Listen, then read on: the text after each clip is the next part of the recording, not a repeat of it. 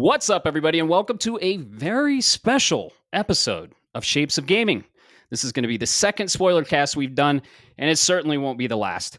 We are going to do a deep dive into the wonderful painted world of Clair Obscure Expedition 33.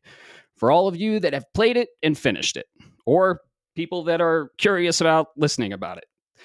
This time I'm joined by three fellow expeditioners. As always, the Retro Gaming Encyclopedia, Bob Harriman, Leon Lyon Hartley on PSN. What's up, man? My, what lovely feet you have. Yes, that's How's amazing. it going, man? How you doing? It's a wonderful evening, ready to talk about a very special game. Definitely. It's going well. It's going well. Also joining me for this special episode are two fellow listeners of the show. He's platinumed every single Final Fantasy to date, every single one, even the spinoffs. One of the most talented gamers I know. And you may recognize him from episode 8, Caleb Shiff, Admiral Merps on PSN. How's it going, man? For those who come after. Yeah. I'm just diving right fucking into it, man. I can't. I've been waiting to talk to you guys about this for like a month and a half, and it's been killing me. So I'm glad to be back. I'm honored to be back. This is cool. Dude, I've been wanting to talk about this for so long. I think I was the first one that finished it. So, oh my God, I can't wait. Yeah, I think so. And rounding out the Expeditioner crew, also joining us, he created our outro and intro, actually, and is a wizard with music production. And fresh off the game, actually, he just finished it. Alex, Goat Lord Sriobix. How's it going, man? Pretty good, man. Pretty good. So you literally just finished this game. This morning. 2 hours before I had to be at work. Tell everybody what time that is. That was 4 a.m. this morning. I was at work at 6 a.m. MST. Holy crap. So PST, 3 a.m. And what? 6 a.m. your time, Caleb. Oh, yeah. That's crazy. I was still asleep. And I mean, I had to do some landscaping work today, and I usually get up early for that, but you got that when I was out like a light. Good job. Done. Good work, man. You know what that just also in means? time. You know what else that means, right? What? He finished it 1 hour before episode 8 went live. Holy shit, yeah. Oh, yeah, because we listened to it on his way to work. Yeah. I was actually listening to it this morning at work, yeah. Oh, very cool. Very cool. Well, thanks as always for listening, and we love having you on here. And Caleb, welcome back. Thank you. Can't wait to talk all about Clair Obscure Expedition 33. This game came out of nowhere, really. 30 plus people made it. They were on their own expedition. And before we get into it, I got to say it, right? This episode will be all about Clair Obscure Expedition 33. We're going to crack this game wide open. And I don't think I have to say this, but, the title does say Spoilercast. So there is going to be all the spoilers. We're going to crack this game open. We're going to spoil the shit out of it. It is a spoiler cast. So if you haven't played this game or you're even remotely interested in it, please go play it. There are some twists and turns. There are some incredible surprises. And man, it is a wild ride that we are about to get into. So there's your warning. Rip Gustave. Oh, We had to tear the Band-Aid off. Jesus. man. Gotta. Wait, what happens to him? What are you talking about? Right, I blacked out after like one 10, shot. 15 That's hours. all it was. One shot. Yep. So this game, of course, is a turn-based RPG, and it's a what I like to call a FRPG, French RPG. But Yep, a FRPG. But it's in the vein of JRPGs, so it's a JRPG-like structured game, and so we want to tell the listeners, why the hell should they listen to us if we're talking about this Clair Obscure Expedition 33? And we're just going to go around the table, if you will, and say our favorite RPG IPs of all time. So you get a little bit of an idea of where we're coming from to have clarity on why you should listen to us regarding this game. So, Bob, How many do you want? How many do you want? 3. I can name 6,000. Oh yeah, you're the RPG master for sure. So Yeah, Caleb's right. I'm like, I'm sitting here going, what are the top 3? I've played so many over the fucking years. It's weird. But absolutely number 1 at that top of that list is always going to be Final Fantasy. You make a Final Fantasy spin-off, you make a Final Fantasy mainline, it could be attacked, it can be anything. I'm all for that, right? Secondly, I think it's another Square property, so I know I'm going to probably get some flack. You're a fanboy, but if you have not played the Octopath Traveler series, you need to go do that, please. I think those are great modern RPGs with awesome storytelling. So I'm going to just leave it like that. And I will tell you this much: to play those are not small, like what we're talking about here, where I finished it, I think 65 hours for Claire. Those are 120-hour RPGs. Those are the Dragon Quest 11s that came out of Square Enix. And then lastly, rounding it out, I'm sorry, I gotta do this. I gotta go to the Western group, and if you have to give me my gumption between Fallout and Mass Effect, or even, I don't know, let's just say Elder Scrolls, I gotta say Mass Effect, or I mean, Fallout is probably superior just because of the ambience. It's great. I love that like futuristic feel. Fallout to the bombs out, baby. Give us all of those tunes. I'll play them all day in the car. I do have to ask you, Some good ones. New Vegas, is that your favorite Fallout or not? No, it's actually 3. Good choice. Ooh. I love Fallout 3. Sorry, I just needed to know which one you were thinking. Yeah, now you can guess which one I'm wanting to be remastered. Oh yeah, for sure. Oh yeah. Those are Actually good ones. about that in ours, or in the Oblivion cast. Yes, yeah, we had an Oblivion spoiler cast, and you and Bob did that, so that was awesome. Alex, you go next. Okay, so if you guys heard the Oblivion Spoilercast episode, obviously massive Elder Scrolls fan. Always have been, always will be until the day I die. Second for me was a one-off game Sony did. Legend of Dragoon. Yes. Um, Yes. Comes directly into why I love Claire so much, and I'll get into that. Thirdly, I've really got to give it to Dragon Age, honestly. Hell yes. As much as I'd love to give it to Final Fantasy, I think I've played more Dragon Age in recent years than I have Final Fantasy. That's fair. Does that include the latest one? It was terrible. Hey, I didn't hate it. I thought it was fun. I did not think it was Dragon Age enough. That was my problem with it. Yeah. Yikes. Yeah. Did he do 3 or that was 2? Third one? 3. Oh, that was 3. Caleb, how about you? Oh my God. Or do you want to go last since you're the RPG master? I appreciate that. Mine are going to be the ones that everybody's like, oh, well, duh. Yeah. Final Fantasy's always been my favorite. My specific favorite of all of them was the OG FF7. You can make a million arguments about whether it's the best one. I actually don't think it's the best game. I think 6 is the best of them, but 7 is my favorite for so many reasons. We don't have 16 hours for me to tell you why. Just, you're going to know that. But the other Squaresoft actually, Chrono Trigger. I mean, come on. Chrono Trigger is one of the best games like ever made, in my opinion. It's just got everything. It's like the Wizard of Oz of video games. There's, it's not a spoiler cast for Chrono Trigger, but it's about it involves time travel. It involves magic. It involves prehistoric stuff. It involves science fiction-y future stuff. It has it all. Yeah. The music's wonderful and blah, blah, blah. It's great. So another one of my favorite RPGs of all time, as silly as this might sound, I was a big fan of other than the ones you guys have already listed, because you've already listed very good ones. I loved the Breath of Fire series. Breath of Fire 2. Wait, did I steal yours? Yeah, I stole it. I'm so sorry. That's awesome. I loved Breath of Fire. Hell yes. I hope that comes back. And man, Capcom is on a roll. They might. Oh, yeah. No, like just inject it into my veins, please. Mm-hmm. And so the third one, because Chrono Trigger was the one I was going to go with, and Breath of Fire. And then the last one for me would have to be, as tough as this sounds,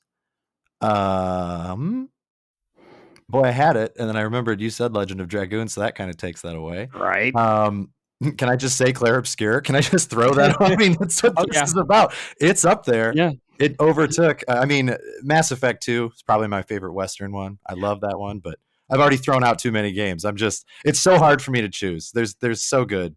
You are a connoisseur of RPGs. Yeah, yes. Probably Lunar, actually. Lunar's the one. That's the third one. I got to go with that. That's fair. I was going to say I can give you at least 3 more right off the top of my head for the PS era. I mean, you've got Wild Arms, you've got absolutely Legend of Legaia series to go with it. You got the SMT series, so you definitely got some competition there. Yeah, I was surprised you didn't say Wild Arms. Actually, I really thought you might, but. You know. So yeah. You're right. That is in that list. But this is not a cast about that series. Right. They're all so close. Yeah. Right. Just mine, Final Fantasy top has to be. Final Fantasy VII is my second favorite game of all time. I'm absolutely in love with it. Love the Final Fantasy series. I loved 16 recently. It was amazing. Clive's my boy. And then I'd say the Tales of series. I'm a big fan of the Tales of series. Nice. It's more action-based RPG. My favorite one is probably Tales of Symphonia. I played it on the GameCube. I was pretty young, and the Tales of series holds a close place in my heart. And then the last one, it's kind of weird because you don't hear this in like the JRPG area, but Pokemon. Hey. It's an RPG. It's an RPG. And I've played the shit out of every single mainline Pokemon game. Playing Violet on the new Switch 2 now. So this guy knows his Pokemon. It's ridiculous. Yeah. Dude, I swear to God, there's like a part of my brain that I access that I know every single Pokemon name. Like, and we're up to like Gen 10. It's crazy. Like I'm like, oh yeah, that's Combee. I feel like when you're old and you're on your deathbed and your kids or grandkids or your relatives ask you a question, you're just going to be like, Charmander. Like, that's all you're going to remember. You're just going to know, like, the starting 3. Pokemon Dementia. Like, Grandpa, those are the old ones. So, yeah, those are all of our favorite RPG IPs. Yeah, we wanted to kind of give you a little bit of a backstory on what we love, and we'll probably mention these IPs during this game or during the spoiler cast, because man, this game is kind of a love letter to all of those games we talked about. Oh yeah. And it's heavily, heavily inspired by a lot of the classic and even modern JRPGs. So the structure of this podcast is going to go a little. So Clair Obscure has acts, and they have an epilogue and a prologue, and we're going to go, act by act. We're going to go prologue, Act 1, Gustave, Act 2, Verso, Act 3, Mael, and then epilogue. And then after that, we're going to go into the end game and the builds we used, because holy shit, this game, the build crafting. Like, we've already talked off cast about this, and we have completely different builds. And that's probably going to be one of my favorite areas to talk about, because, man, the build crafting in this game is phenomenal. So I think we all love this game. It's my game of the year easily, and it's one of my top favorite RPGs of all time. They came out of the park swinging, and man, it's just an incredible ride. It's your game of the year too, right, Caleb? And then God, yeah. When they showed the trailer at the Xbox show, like when they announced it, I remember Matt and I were talking, texting, and I was just like, I don't care if this wins game of the year. It's going to be my game of the year when it comes out, if it's anything like this trailer. I mean, I knew it then. They're those games that come across rarely for me, because I played for 37 years of my life, which is gross, but also awesome. And so when I get that feeling, it's like, boy, that doesn't happen every day. It doesn't happen every 5 years. Like, where did this come from? So yeah, it is safe to say, I don't think anything can top this game. It might even be my game of the decade, like, for real. Like, I think it's Rebirth and that are probably my 2 games of the decade. And I could complain about Rebirth more than I can complain about Clair Obscure. Oh, that's a good point. Saying something for me, as a 7 fan. You're absolutely right, Caleb. And that's what makes this so interesting, is I saw the game and I knew it was going to be good, but I didn't jump on the pre-order train. Thank you, Microsoft and Oblivion remaster. I call it remake, but whatever. The point is, I've always been on that fence with JRPGs, just because you have some that are not always the greatest. And I can think back to the last RPG that I looked at and went, "Oh my god, that is my game, and I need to play it." And that was actually Octopath Traveler. Nice. Which Did you play both of them? Did you play 1 and 2? Absolutely. Oh, I love them. Yeah. So yeah, just to see this JRPG come out of the middle of nowhere. And then now I'm just finally happy, as we said pre-recording here. I finally, they're up. The physical editions are finally up, available for pre-order on GameStop. So for anybody that's like me and sitting on a digital copy because you were schmuck and didn't order it in time, they're there. Go do it, because this game is probably, like you said, realistically, this is the game of the decade. Yeah, I couldn't agree more. And I was the first to finish it, and I was like, Bob, I know you're playing Doom the Dark Ages, but you need to wrap that shit up. This is the most Bob game I've ever played, because I know your tastes, and Caleb, I knew you were going to love it. And the moment I saw it, at the Xbox game show, I was like, okay, what the fuck is this? And I believed in it so much, I drafted it, and it's the highest scoring game of the year. So, yeah. Alex, how about you? You're fresh off of it. You finished it less than 24 hours ago. Is this your game of the year? Okay, so first off, I want to say I waited. When I first heard about Clair and I saw the trailer, first thing that came to mind is, oh great, another RPG. Because there's so many of them, the market's a little flooded sometimes. And then, unfortunately, Bob here never shut the hell up about it. And eventually I caved. And honestly, yeah, I'm not going to say it's game of the decade for me. We're still a big ask. That's a big ask. We're still a little early in the decade, and a decade ago I was only 18, so the games were different then. So, game of the year, absolutely, absolutely, bar none. As much as I've loved all the other titles I've played Doom. I stopped playing Doom so that I could play Clair. I stopped playing World of Warcraft again so I could play Clair. It's impressed me in every way, shape, and form. Awesome. Very cool. Whether it's the soundtrack, the art, the story, everything about it has been phenomenal. Yeah. Literally everything. That's the thing that's most impressive to me is, when you can complain about, not that you want to complain. I mean, we love games. That's why we're here. Duh. But, there's like, man, that game was really cool. This thing didn't really jive with me. Or that thing was kind of weird. What did you think of that story twist? Everything about this game, I was just like, how did they do it perfectly? I don't understand. I feel like I've died and this is fake. Like, I don't know how they did it, but here we are.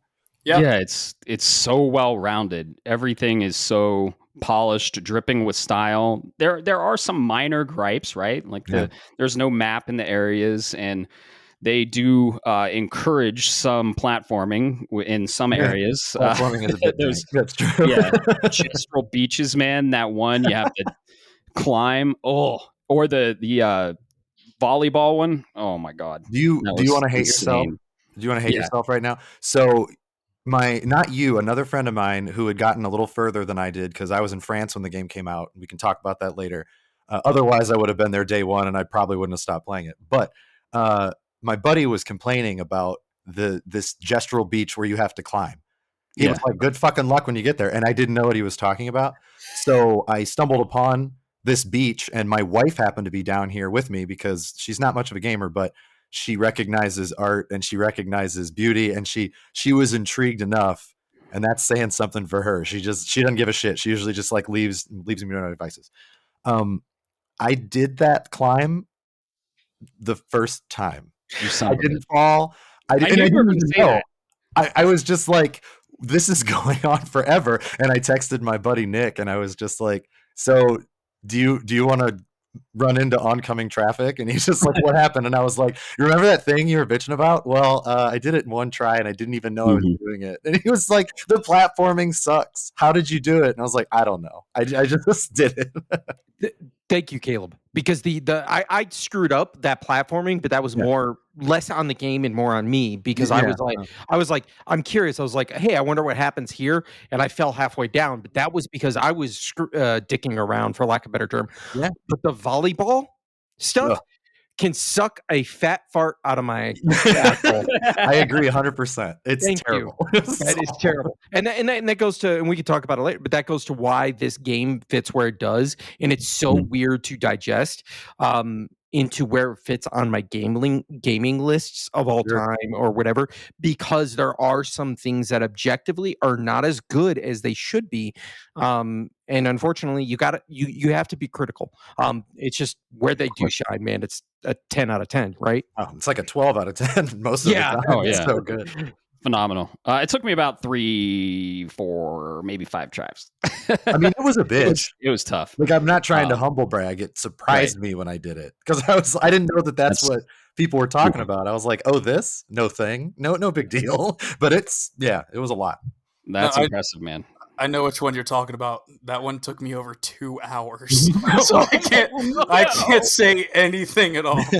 Dang, I'm terrible at platforming in RPGs. Damn. And that's where platforming is done well. And this, they're a AA studio, like, whatever. It wasn't the greatest platforming, but if that's my biggest complaint, okay. It says something when a game's so good you have to nitpick the tiny things. Yeah, exactly. And that's required for the platinum. And for the listeners' information, I have the platinum. Caleb has the platinum. Bob has the platinum. And Alex, you're going to get that platinum, but you don't have it just yet. Right? I have to get it on console. Game Pass doesn't track everything like that. Yeah. Okay. What platform did you play this on? That's a good point. I'm on PC. Okay. Perfect. I don't own any modern consoles past the PS4, so everything that comes out on PC, it's what I play it on. So you have Steam achievements then, right? No, because this one was on Game Pass. Oh, gotcha. Do they give you Xbox achievements for that? Say it again, yeah, sorry? right? Do they give you Xbox achievements when you play Game Pass games on PC? Nope. Huh. Okay. That's a crime. That is a crime.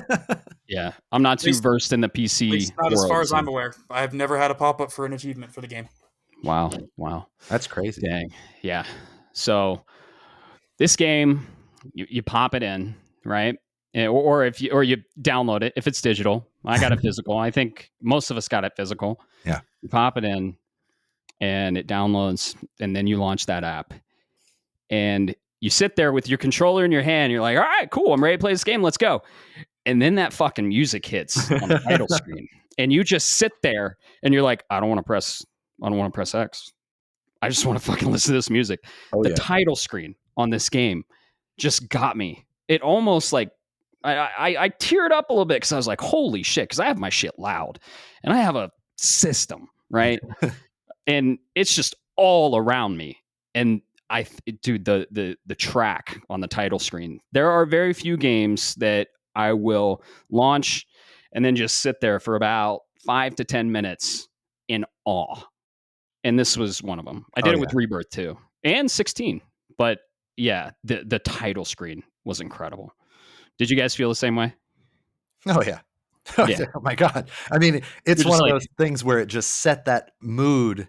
Mm-hmm. Whether you wanted to or not. If you went to the grocery store and some jackass took the last milk and you're just pissed off, you come home, you pop in Clair Obscure, and I'm just like, well, now I'm in the Belle Epoque era of France and everything is going to be fine and sad and great and terrible. I'm going to cry and let's go. Like, those are all the things going through my heart and my mind when the title screen starts. I mean, usually, because I'm a big music guy, I do listen to more of the title screens than your average person. But this one I never got sick of, ever. Like, I'm mad that it's not on my system right now while we're doing this. Like, I thought about doing it and I was like, nah, that'll screw up the mic. Don't do that. But I'm hearing it in my head for sure. Yeah, and I can't play it because we might get copyright strike. Oh, that's well. Yeah, I mean, I can play maybe a lit'll clip. But Bob, what'd you think? You're right. It's interesting because you sold this game to me. You and Caleb both, quite frankly, sold this game to me. And when I finally got off of the other projects I was working on, to hit that startup menu and then to hear that soundtrack for the first time made me go, it was like a switch turned on. I went, oh, this is what you're about. Like, it set the mood and the stage for the rest of the game in such a way that is very unique. There's only a couple of small handful of games that I can sit there and go, oh, I know that intro, that menu intro off the top of my head. You know, Yeah. like Metal Gear Solid, Mega Man X. I can hear those in my head and just ring them naturally. Clair Obscure sits at the top at that list, which is a good sign because that's good sound and game design. Oh yeah. Yeah, exactly. Alex, you feel the Yeah. same? Yeah, it the best way I can really compare it, like it felt like popping on Kingdom Hearts 1 for the first time. And like it really just like I was like, "Oh, this is phenomenal." Cuz booting up the game, I didn't expect a whole lot out of the soundtrack cuz you know, a lot of JRPGs or RPGs in general don't have the greatest soundtracks. Um booting it up though, it was immediate, like for me at least as a musician, there was that immediate emotional connection that I hadn't had in a game in a long time. Yeah, because you have a unique perspective, and Caleb, I guess you do too, because you both are in audio design, right? And you can just kind of hear the subtle things within a track. So, Oh yeah. yeah. I mean, the way music moves, and I say that both literally and just sort of metaphorically. Like a person can be moved by music. You know, people might listen to heavy metal to get adrenaline pumping, or like go to a workout or something, as an example. But the way that this music moved was, I mean, again, it's not a surprise. My favorite soundtrack of all time was Final Fantasy VII OG, specifically like piano. You know, unless you had to have orchestral stuff. But I was a piano player for a long time. I still am, but not as good as I used to be. And this music was just instantly like I fell in love with music again. You know, I needed to play my piano. I needed to try to figure out Lumiere. I just needed, and that's something that hasn't been there for a while for me. You know, I've gotten excited about music before, but this one Yeah. was just like I chose the wrong path in life. I should have done music forever. Like that's what this soundtrack did to me, which is crazy in a good way. Yeah. It was amazing. Yeah, Yeah, that's awesome.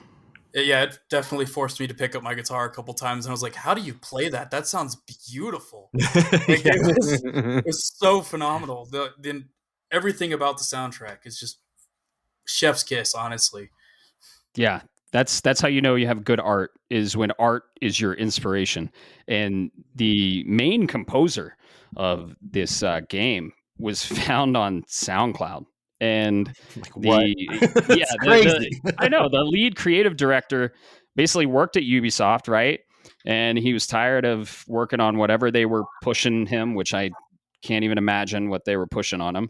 And he either wanted to present this to the higher ups to see if it could get published, or did present it and it didn't get green light even in the early process. But he was like, you know what? Fuck you. I'm going to go make my own game. I'm going to build my development team off of Reddit and SoundCloud. And most importantly, we're going to make a game that we love to play and that we're passionate about. And you can see it throughout the entire game. The composer, now, if I butcher this name, Caleb, please correct me. I will try. Laurien Testard? Pretty close. Yeah. I mean, Cool. I'm not fluent in French speaking. I can hear a lot and know what it means, but like Yeah. Lorient was like my wife tells me that I have a problem rolling my R's when I speak French because of my Japanese and Spanish. Like I have those too a little bit. So I'm gonna butcher that, but yeah, it's that's close enough. Yeah. Oh, really? Oh really? Yeah. Oui. Really? Oui, Yeah. mon And fils. this game is dripping with French, right? They drop in at the beginning of the game, right? They drop you in. You're Gustave. You're in this nice fancy suit, and dude, the skyboxes in this game, the environments, you just kind of sit there and you just want to look around at everything. I got immediate intense BioShock Infinite vibes the moment it started. How about you guys? Yes, that's exactly what I thought. It felt like we were back in the sky, so to speak. I was because I only knew partially what was going on, so I kind of anticipated this to be the town that you're in Lumiere, to be in the sky and you're falling into the area and kind of like I immediately thought of that. Naturally, that's not what ended up being the case, but that's exactly where I went. And if you don't mind, Matt, you mentioned something earlier, and I want to really quickly Please do. touch back on it. So you mentioned the studio of SoundCloud and Reddit. The story main lead story writer was actually found on Reddit, right? Mm-hmm. I've heard people talking about, well, the studio is only 34, 33 people in size. And I've heard the discourse, and I appreciate it. But I've heard the other side of the aisle, and I'm going to take my stance on this, that, well, that's not that impressive. We really shouldn't, quote unquote, glaze that aspect of this game. I want to fight back and say, no, you should. Because you look at a game, you look at these were ex Ubisoft employees, and then you look at what Ubisoft has now of 19,000 people. And they still produce, quite frankly, mid-grade Assassin's Creed Shadows that is microtransactioned, that doesn't have an identity. 33 people made a game that's going to, quite frankly, I'm calling it now, going to be Game of the Year this year. That needs to be addressed, because that means this team is more focused. They're tight knit. They know what they were going to do, and they succeeded without being interrupted by shareholders who are more concerned about short-term gains. Because this game would have never survived in a corporate environment. It would have never. Oh God, it would have been murdered so fast, which makes me sad. That just right. Yeah. So I want to point that out. Is I get what other people are trying to say. Well, the number doesn't matter, and I want to argue that no, it absolutely does matter, because a small, flexible, and well-knit team that knows each other really well produces, quite frankly, the best stuff that you're going to see in any, whatever it is. It doesn't have to be video games. It could be movies. It could be whatever. Right? So Kevin Smith made Clerks on a budget of $50,000 and a couple of his best friends in the backyard with a camera. Guess what? He now has View Askew and has fuck you money, right? Yeah. And what's crazy about that is, like, you could be a person who doesn't like Kevin Smith and doesn't like Clerks, and that's fine. You know, not everybody likes everything, but you can't take away the man's success. Like, one of the things that my dad taught me at a young age, because I always wanted to be an actor when I was a kid. And, you know, when I got older and I realized, like, shit, there's a lot of really good actors. Like, if I'm going to do something, I want to be the best. You know, that was always my thing. And my dad would sort of not yell at me, but he would just be like, you know, what bothers you about maybe being like number two? Or, you know, like, maybe you're number two to yourself, but you could be number one to so many other people. Like, it's not about that. And then, I mean, not to go completely off on a tangent, but I was talking about, like, I was bitching about, like, Kardashians and stuff when they started to get real big. And I was like, America's fucked. I hate it. And my dad said, and I will never forget this, he was like, you know what, though? They're successful. Like, you might hate them. You might think that they're like the worst. You might not like them. And I'm not like talking shit about Kardashians. You know, whatever. They obviously, my dad's right. And he came from film, so like, he knows. But he was like, you have to remember that not everybody sees everything the way that you do. And you don't see things that other people might, you know, you might miss things. And that, even though I'm not an actor, you know, I didn't make it, so to speak, in that regard. But I've never forgotten that. I thought that was really good advice. And the same holds true for this. Like, people might listen to this Spoilercast because they don't want to play the game. They don't have any interest. And they're just like, fuck you guys. You're all stupid. That game sucks. I would argue that they're wrong, and I could tell them why they're wrong. But again, maybe RPGs aren't their thing. Maybe they hate French people. Maybe they hate music. I don't know. Whatever it is. But the point is, they're still talking about it. And my dad was right. My dad will always be right about that. And, you know, so I agree. The 32 people, 33 people that made this game, you have to respect them, even if you don't like it. They really just, they fucking did something that other studios who have been arguably better in, as far as like mainstream, you know, when people think of RPGs, they're like, oh, Square, you know, or like BioWare, you know, back in the day when BioWare was like good BioWare and not controlled by asshole BioWare, you know, different situation.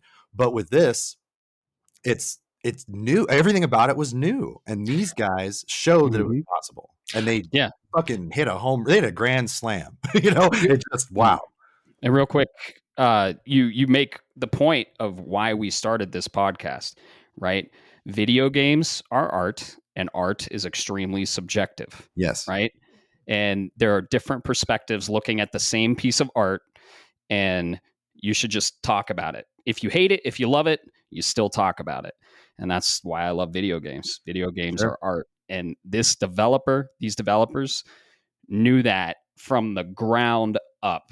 And they're just like, man, we're just going to take our passion and pour it into this game. And it shows, dude.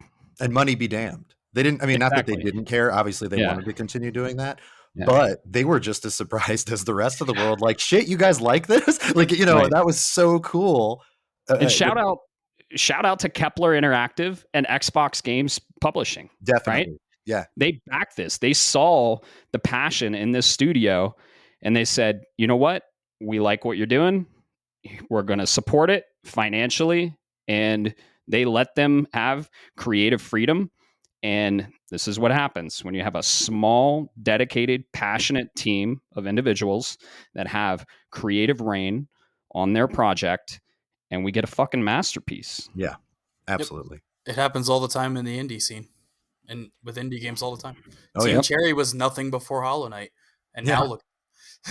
Now look at them. Their next game's 55 years late. Yeah, exactly. But I guess it's not Sorry, the I greatest couldn't help myself. example, but yeah. No, you're right though. You're right though. Yeah, everybody great. starts somewhere, and god damn, this is a hell of a way to start. Yeah.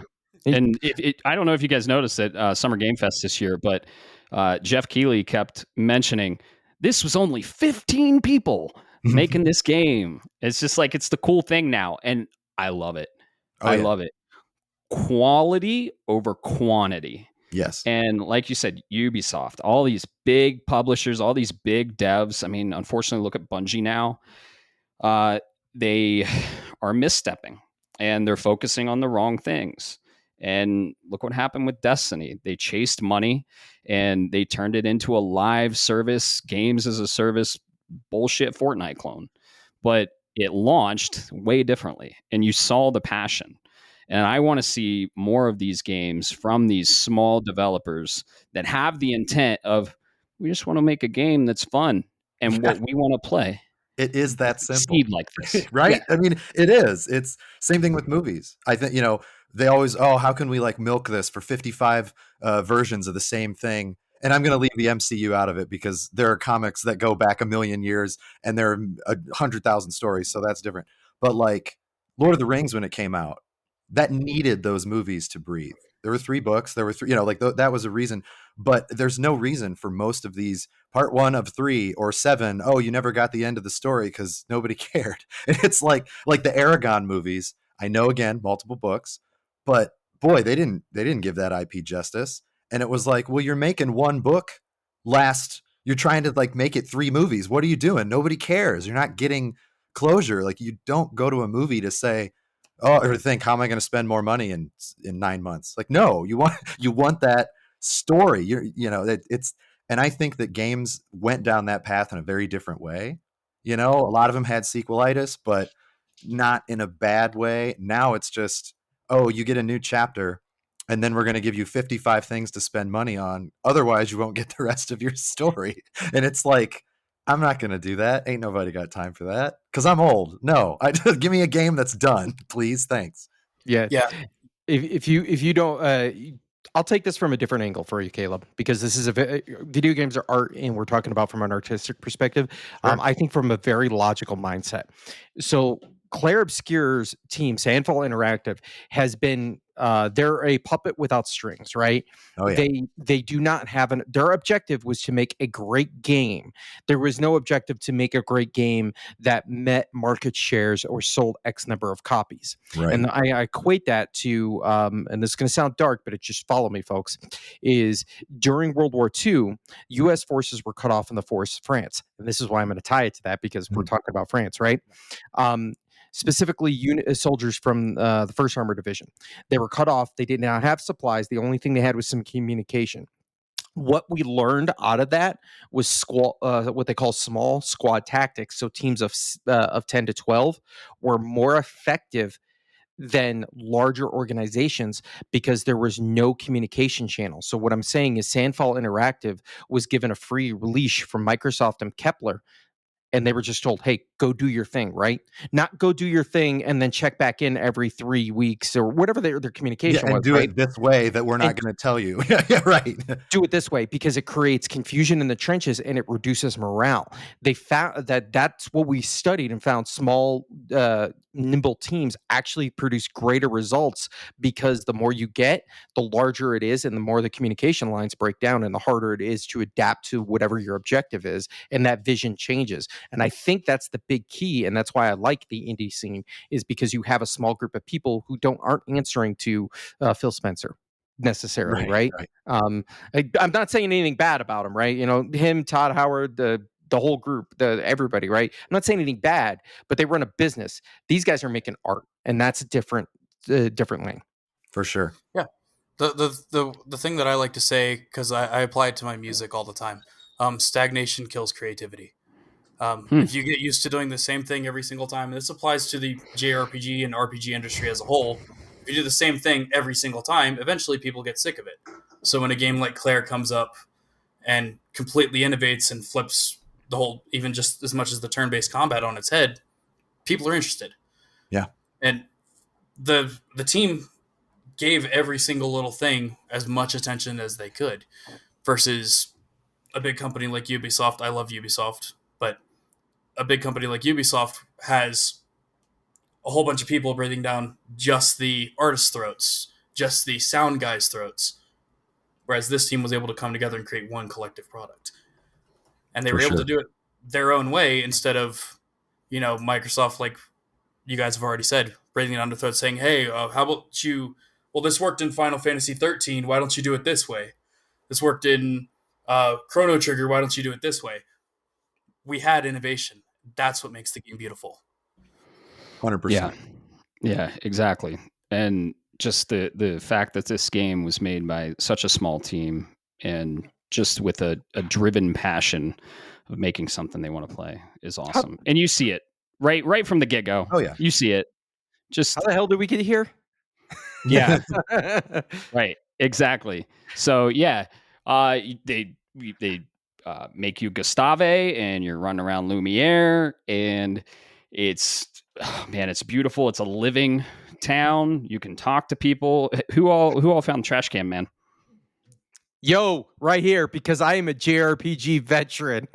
I am embarrassed to admit that I did it twice, and then I just I was like, okay, I didn't do it, 10 times or whatever it is. And then Matt actually told me about it, like, I don't know, but I was probably halfway through the game, and he was like, do you care if it's about the starting town, and I was just like, sure, I've already done that. And I felt stupid. I was like, I lost some cred that I didn't just keep doing it, but I did go back, I did New Game Plus, I did. And I was like, okay, I needed to see it. So it was great, but I felt I was embarrassed. And I thought, man, how do I show up at class tomorrow? Like, how do I do this? Yeah, now I feel even dumber because I don't even know what you guys are talking about. Oh no. Okay, so to tell them. I can tell them. So there's trash cans all over Lumiere, right? And a specific trash can, if you exhaust all the dialogue, I think it's like 10 of them, right? It's like, hey, what are you doing? And there's a guy living in the trash can, and he's like, this is my day of the gommage, lucky me. And he basically gives you a really OP item. He gives you a grandiose Lumina chunk, or one of the gold ones, right? A perfect Lumina chunk. Yeah, I think so. That's later on in the game. Yeah. Oh, so he gives you a Lumina chunk. So, and then there's another one. Did you guys exhaust the options with the you go and there's 2 closed doors and you basically hear people having sex, right? Oh yeah. And you exhausted all those options? Yeah. And they're like, here, take it, go away, you're weird. And I love it. It's so cool that the devs are incorporating all this because, the trash can is the thing you always check in an RPG, right? And then you're like, oh, well, and you always exhaust the dialogue, right? You're like, you get one piece of dialogue, then you do it again, and you're like, oh, it's the same. Okay. moving on. But if it's changed, you're like, how long does this last? Right. So yeah. And then, oh man, I sat in the street for about 5 minutes, just listening to Lune play that guitar and watching. Oh yeah. Our girl Lune. Oh, she's what I think as Lulu and Tifa had a baby. Oh yeah. And Lune was the result. So yeah, just dude, I mean, you could just run through this part, right, and go straight to the objective. But if you talk to everyone and you realize they're wearing the red flowers, the people that are wearing the red flowers are being gommaged, and you're like, what the fuck's that mean? If you watched the marketing and the material, you knew that they were dying on that day because the paintress was painting the number. But if you didn't, you go through the town, and it's just, man, it's just the style and the setting up for what's to come. And oh boy, it's just so well done. And you can talk to everyone. And that one guy that paints, you have to go in the battle and he paints the little portrait. Yeah. It's just, there were just so many small things that you could interact with. And like when you play this game and that you see the attention to detail and you see the care into it, you're like, oh, I'm in for a fucking treat. So, do you want to hear a fun fact about the word gommage? Yeah. It's French for something. Translation? Disappear or erase? It means scrub. Okay. Yeah. And so at the time, and I mentioned this to you guys off this cast that my wife studied French in high school. I studied French in high school. She studied French more in college. She's more fluent than she gives herself credit for. So that's also partially why she was interested in this. But there were certain phrases or words or something that I'd be like, I know that means something. Like I can't remember. My wife was also an art history major. So this game was like the most perfect marriage of us trying to, like, things that I could figure out on my own were cool. But every so often I'd be like, what does that mean? And she'd be like, scrub. And I'm like, I knew. Okay. Yeah. So like they're all fucking toast. I knew that from the trailer, but that was actually my first clue. I was to like, oh my God, they're not real. Like I didn't know. I wasn't sure. Shit. Really? Okay. And other words too, which we can get to later in past the prologue. But yeah, from the get-go, like there's so much power in a name. And when you keep hearing these people getting gommaged, I was like, you're gonna get scrubbed. And you could take that not literally, but like, they're being erased, they're being killed, however you want to call it. But the woman's name was the paintress. This is about, everything looks like a painting. There are things about it that are almost surreal, but not quite surreal. And then you get that word and you're like, oh my shit. At least for me, I just knew. I was like, this game has figured it out. And then we were still in the prologue, like I was just like, I haven't even experienced that much and I'm already in love. And wow. Lune means moon. That's not that special because moon with magic and but still cool. Yeah. Dude, that is amazing. And because when they were talking about gommaging, I didn't quite understand the context because it kind of felt like in a JRPG where they talk about something, it's lore building. They'll say XYZ is about to happen, but you don't understand the context of it until the prologue ends. Sure. So at the end of the prologue, when the gommage happens, I mean, I text Matt right afterwards. I was like, that's it. The paintress is fucking dead. I'm going to kill her. Because in an hour. Did you know? Yeah, this prologue is what, an hour or two? And within that time frame, I was already emotionally committed, which is just right out the gate. It speaks to the game's story and presentation and how they get you with music and visuals and everything else. So I didn't even catch that about the flowers until you just mentioned something. It didn't dawn on me. So good call out, man. I got to ask Alex, if you don't mind, being a musician, when you were playing just the prologue, how did you feel about the music leading all the way up to the gommage? Was it one of those things? Because, we talked about the title screen, we talked about the opening, the intro. But when you get to the gommage and like the fucking song kicks up, were you just like, I hate myself and I love myself. Like, why did I wait so long to play this game? Like, what did you feel as a musician at that point? Dude, honestly, I was way too busy crying. Like That's- that the whole Gamage sequence like hit like a punch to the dick. Like Yeah. it was a lot to take in. Because like I said, I'd known nothing aside from the little teeny tiny bits of info like Bob and my brother had leaked to me. Sure. So like booting up the game, not even for me, it was about an hour in. Just everybody starts fading away. I'm in tears. Mhm. Like the music never even crossed my mind. But it also helped, right? I mean, Yeah, it did. Yeah, it Yeah. very, very, very much set the tone for everything that was going on. Yep. I have a question for you all. How does this make you feel? I don't want to talk about it. So this hit me the hardest. This hit me the hardest. And I can personally relate with what happened to Gustave and Sophie, right? It's something, it's devastating when you lose someone that you love, right? Just you love, like a family member or something. But when you lose someone you're in love with and they're just kind of gone in an instant, I unfortunately relate to this personally and have gone through this. And I put my controller down for a good like 15 minutes and basically just fucking cried my eyes out. Yeah, I was surprised that you were able to continue the game. Like, for real, when I got to it and experienced it myself, I was like, how did he not just be like, I can't, it's too close, goodbye? Like, like that. Yeah. I knew that it was setting up for something grand and I was very excited for it. And sometimes you just have to feel it and you just have to press on, let go, and push forward. Yeah. The expedition has to move on. We continue. Yeah. When one falls, we continue. Oh yeah. For those who come after.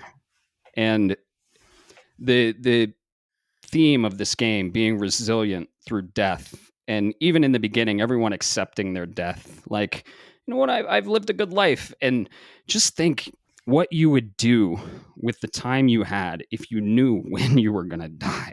Oh yeah. They explored this theme, and people were like, I've lived an awesome life. I'm ready to go, and just the production and the quality of that cutscene. It was like it just hit you in the fucking soul, man. Oh yeah. It was awesome. I remember when I awesome. was 33, like when that scene was going on, I was thinking about the last like 6.5-ish years of my life because I just turned 40, and I was like, fuck, like I wouldn't have been able to do this and this and this, and like I wouldn't have had this much time with my wife, or whatever, just all of those things. And it was very, I mean, not in your your loss is a very different thing, but like just realizing I also put the controller down and I was like, well, I feel terrible, just in a good way. It was very cathartic, and it did make me appreciate, because like I said earlier, my wife and I were in France when this game came out, and I'm a gamer at heart, so I was like, damn it, why did we plan our trip on the perfect day? But like, I had a great time, but I was thinking I wouldn't have made it to France. Like, we wouldn't have gone together on this trip we just returned from. Like, that's crazy. And the game hasn't even officially started yet. How dare you bastards? I was feeling it all. I was feeling it all. It was crazy. Yeah. When you were in France, I actually I was going with a theme, and I went to a French restaurant here, just like a little French. I got a baguette, and I was like, all right, I'm ready for Clair Obscure. Yeah. So, and there's even, dude, the mime when you get the baguette uniform. Yeah. That was the only mime I missed in the entire game, by the way. Oh, the first one? No. Yeah, that was the only one. Dang. Yeah, that game really had me thinking. Like, I'm 28, so I've got 5 years till I'm 33. Yeah. But it really had me thinking, like, at that exact moment, like, shit, could I live the rest of my life in 5 years? Like, and that really, I was shaking a little bit because there was like that harsh realization, like a little bit of like game reflecting reality. Like, holy shit, is 5 years enough time? Like, and it really, I kind of played the entire game with that perspective because it helped me understand things a little bit more. Because I'm like, obviously Gustave's it's his last year, Lune last year. What's her name? CL. CL. Yeah, sorry, she's great value character to me. I don't care about her. Oh no! Fun fact: her name means sky, for what it's worth. It's not spelled the same, but if that makes you like her more because she wanted freedom. Anyway, move on. Continue. Sorry, I just wanted you to know that. It really helped me like almost internalize personally like what was going on, because like for everybody there aside from Mael, it was their last year. So when I kind of thought about it like that, I'm like, okay, this is a lot darker of a game than I thought it was going to be opening it up. You're right, and I want to point this out now because I'm going to say this now before we get to the end of this game and we start talking about it. This game is so beautiful. The themes that I took from it, from the very end, will relate all the way back to the Gomage. And I'm going to give you a hint. When they talk about the expedition and they talk about people being Gomaged and you're at the end of society because this is, everybody from 34 on up is dead. There were groups of people who said, no, we need to go fight the Paintress. Maelle is one of them, which, by the way, was a math problem, but that's to figure out our age. But that's neither here nor there. There were other people who said, screw it. I would rather stay here and wait until my time is up. And I want you to keep that in mind because when we get to the very end, I think those themes come back all the way together. And it just really drives home everything. But yeah, rest in peace, Sophie. And I was ready to go fight the Paintress. Yeah, you were like, I'm gonna fucking kill this Paintress. And I knew what was really happening, and I was like, yeah, you go kill her, because I was trying to like play along. But yeah, dude, the prologue was one of my favorites. It just set the scene for everything, and the whole thing about all the expeditioners getting together and the speech and the boat ride, and they're all like, yeah, let's go, we got a fucking whole expedition, like 50 expeditioners, and they go on a boat, they land on the beach, and they just all fucking die. Yeah, if you didn't feel bad enough, you're just like, okay, what is happening? Yeah, and to touch real quick on the beginning of this game, it has the same themes. I felt the same way as The Last of Us. And this isn't a Last of Us spoiler cast, so I'm not going to go into the details on that, but you all know what I'm talking about. Oh, yeah. And it hit me the same way as it hit me on The Last of Us. It's a gut punch and then a gut punch. Yeah. Like, yeah. Exactly. On two opposite ends of the spectrum, mind you. Definitely. Right. So, yeah, like his girlfriend just died, and they were talking about not having kids because of the Gomage, and I related with that because I honestly don't want to have a kid in this world, and not because they're going to die at age 32, but because of other reasons, right? And that gave me a unique perspective. And Bob, as a parent, I know you got a different perspective on that for sure. Yes, sir.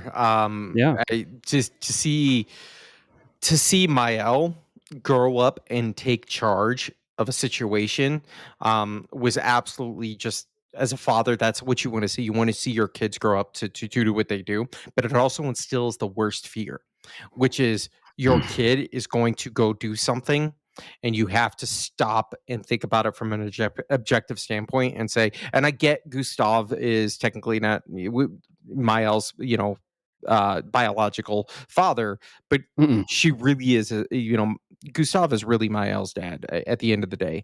And we'll get into that. But at the end of the day, that deep connection of I'm going to do this because I want to protect you as a father, and then have the kid come along, no, I'm going to help you, is scary as they can get. Oh my goodness. She mentioned, I didn't really know if you were my father or my brother, but I loved you either way. Mm-hmm. Oh, yeah. Fucking scene. But yeah, they go on the beach and it goes all fucking Elden Ring. And Renoir kills everyone. And then Verso saves everyone. So thankfully. It was just fucking brutal. I mean, I did not expect that at all. I mean, and not to say that I know things, but I've played so many games, I've watched so many movies, I've so many television series, read books. I usually can tell where a story's at least going partially, right? And this one, I'm like, okay, we just had this like horribly sad thing that, all right, now you get a little bit of a fire. You're going on your expedition. We're in the denouement. And then they fucking just all get murdered. I mean, you don't even get to play. You're just watching. Right. And you're like, is the game over? Like, I don't know what to do because you can't do anything. It sucked. And it was also awesome. Like, at the same time, it was just, wow. And then you're like, is this old Gustave? Like, it looks like old Gustave, and he's just killing everyone with his cane. And why the fuck is he so old? I thought everyone 33 and up were dead. What's going on? Yeah. It leaves you with such confusion and anger and motivation and interest. Oh, you're like, yeah. you're invested. You were already invested. Now Right. you're heavily invested. You're just like, I need to see this through, you sons of bitches. It's so Yeah. master stroke at storytelling, the way to start. Did you guys catch who else was on the beach during that cutscene? Verso. Talking about Verso? Yeah. Oh yeah. Yeah, he saves Gustave Yeah. And Mael. Yeah. from the Elden Ring two-hand face guy. Right. Crazy. What in the soul's born is this? Fuck Yeah, those you're right, things. Caleb. That was the oh shit moment in this game for me that early on. Is you're right. You kind of get a sense that says, okay, there's only so many party members. So how is the party going to be separate from the rest of the expedition because the expedition's large? And then all of a sudden it's like, oh, okay, I see where they're going. We have an older gentleman. Maybe it's going to tell a story or something. And he just goes, nope, you're decapitated. It was like, oh, you're like that? That's He how didn't you give a shit. He I love just when- straight up murdered them. Like, I love when instantly. Alan is like, "You're old," and he's like, and Oh, just his fucking head rolls off. it's so cool. It's like insulting an old man in the supermarket. You just don't Right. do it.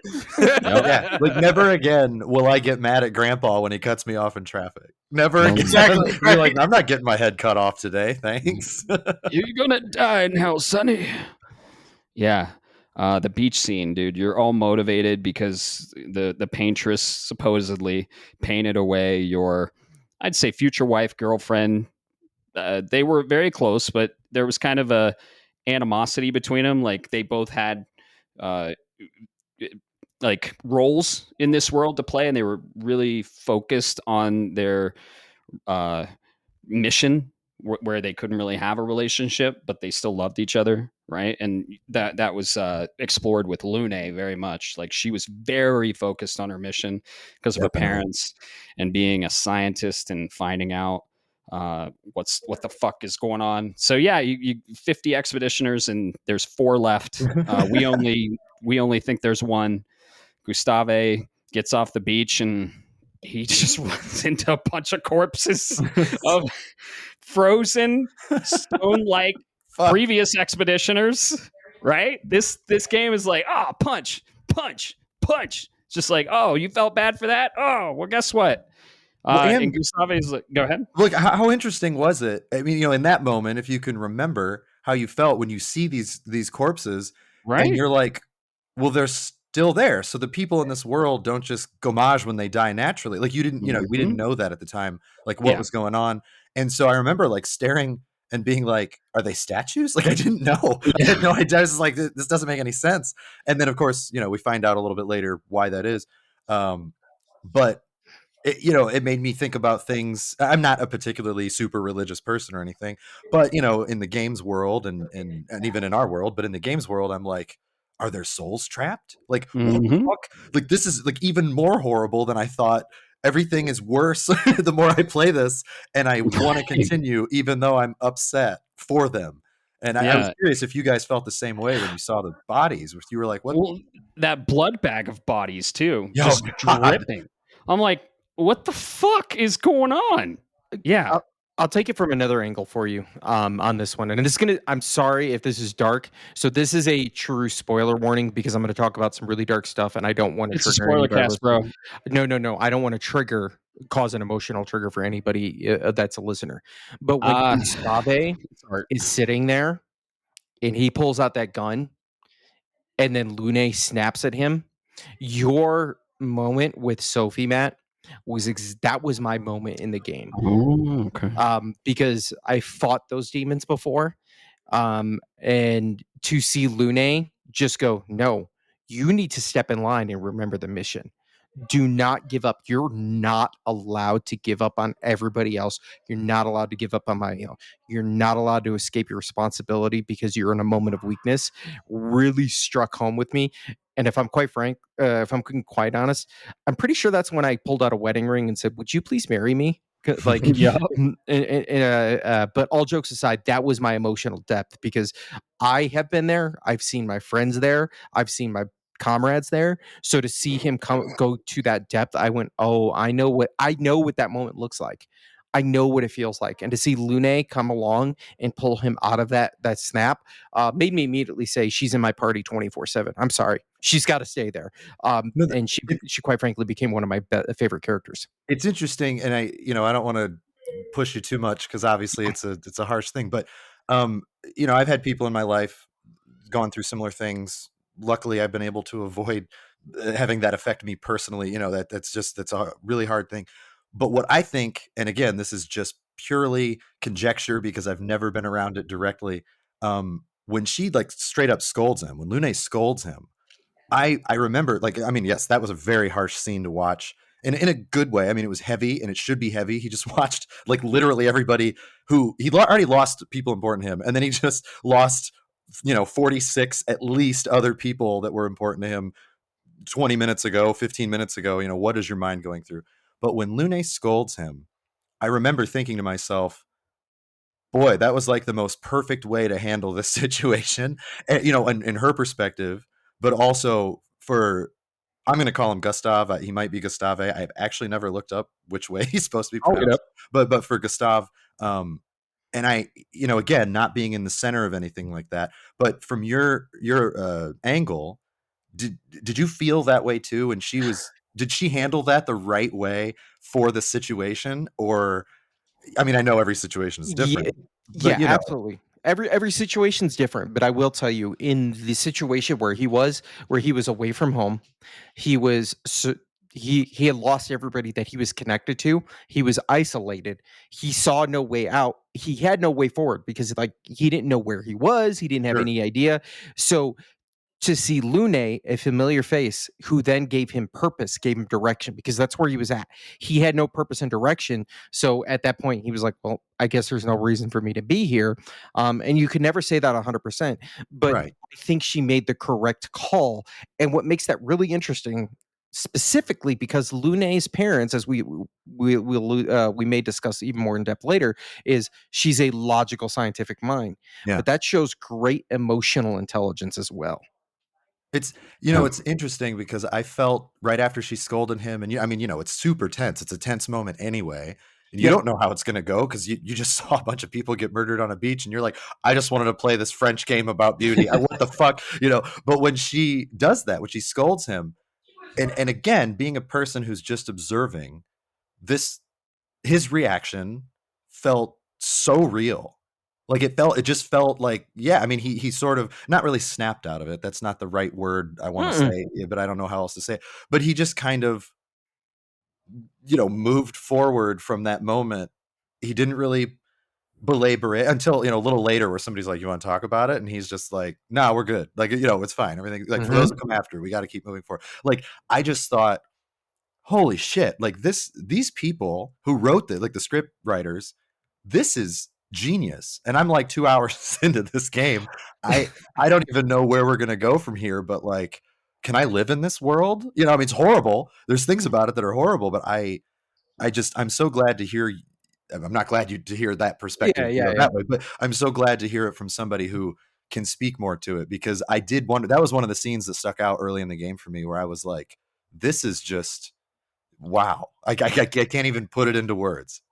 So the important thing and I know we're only 2 hours into this game, but I gotta really drive this point home, is the thing that you got to keep in mind is, what did she say when she showed up? He was at wit's end. She didn't come across come across and slap him in the face and say, no, get your ass moving. Yeah. She broke the ice. She connected with him on a level. and it kind of snapped him out of that moment because she broke the ice. What did she say? I don't know. I'm not entirely sure I'd want to be willing to do that, right? You might want to put that down. And it made him realize, oh shit, I'm not alone. And then she was able to establish a connection and then find common ground. Yeah, no shit. We're in a suicide mission. Guess what? We don't get to quit. And it kind of leads along that way, right? Because you never want to be General Patton and just slap people. But at the same time, she found that common ground and then elevated him and brought him out of that moment. So it was great emotional intelligence from a character who's supposed to be the high IQ individual or scientific IQ, book smart, not street smart. So I thought that was really cool. And that's why I fell in love with her right out the gate. Oh yeah. I will just say this right now. She was my favorite character in the game. And I know that might be like a weird, as far as like the way she was written, because I love all of them. They're all great. It's like trying to pick your, favorite child. You're just not going to do that well. I don't know if it's because she's like a strong woman, and I have always had respect for strong women. I do.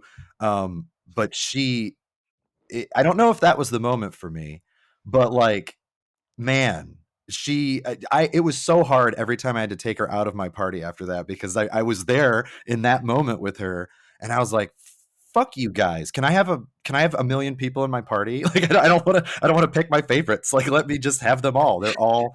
They're all my children. I wanted a Final Fantasy IV situation where, like, can I just have them all in my party, please? Yeah. Always a struggle.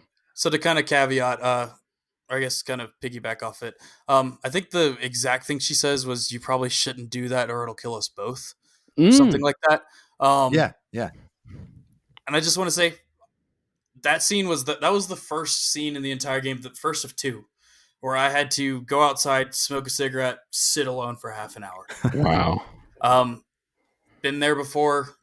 I've got a great friend group now that have helped pull me out of that. So I get it.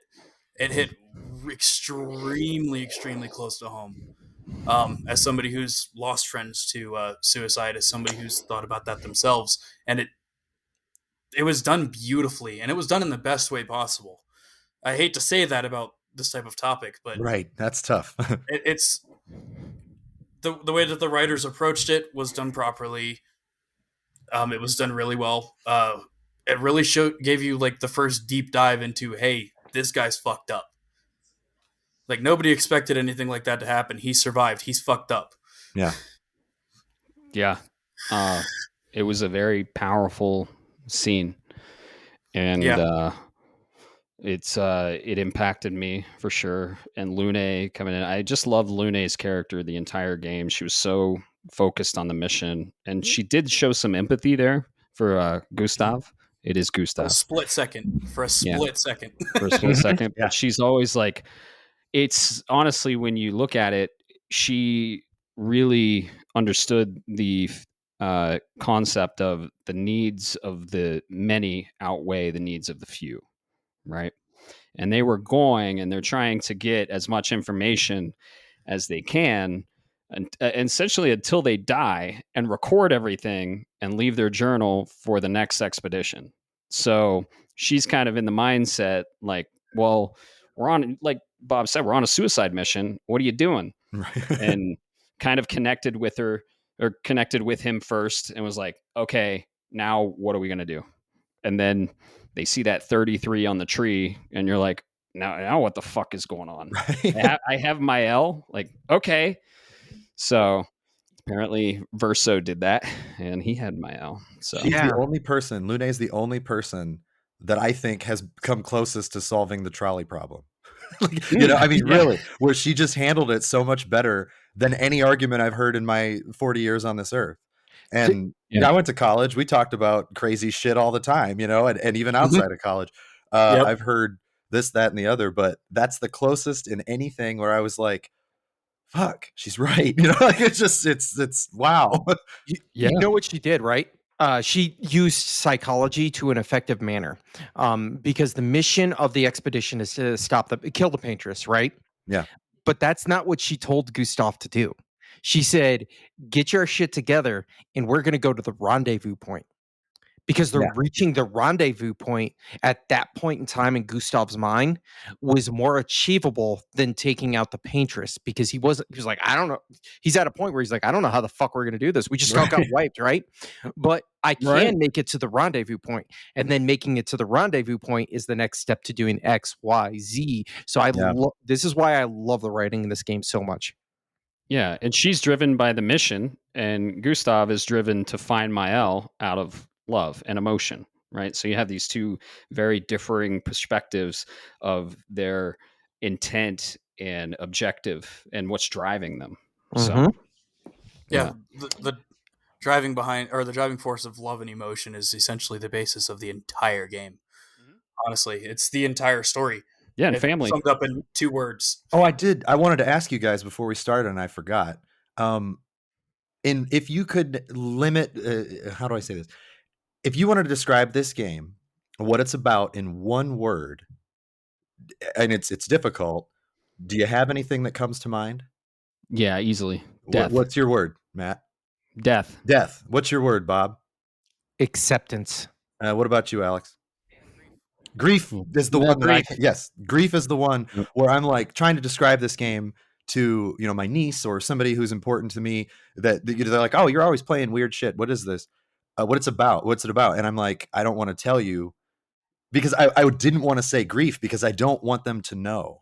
And I know that some people need to be warned about that stuff. Like, absolutely do that the right way. But I agree. I think grief is it's like written all over this game. And when you tell that to somebody, they might be like, why would you play something that makes you so upset? And to me, it's like, I feel like this game comes the closest to explaining to somebody what grief is like.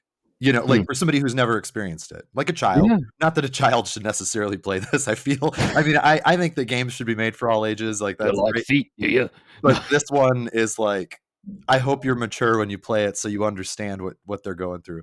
And I'm sorry to like derail us for a second, but I was genuinely curious, because when the game was over, grief, that was it. And I was curious about you guys. No, that's an awesome question. I want to change mine though.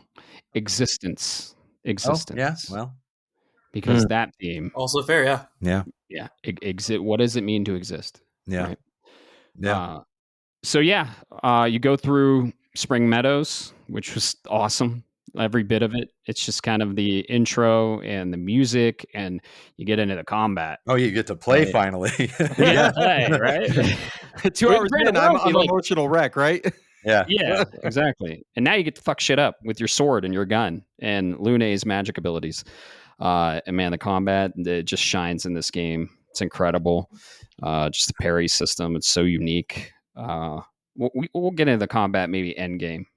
Yeah. So, because people, I don't think we have 11 and a half hours that people want to listen to us, and we could talk for 11 and a half hours. I would be down. Absolutely. Yeah, we really could. But we go through Spring Meadows, we get to Flying Waters. Actually, this is an important part. When you get out of Spring Meadows, what happens? There's a fucking world map. Yes. Wham bam, thank you, ma'am. How many games? Dude, my greatest or my best explanation of this game is it's the game that Square Enix gaslighted us into thinking we didn't want, but we actually wanted. Oh yeah, because they kind of they went in and they did more action. They scrapped the world maps, but we get out and we see the world map and we're just like, holy shit. So Square had said at one point in time, and I don't think they were being like mean, but they were like, well, it just doesn't make sense. Like, we don't have to do that anymore. Right. And while I can understand, like, sure, if you're going for realism or whatever, but if you're going for realism, why my favorite character has a sword the size of a fucking truck? That's not real. I mean, like, maybe it is with Genova cells and shit. Sorry, spoilers, all that shit for 7. But like, I'm not playing this because if I wanted to do something real, I'd have to go and buy eggs. And that's not fun. So let me just like have this world map. Let me. And I do think when we were younger and world maps were more, like a creative necessity, because how you can explore a whole world on 16-bit.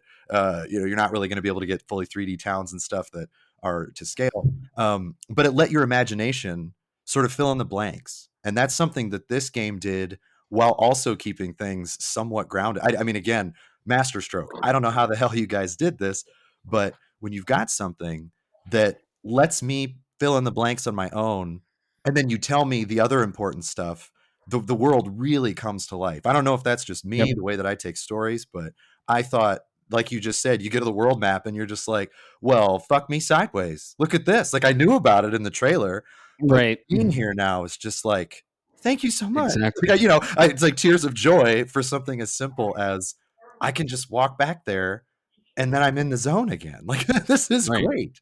Yeah, it was so awesome coming out of that. And by the way, for our listeners, we are out of the prologue and into Act 1, Gustav, because that happens after the beach clusterfuck scene. So yeah, The massacre. the beach massacre. Yep. So yeah, we get into the world map and it's like go to the flying waters, and my God, the What a flying cool zone, waters! right? What an awesome dude! The level design. It's probably has to be one of my favorite tracks. I think it's called Goblu in Flying Waters. Sure. And it's in every battle or every unique level has its own battle music, which is just absolutely incredible. The soundtrack is huge, and that Flying Waters music is so fucking cool. And I just love the level design, and yeah, it's awesome. It kind of reminds me of the Coral Highlands in Monster Hunter World. Sure. Like it's underwater, but it's not really underwater, and you're like, why is this the way it is? Like, is gravity fucked here? I don't know, but I'm here for it. Yeah, right. It honestly reminded me of Blitzball in Final Fantasy X. Yeah. Or any of the water traveling. Why am I able to sit underwater for 20 minutes without taking a breather or a mask? Who knows? It's part of the world. It's part of it's what you said. It allows you to fill the imagination. Because the key behind good storytelling is being able to get the reader to suspend belief, right? Yeah. Mm-hmm. Well, everybody's been part of it. Well, no, technically you can't do that because you can't do it. Star Wars isn't accurate because you're still exposed to space. Who cares? Star Wars. Enjoy what's going on, and I think that's lightsabers, the Force. Anakin and Spock are friends. Metachlorians. Oh, fuck Metachlorians. We're not, no, absolutely not. We're not a doing huge that Star Wars fan. We're all huge Star Wars fans. But yeah, that's exactly what Flying Waters was to me. I was like, this makes zero sense. Am I underwater? Is the water above me? And then I eventually said, you know what? It doesn't matter because the level design, the music, the battles, everything else is what's important anyways. And that was the moment where you went, oh, this is a Souls-like game when you finally hit an expedition flag and you go, wait, I just killed that guy. That's when I went, oh, this is a Souls-like, because it was also the first map where you realized that you could actually truly get lost. And I got lost a few times. I believe, if I'm not mistaken, you there, Alex, you mentioned something about getting lost in that area. A little bit of backstory here. I was on a Discord call with Bob, and I was lost in Flying Waters for, I shit you not, 3 hours. Wow. I could not figure out where I needed to go. The only place I knew that I could go to was the boss that kept killing me because I didn't understand any of the game's mechanics yet. Yeah, and then finally Bob was like, nope, that's where you gotta go. Did Bob say 3 simple words? Follow the music. Did you guys notice that? He told me about the glowing paths. Yep, and that was my hint, and that actually was what I followed for the entirety of the game from that point on. Oh yeah, I'm pretty sure when I discovered that, like that the music changed when you were on the golden path, and like I remember because everything that had happened to that point it kept raising the bar for me, where I was like, holy fuck. That was probably when I was worried it was going to overtake my favorite game of all time and that my entire identity was just lost. Because I was like, how do you guys keep nailing this? Also, like, fuck yourselves. Like, I mean, in a good way. I was just so happy to figure that out. And it was, not everybody does, but I do pay attention to music more than your average gamer probably. But I just remember thinking, you go left, you go right, the music changes slightly when you're in like a certain part of the zone, and you're like, wait, So it actually helped me because I'm an explorer. I like to, cross my T's, dot my I's everywhere I go. I break games all the time. It's fun. But I was like, I know not to go this way because this music has been consistent. So now I can just like fuck off to this side of the map and get an item that's 400 levels stronger than it should be. And that was awesome. So Right. yes, I'm so glad that you guys figured that out and experienced that because it was so cool. Yeah, for me, it was going off the path, and instead of going to the boss I was supposed to, I decided it'd be a good idea to get stuck at the first chromatic that you run into. I decided to do that at whopping level 4. Yep. Oh my gosh. Yeah, and this is the crazy part, right? Like Caleb, you were mentioning, yeah, I just went in and fucked up that chromatic a best, and I was like, you're not supposed to be able to beat that because it one shots you. And I mean, if you are skilled enough, you can basically take anything down in this game and do a no hit battle, Yeah. and that's incredible. And I remember I texted Matt because I was like, I just, whatever, I beat it at like level 4, 5, 7, whatever. And I think I turned level like 17 or, I mean, I just, immediately, Crazy. and I sent you a screenshot and I was like, I don't like, is this good? Like, I didn't know. And then your first message back, you were like, I knew you'd be that fucking guy. And I was like, well, I mean, he killed me twice, like my party members. He didn't kill me, but I learned how to parry him. And then I was like, oh, I can just do this. He's got like 4 movesets. I'll just sit here for 25 minutes. And then that's when he was like, you're not supposed to do that yet, you dick. Yeah, and I was like, well, I did. And then I broke it. So I'm sorry. You did the grandma's boy scene when they're playing DDR, and then he breaks the high record and he goes, wait, is that good? I don't know. But I was sincere. Like, I wasn't trying to humble brag. I was like, am I in the right place? Like, I thought it was the boss for the level. I just assumed. I was like, shit, this game's crazy. And then he's just like, no, the chromatics. And I was like, what is that? I mean, I know what the word chromatic means, but I was like, I don't know who are. I mean, these things look like they're out of a child's play, children's book or something. Yeah, it looked like a pink sheep. Oops. Yeah, and then I was like, go fight Sprong and report back. And I did not know what that meant. I know, exactly. Yeah, Flying Waters was so awesome. And the boss at the end, then you get one of the best characters in the game, one of the most key characters in the game, Mael. And I love what I read online regarding this character. They're like, Clair Obscure Expedition 33 isn't about the art or the journey or the paintress. It's about turning this 16-year-old little girl into a fucking nuclear bomb. Exactly. That blew my mind. Like, I finished the game low 50s. I was in Act 3. Really? Wow. Yeah, I was in Act 3 in the mid 20s. When I say I grinded the game, I went. And it made no sense to me why this 16-year-old girl with a rapier was breaking the damage barrier out the gate in Act 3, or not breaking the damage barrier, but hitting 9,999 damage out the gate in Act 3. But other people were struggling to get above 1,000. Like it. Yeah. I'm like, this is a child. Right. Well, yeah. But and then when you figure it out, you're like, oh. Yeah. Okay. She's the only painter. Yeah, one of 3, she's literally Jesus. Yeah. Come on, man. I am Jesus. No. Yeah. Yeah, I akin her to Shauna from Legend of Dragoon, if you guys have played that. Oh, yeah. It's the same concept the entire game. I was like, okay, this is starting to look a little familiar. I would tell you the character that I compared her to, but it is in Tales of Symphonia, and it is a huge spoiler for people that have not played it, so I will not say it. I haven't played Symphonia yet. Don't say anything. Oh, gotcha. Tales fan? We got to talk after the cast.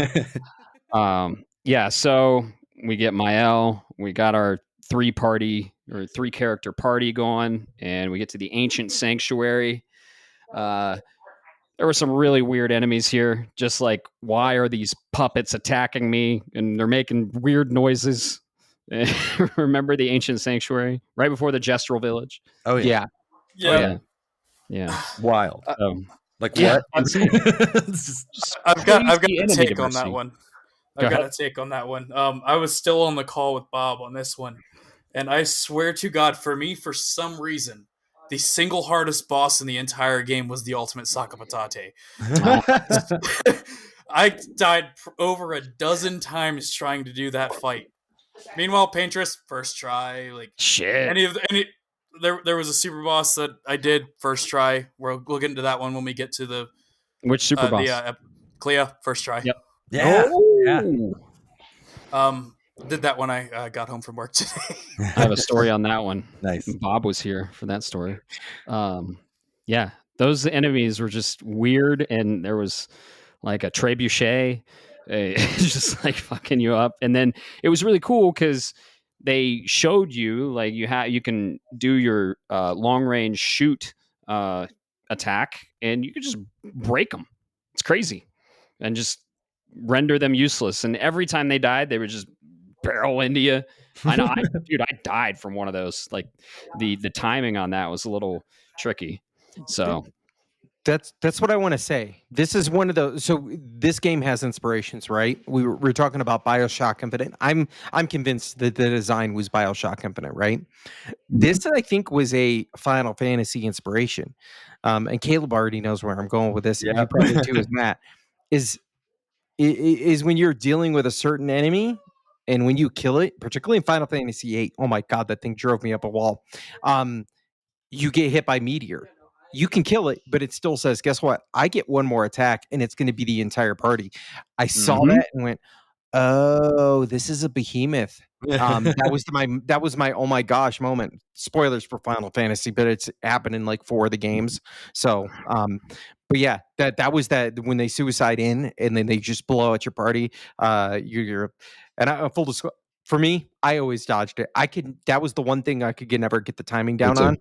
So I just said, screw it. I'm going to dodge it because they're dead anyways.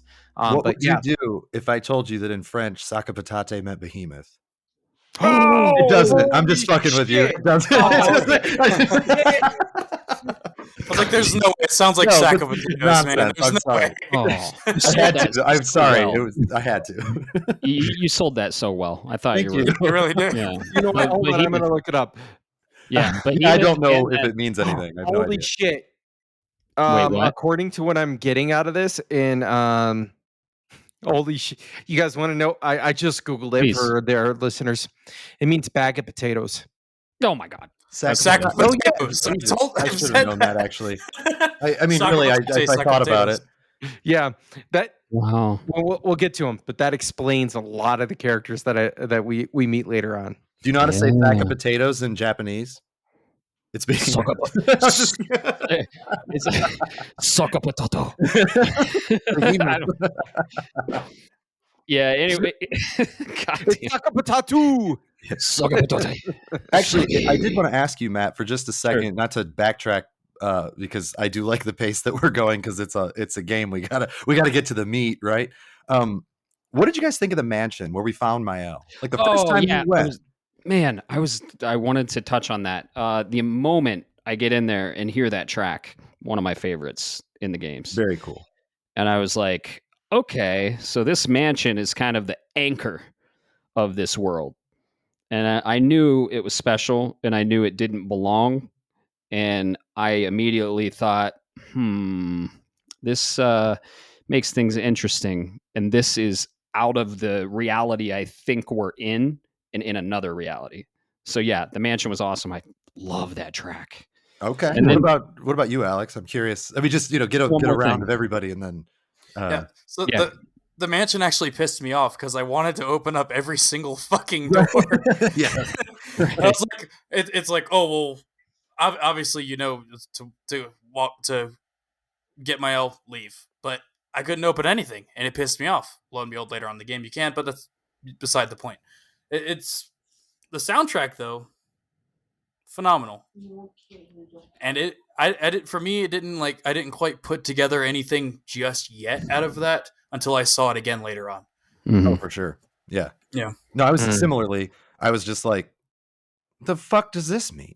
I try to let things just happen to me, but then with this, I was like, what is going on in this game? I love it. What about you, Bob? What were your thoughts when you approached the mansion for the first time? So from a storytelling perspective, I knew this thing was important Sure. because it just didn't fit within the world, right? This game was silly and goofy at this point, so I totally understand that.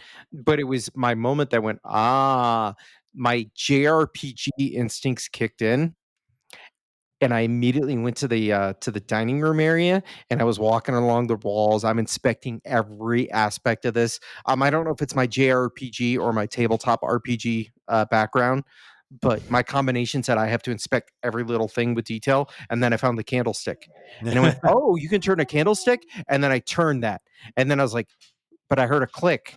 But I didn't see anything move, so I was Right. like, "There's got to be more to it." And then I went to the next thing, and the next thing, and that kind of gave me.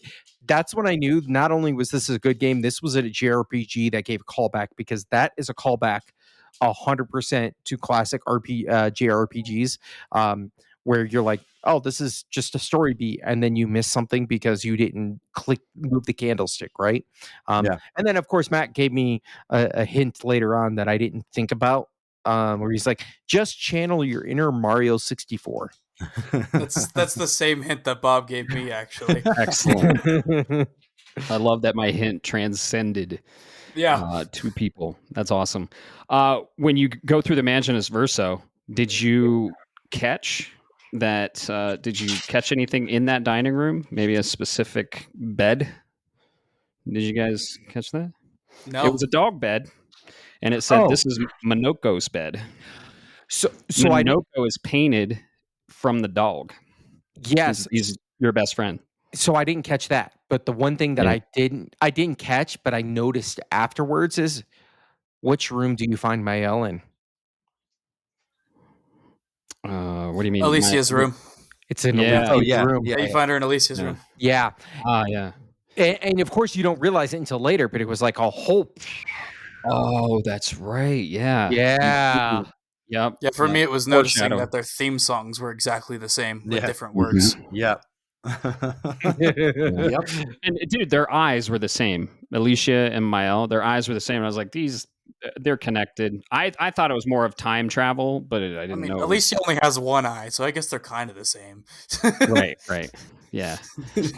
Yeah, you do find Mael in that room. That's crazy. But yeah, Caleb, I think I was like, did you get the collect all the records? And you're like, yeah. And I was like, there's no way you didn't look up the one in the dining room. And you're like, but I just like clicked on everything. And I was like, there's no way. Because I didn't get it. I had to look that one up. Well, it's hilarious because I kind of like Bob, it was the same thing. And Alex, I was so worried because I was like, why can't I go in these fucking rooms? Like, what am I missing? I was afraid I'd never be able to go back, just from a gameplay perspective. I mean, I thought it was a cool set piece, but Yeah. I found one of the candles and I turned it, heard a click, ran around to every fucking door, thinking one of these doors unlocked. I just found that, and that's not it at all.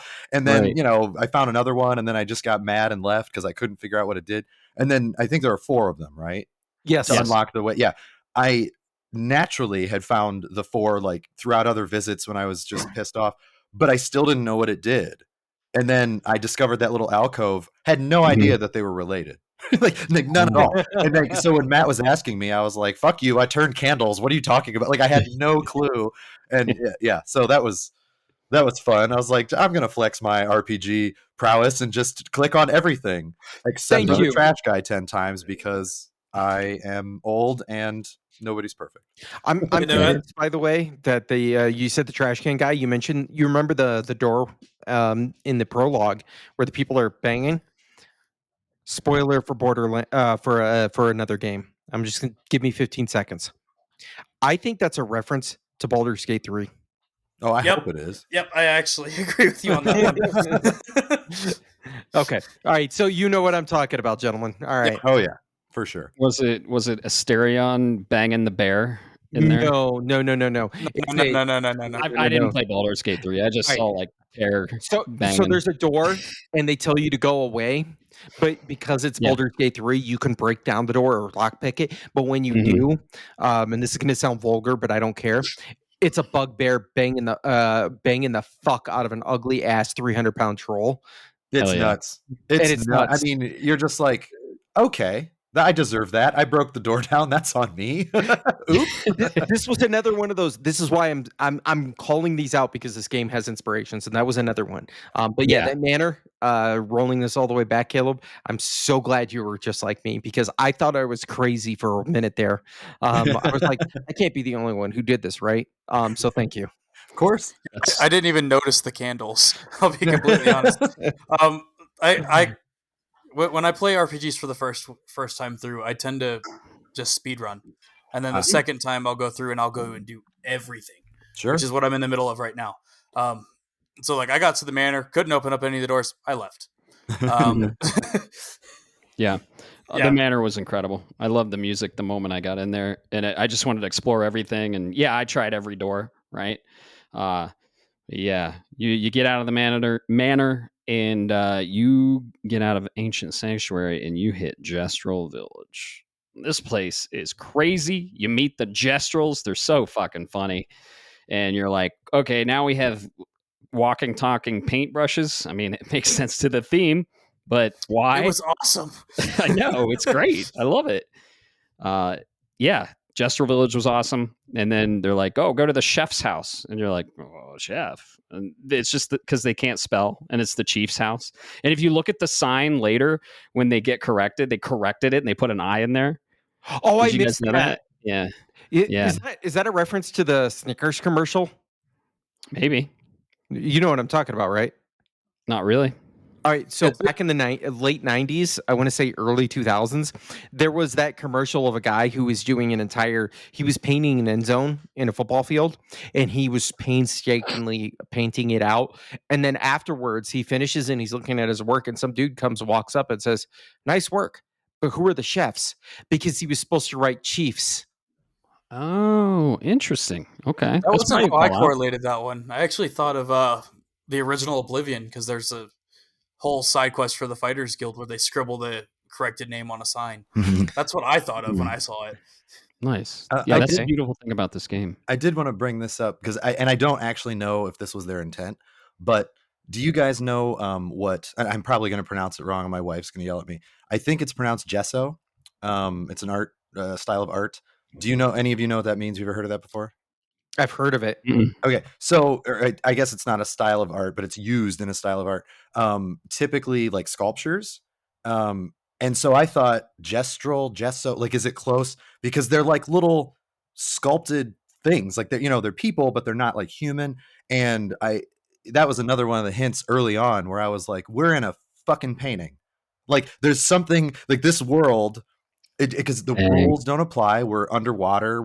Things are, the art team did such a great job making things real, but also not. Like when you could see the Eiffel Tower in the background that's like bent and like twisted to the side, things like that. There were these hints. I'm jumping a little bit ahead here, but like Verso, his name is very important, and I just recognized the translation right away. I'll get to it when he comes up like in Act 2. But I was curious if anybody else thought about like what the gestuals were, even after you discover that you're in a painting. Like, what did you think? I mean, to me, it's like it's a kid bringing things to life, not really knowing how to create something the right way. And of course, we find out that a lot of that is true later on. But I thought, because gesso is I want to say it's like a type of glue that's used in sculpture, and I thought that maybe that's why they were named gestrals. Oh, so the thing that I'm glad you made that jump there, Caleb, because I recognize the dolls, and I don't know. They may be literally called gestural dolls, but they are a type of doll that's used in arts and crafts. You can go buy them at a Hobby Lobby. Shit, I didn't know that. That's like way more. That makes way more Yeah, sense. they're yeah, I know what you're talking about, Bob. They're like used as like for posing for artwork. Bingo. That's Oh. what they're used for. So when I saw that and then saw the paintbrushes, I was like, for me, I saw it as more of the thematics of the game and not a literal translation. Huh.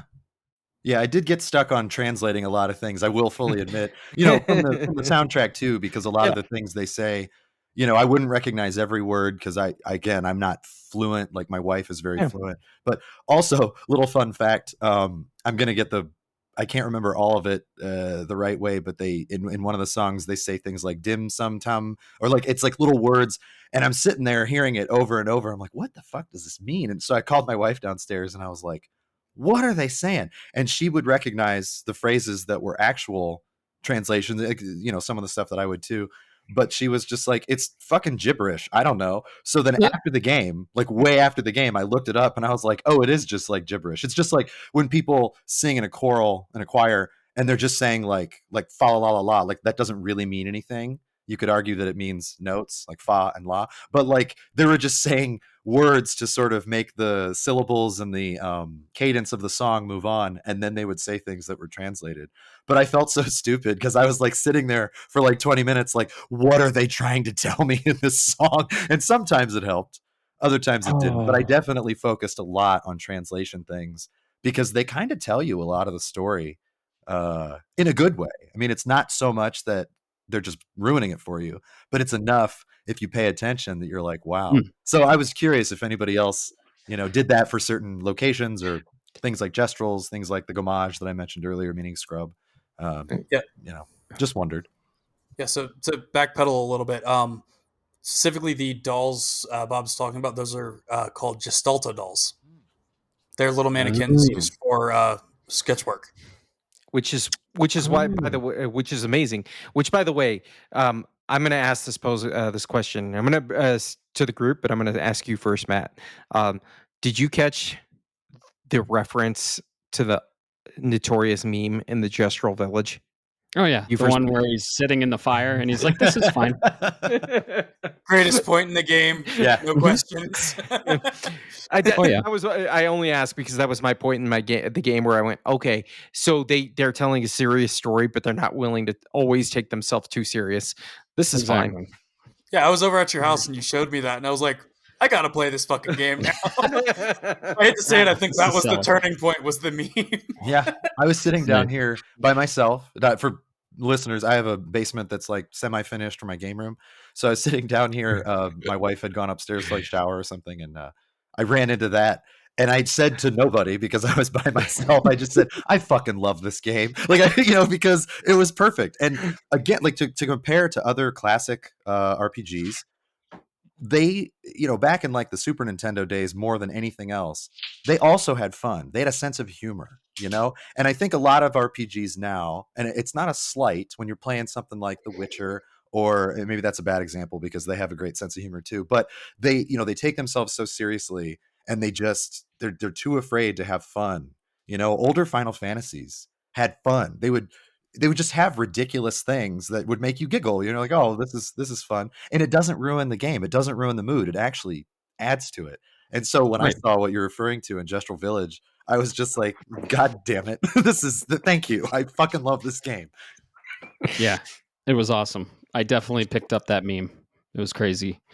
Yeah, Gestural Village was so awesome. The music, everything. It was kind of like your first village or town you encounter. I think it's kind of like the only one, right, where you have merchants, and I mean merchants are all over the game, but a specific area. Yeah. And then you get into the arena and you meet our girl CL. I use CL a little bit. She was my least used character, unfortunately.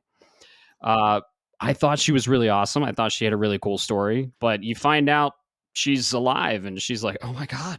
She finds out you guys are alive and she's like, well, let's fucking do this. We're on this expedition. And you get her. And that fight was a little hard. And whoever you used for that fight, they got a pretty awesome weapon. I used Gustav. Oh, you did? Not Mael. Yeah. Mael had the best weapon for sure. It was a rapier that started you in Verso stance. It's so broke. Wait. But Whoa. Time out, folks. You got a unique weapon depending on who you used for that fight? Yes, sir. Yep. Oh, God. I love this game even more. I did it 3 separate times so I could get the weapon I wanted. Oh, wow. You just like killed it and then reloaded your save? Yeah, I was like, okay, well, that's... I don't want this one. I'm not going to use this character. Yeah. And I ended up getting the one for Mael. I didn't know it until about, 5 hours after the fact. And I was like, God damn it. Yeah, I had no idea. I just happened to use Mael. because she Right. was broken as hell. Mhm. And I was like, yeah, this fight will be fine. And her weapon was even more broken. It was great. Crazy. Yeah. Yeah. Wow. It stays her best weapon for quite a long time. Yeah. I used Gustav Me too. because I was using the weapon that never drops you below C. And he has the ability that if you're in C stance, you can remove all status effects and heal at 100% health. So it Oh. was a Thinking of dual. Verso. It was a dual. Well, never mind. I used Gustav because of the one shot capability later on, because Overcharge at that Oh, point yeah. was probably the most broke ability in the game. Yeah. At that I mean, point, for Until those you who come level up. after. Until you level up with Mael's relationship, yeah, it is the most broken thing in the whole Yeah. game. I don't know. Right. It just felt natural to use Gustav because of the way the play. Now I'm remembering the way the cutscenes worked out. It seemed more natural, but I did not know that. Thank you, because now I want to replay the game. Yeah. You should replay it anyway. Oh, Yeah. yeah. I'm I'm gonna going to do replay New it in Game French. Plus at some point. I almost played Ooh. it in French the first time Ooh, because I played Final Fantasy VII Remake and Rebirth in Japanese because I did study Japanese in college, but I did it in English first because I didn't want to read a bunch of shit and have to take forever. I wanted the story, and the voice actors are actually pretty good in that one. But in this, I was like, man, if I were as fluent as my wife, I absolutely would play it in French first. I would have. And I decided not to, and the voice actor's wonderful in this. But for my New Game Plus, I'm definitely going to play it in French. It's probably going to take me a little bit longer, but I have to. Right. Yeah. So yeah, you get a unique weapon, and then they're like, well, to cross the sea, you got to go find this, basically this mythical creature, Esquier, Oh, and yes. More like so yes, good. yeah. Esquier. Yeah, SK is the real relationship option in the whole game. Oh Okay, my god. I only romance Luna because SKA wasn't an option. Mhm. All right? Any entity that's filled with wine is a winner in my book. So Exactly. As long as it's not like barefoot, yeah, we're good. right, yeah, it's got to be good wine. So yeah, you go and you find Esquier, and man, his introduction is awesome. And I don't know if you caught this throughout the game, but he's the one that saves CL, and he's kind of like the god or the guardian angel of this world to protect everyone. Him and two others, right? It's a trio, and Francois. Right, And we When you're like, don't know at the time like what that means. You're like, oh, right, what the hell? So you don't know what to expect, right? When you're going to exactly, find this mythical thing that everybody says is bullshit, yeah, except for the Gestrals. Like the people back in Lumiere were like, oh, we've heard stories, but what does that yeah. mean? Sometimes I'm we, and sometimes I'm woo. Sometimes I'm a little bit of both. I Would you say that you're I'm wee woo. Woo-wee. Woo-wee. Woo-wee. Woo-wee. Woo-wee. So, Verso the Angst Lord right there? you're right. Can I SK is awesome. Can I say for SK right there, Francois, when he goes to the other side, I just want to give, I don't know I haven't looked, whoever the mocap artist was for Gustav, that dude deserves an award. Because if you look in game when they go and they ask about the rock, you know what I I'm do. talking about. You know what I'm talking I about, do. right? I think it's the same. The mocap actor is the same voice actor as Esquier. Okay. Oh yeah, I think you're right. Actually, I Okay. think Yeah. I did look. He that up. deserves an award because when they ask about that painted rock and Francois freaks out. Did you guys catch what Gustav actually does in there? And our listeners aren't going to be able to understand, but he kind of gives the rest of the party this look of who the fuck is what the fuck is this guy's problem? I love that 100%, dude. It just he looks at the party like, what the fuck's wrong with this guy? When when Francois starts screaming, that's how you do acting. I'm sorry. Mhm. Yep. Yeah, and the back and forth between them. He's like, he stole my rock. And Francois, I did not steal your rock. Esquier, the I don't voice actor for Esquier, does the English and the French. Beautiful. Voice, and I like. So I really want to hear what he sounds like in French because what does half the nonsense that he utters that's also beautiful nonsense? Like, what does that sound like in French? I want to know. Right. I will Yeah. report back to you boys when I get there. Yeah, Yeah. I'd love to hear it. Yeah. So you get Esquier, you go and do his mission, and then you get him, and you get the surf ability. Now you can surf around the world map. And this is kind of when the game opens up and you can explore and you realize, oh, the red portals mean you're going to get fucked in here. Or if you're good enough, you're going to go a little further and potentially beat it. But yeah, I liked how they did that. I like how they color coded the portals of the world. And sometimes I wouldn't even go in if it was red because I wanted to, because if you go in, it shows the name. And I wanted to see the destinations that I haven't gone in from a bird's eye. Sure. Yeah. Yeah. So I was like, if it has a name, I've been there, I've explored it. If it doesn't, I haven't. And that really helped with the in-game cleanup. Yeah, you get to explore a lot more of the world map, and you get to Stonewave Cliffs, and this another banger track. That's amazing. Yeah, and there's a lot of silence in that track too. And there's like, dong, and it's just very bass heavy, and I love that track. But you go through Stonewave Cliffs, you get introduced to the stone enemies that are defense, like just crazy tanks that take forever to kill. And Stonewave Cliffs at the end is where our peak boy comedy. It's peak comedy. yeah, peak comedy. Right. Yeah. Lampmaster though, that boss, dude, another one of my favorite themes. Such a cool fight. Just, dude, I gotta say, Lampmaster was probably in my opinion, one of the best designed fights in the entire game. Oh yeah, so like cool. It was like, because the first time I did it, I was like, why is this dude just raffle stomping me? I didn't understand. Yeah. Shoot the lanterns. Yeah. In order. Yeah, in order. So yeah, it took me a couple tries. Then I was like, you know what? This was really good. Mm-hmm. It was the first boss where I was like, holy shit. Yeah, like, that boss has a lot more to it than just face check everything. Right. That boss was one that I kind of like put the controller down. I was like, okay. Because I loved I don't know, it's kind of like I don't even know what instrument it was. Was it a violin or just an organ? It was very Castlevania like. I loved it. Yeah, it was. You mean for the theme of the fight? Theme of the boss. Theme of Lampmaster, yeah. I would guess off the top of my head an organ, but I don't know that. Don't quote me on that at all, but I know the theme you're talking about, the feeling you're talking about, it just evokes like almost like a gothic vibe or something. Yeah. Yes. Yeah. Immediately was like, oh, Castlevania. Just thought of it.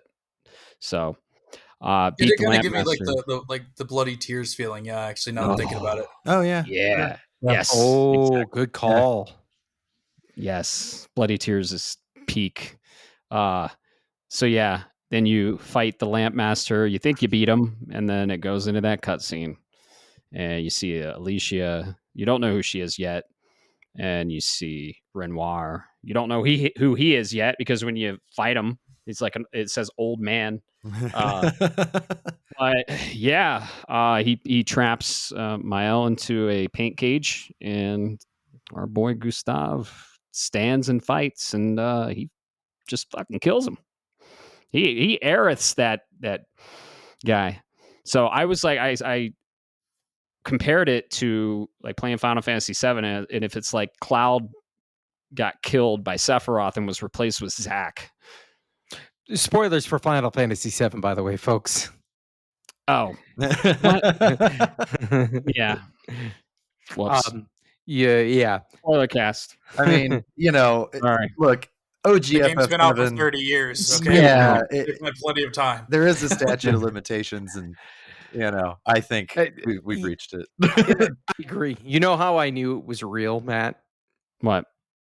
I went and looked at. So we were going to talk about him later, but I went and looked at the next character's inventory, and when I saw the weapons were the same, my heart sank. Yep. I still didn't think it was real. I was in denial. That's the first stage, right? Or anger is the first stage. I don't know. First stage of grief. But I still didn't think it was real. But yeah. I thought, not to ruin spoil another game, but I was hoping for 45% of the remainder of the game. I was like, please be a Chrono situation. You know, like I really thought there's Yes. going to be something. I don't know what it is because anything's possible in this world.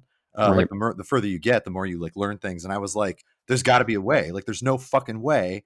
And then of course, kind of like the stages of grief. I was like, oh man, he gone. But quick interjection. The funny thing. So Matt was watching my trophies to know what he could talk about. And I had done that part. I got to that part. Obviously it hit me. I was like, fuck, you know, but I think I was used to being really upset because the game was so good at just upsetting you and making you push forward.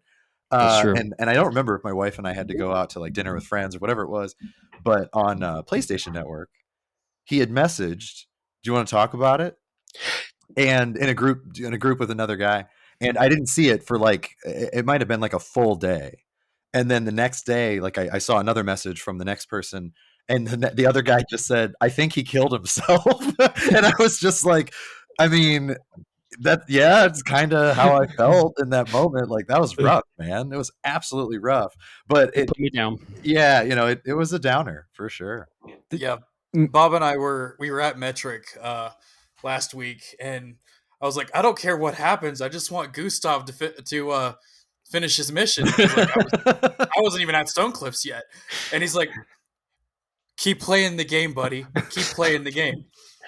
And then, like, first off, why did we have to fight out his death scene? Okay? Like, I loved it. That just makes it worse because, like, up until that point, and I think honestly, post game, Gustav is still my favorite character.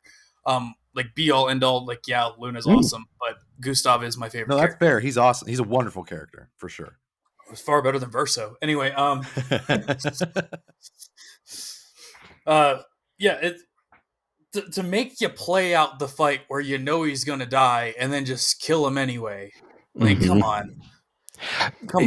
I think they were trying to give us hope. Like, no, we had already suffered enough. No, that's not what that scene was about, gentlemen, at least from my perspective. Let's hear it.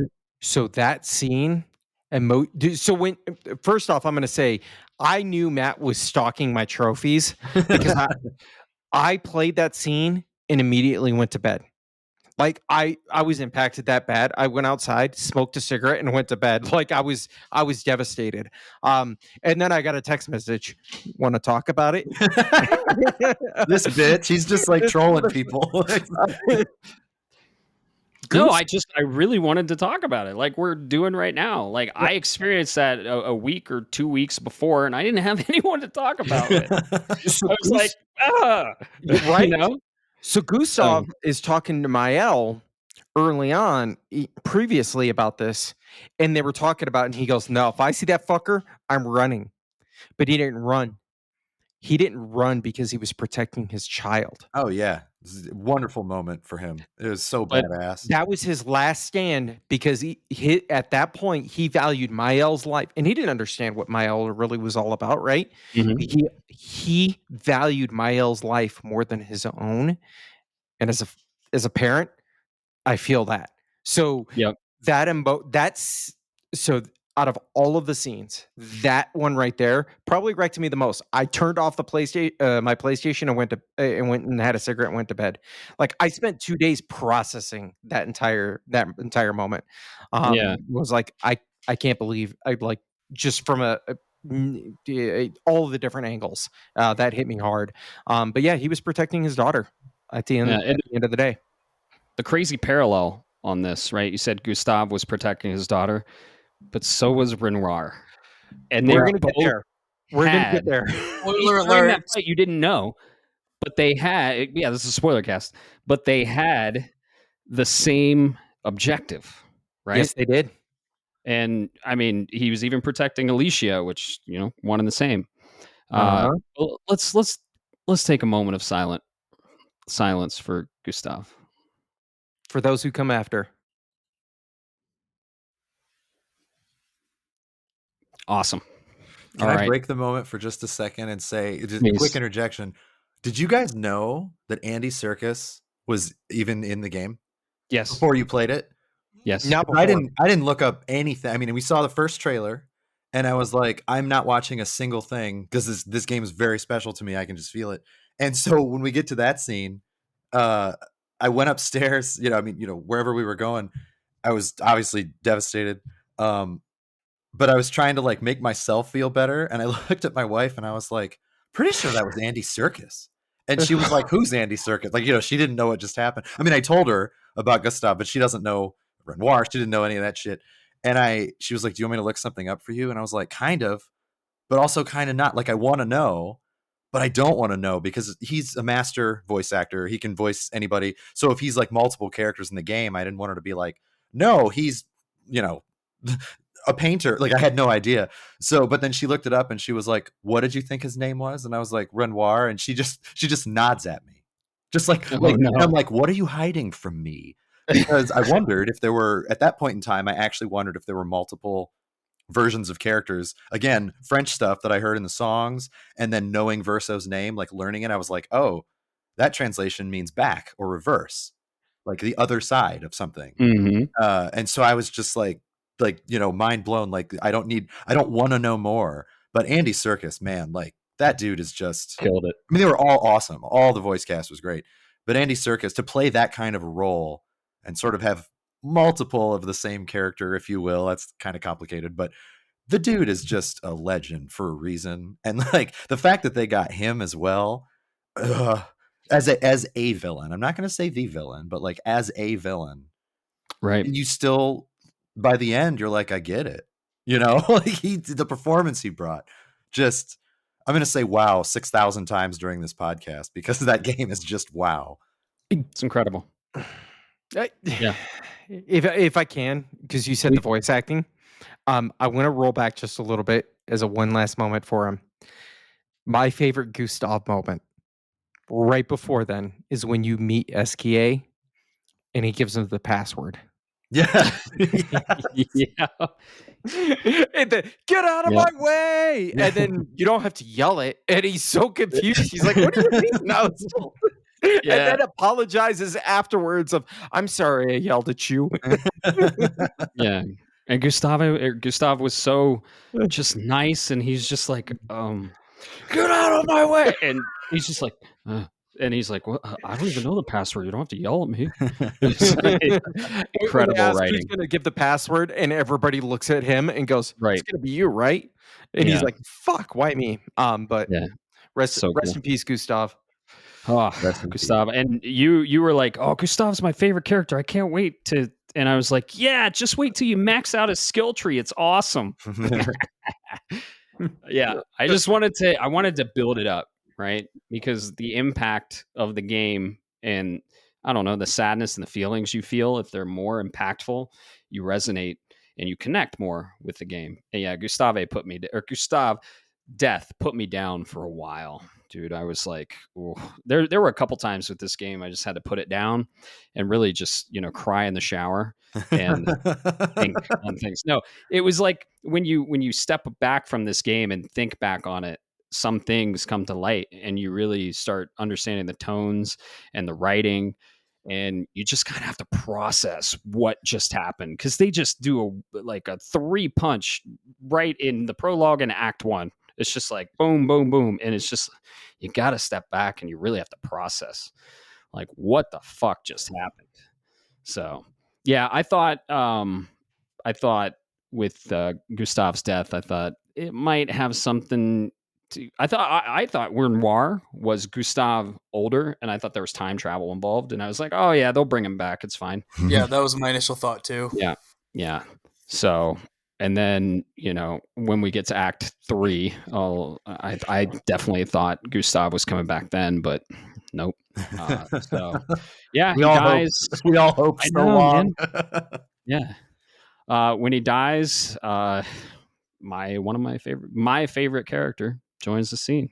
And speaking of incredible voice actors, the Ben Starr, very man. talented Ben Starr. And dude, I just wanted to listen to him the whole game because, of course, he voices Clive in Final Fantasy 16, and he's just an incredible voice actor. Talk about going to a legend kind of overnight too, right? I mean, nobody, not to say nobody knew who he was, but you didn't know the name Ben Starr before 16. I mean, most people wouldn't. I didn't. Not that I'm better than most people, but like I had no idea who this guy was.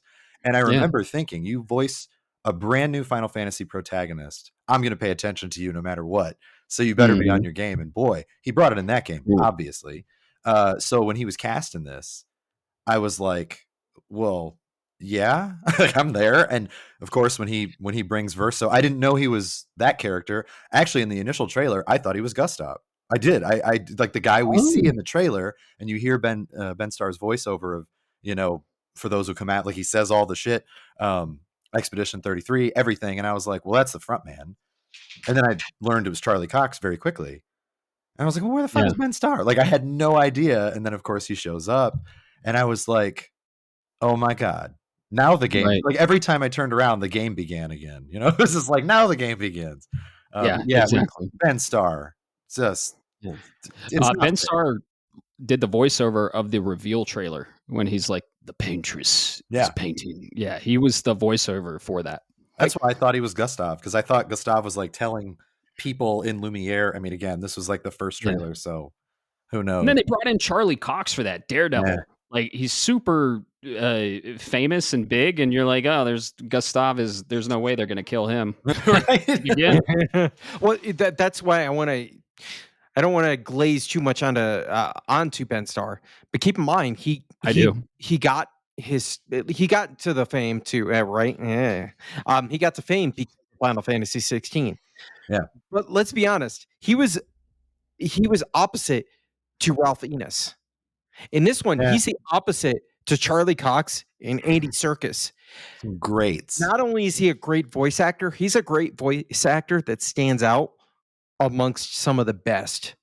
Because you're right, Final Fantasy 16 is he did amazing, but I give it up to Ralph Fiennes for Sid, in that game all day long. But all that aside, is that just shows how well and how good he does.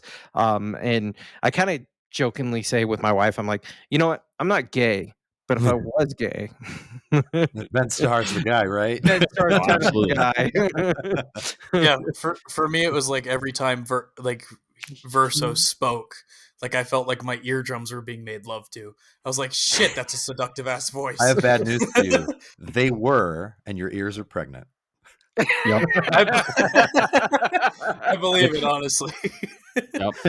He was on a podcast recently, and they were like, what do you think makes a good voice actor? And he's like, if you can take their voice and hold it in the palm of your hand like an object, and it has depth and weight. And I'm like, oh, okay.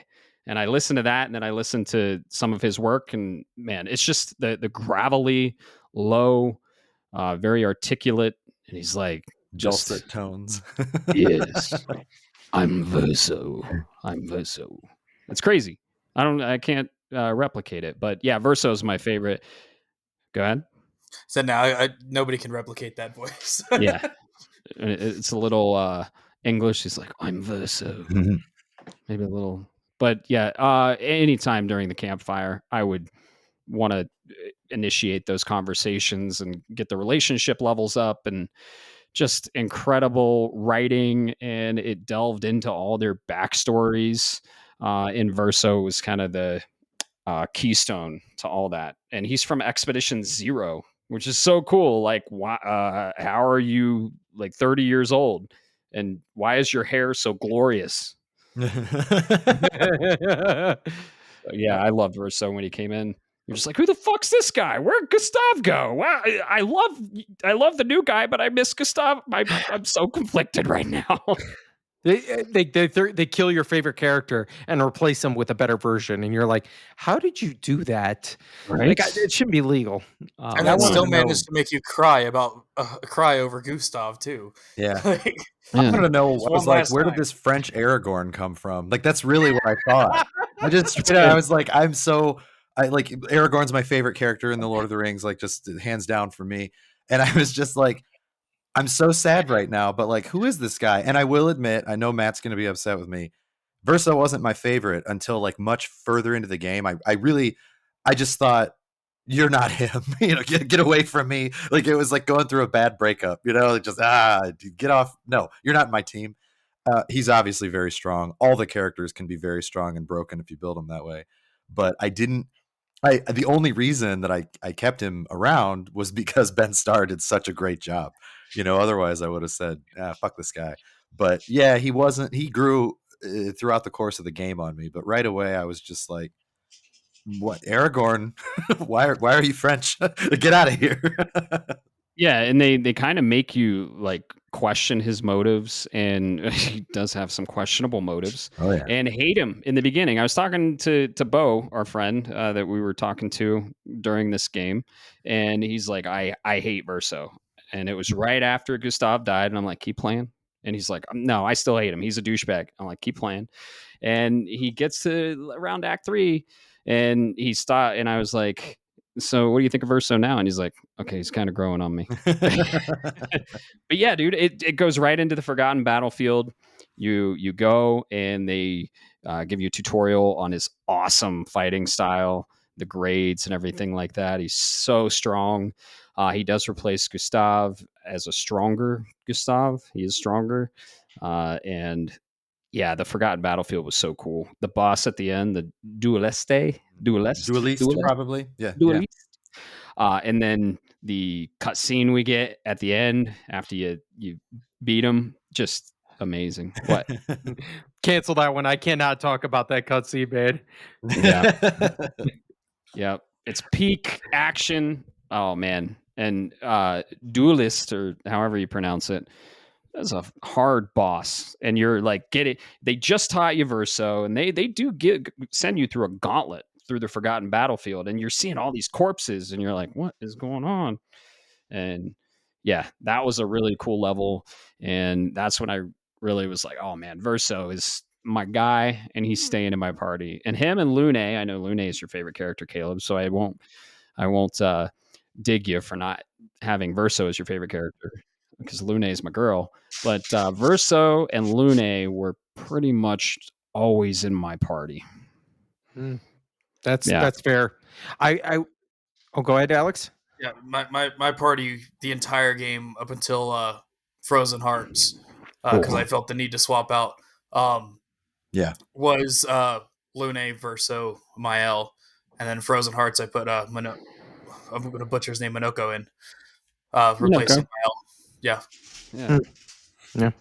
Verso says his name all the time. He's like, Minoko. Yeah. So, I mean, that's where we go next after the battlefield. Did you guys want to talk any about the battlefield and the duelist fight, and just epic? And then, dude, you get Verso's weapon, Duelisto, that I use for almost the whole game until I was going into my build crafting and stuff like that. Mm-hmm. Yeah, I used it for the entirety of the game from that point on. Was it the lightning one? Which one was the Duelisto? I don't remember. It was the lightning one, and it gained rank very quickly, and it gave you 2 attacks. That's what it was. Yeah. Okay. Yeah. So I will say the Dueliste, that fight was what I really appreciate that fight is at that point I had started to learn the patterns and get the audio cues about parrying, and that's when they hit.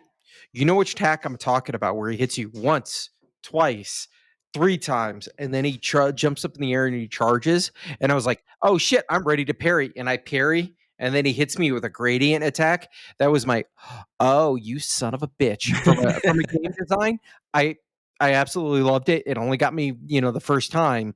But it was great because that is a good progression of how you teach the player the mechanics of your game versus a shotgun shell of, all right, you can do 12 different things, go figure it out on your own. They were teaching you through that environmental storytelling, and I loved it.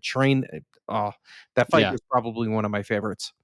Oh yeah. And by the way, our introduction to Verso, after Gustav dies, we just get a black screen that says Act 2 Verso.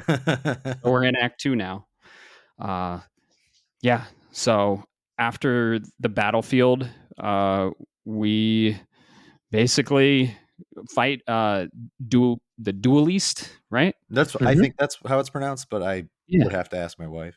I don't know, but I think we're gonna butcher French words here, and we go to Minoko Station. Oh We yeah. go into the mountains, and we're looking for our friend. Verso's like, no, I have a friend. It's Minoko. And we go into the station, and we it's a really cool area.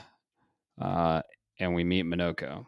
And Minoko's so awesome. First of all, his theme is one of the best in the game. Wow, wow, Right. wow, wow. It's just so good. This is another this is another inspiration or reference moment. Yeah. This is Persona 5. Hmm. That Minoko theme is Persona 5. It's style. 100%. Just So- straight up style. Yeah. Yeah, that Mhm. style.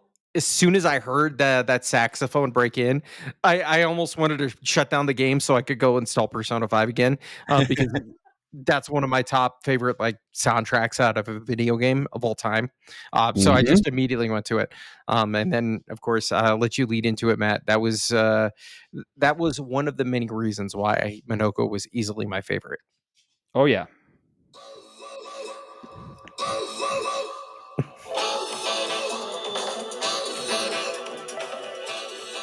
All right, that's enough. It's never enough. You can't stop playing it. It's so good. I It's know, so it's jazzy and good. awesome, man. Oh yeah. Yeah. The next part is like,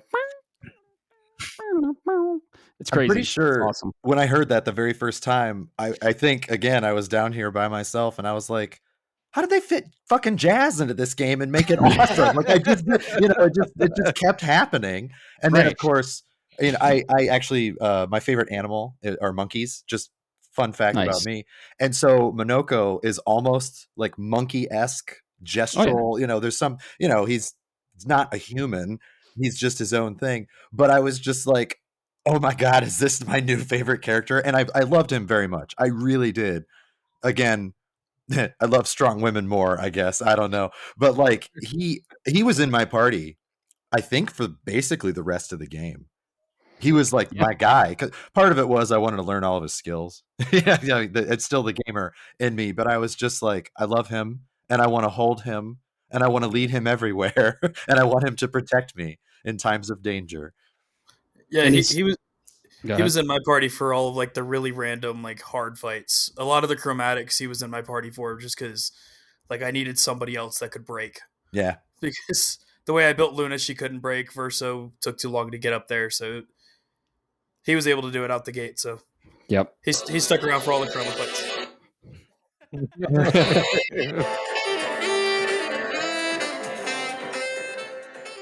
I had to get that part in there. Yeah, in his introduction to the party, when Verso's like, "I sense something," and then Minoko comes out and tries to attack him, and Verso blocks and is like, "You're getting slow."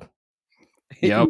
It's great. It's set up the dynamic and the relationship so well, and really what Minoko is, which you mentioned that earlier, right, Matt? Yeah, he's a painted version of Verso's childhood dog. Mm-hmm. It's So- his best friend. It's his best friend. Cool. Just so fucking So cool. awesome. Like what? Right. So yeah, and we get introduced to our epic blue mage, right? And the crazy twist behind this is he collects the monster's feet, and he's a feet collector. And I love his little audio clip when he enters battle. He's like, "Oh, what lovely feet!" I told my wife that Quentin Tarantino wrote that in as a character. Mhm. Quentin Tarantino has a foot fetish, and I was just like, I'm here for it though. Whatever, this is great. Yep. Random Yep. as hell. And he's hesitant. You fight him, and you get that epic battle music, and you get him by the campfire, and he's hesitant. He's like, "Oh, I don't want to do this again." And Verso's like, "Yeah, but we have her this time." And you're like, "What the fuck's that mean?" And he's like, "It's different now because they've gone through all these expeditions, right, from Expedition 0 all the way to 33, and Minoko and Verso have been involved in pretty much all of them." And Verso and Minoko's like, "I will never join you again." And Verso's like, "There will be fighting though." And he's like, "Yes, there will be. There will be fighting, won't there?" That's a good Okay, point. I'm in. That's a good point. Okay, I'm in. It's so good. That little scene is amazing. Even after that, there'd be a lot of fighting. Okay, I'm in. Good. Yeah. Good idea. Right. Good. They continue that bickering even after that fact. Yep. So Minoko was a very, very cool character, and building his relationship level and the mission you do for him and learning more about the gestrals, so cool. And then we go to Old Lumiere, and man, that place was epic. All the swords. I'm like, dude, this is straight up a Soulsborne if I've ever seen one. This is Miyazaki like no one else. It's crazy. And yeah, Old Lumiere was cool. And man, you're like, what the hell happened here? There's all kinds of swords. There's a dead fucking giant in the middle, basically the third Axon. And then you find out who actually killed that third Axon in Endgame. But Old Lumiere was beautiful. Loved the music there. It was kind of like you're like there was an epic battle here. What'd you guys think of that level? Old Lumiere gave me more of a Endgame like feeling than the actual end of the game did. Mm-hmm. I think it was mostly like the swords everywhere, like how things were explained.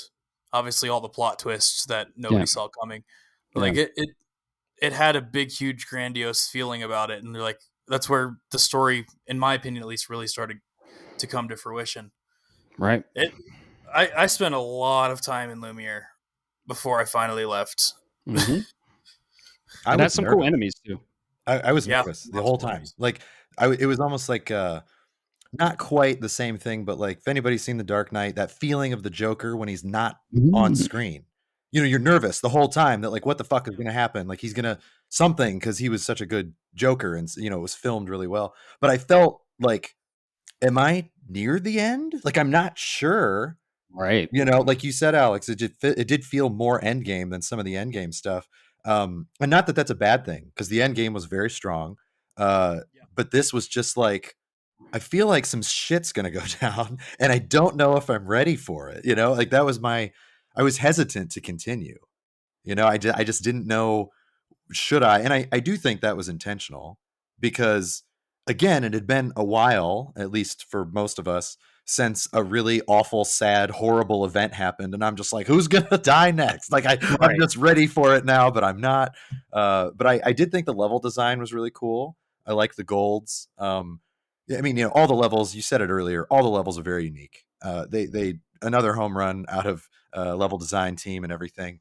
But it felt, again, just different. And we're making this journey. But then, of course, I do have to touch on this for a minute. When you come across the other expeditions' flags, like throughout the journey, and I don't know if you guys were as excited as I was to see the numbers. I'm like, 67, like we're getting further, you know, or like 48, or you know what? I don't remember exactly, but I was like, I remember at that point in time, I was like, these numbers are getting a lot lower, and I'm not ready for that. You know, I was, yeah, Especially when you see the 00 flags. Oh God, yeah. You knew shit was about to go down when you saw those. Yeah, for sure. So yeah, little beacons. And then you go through Old Lumiere and you fight Renoir again.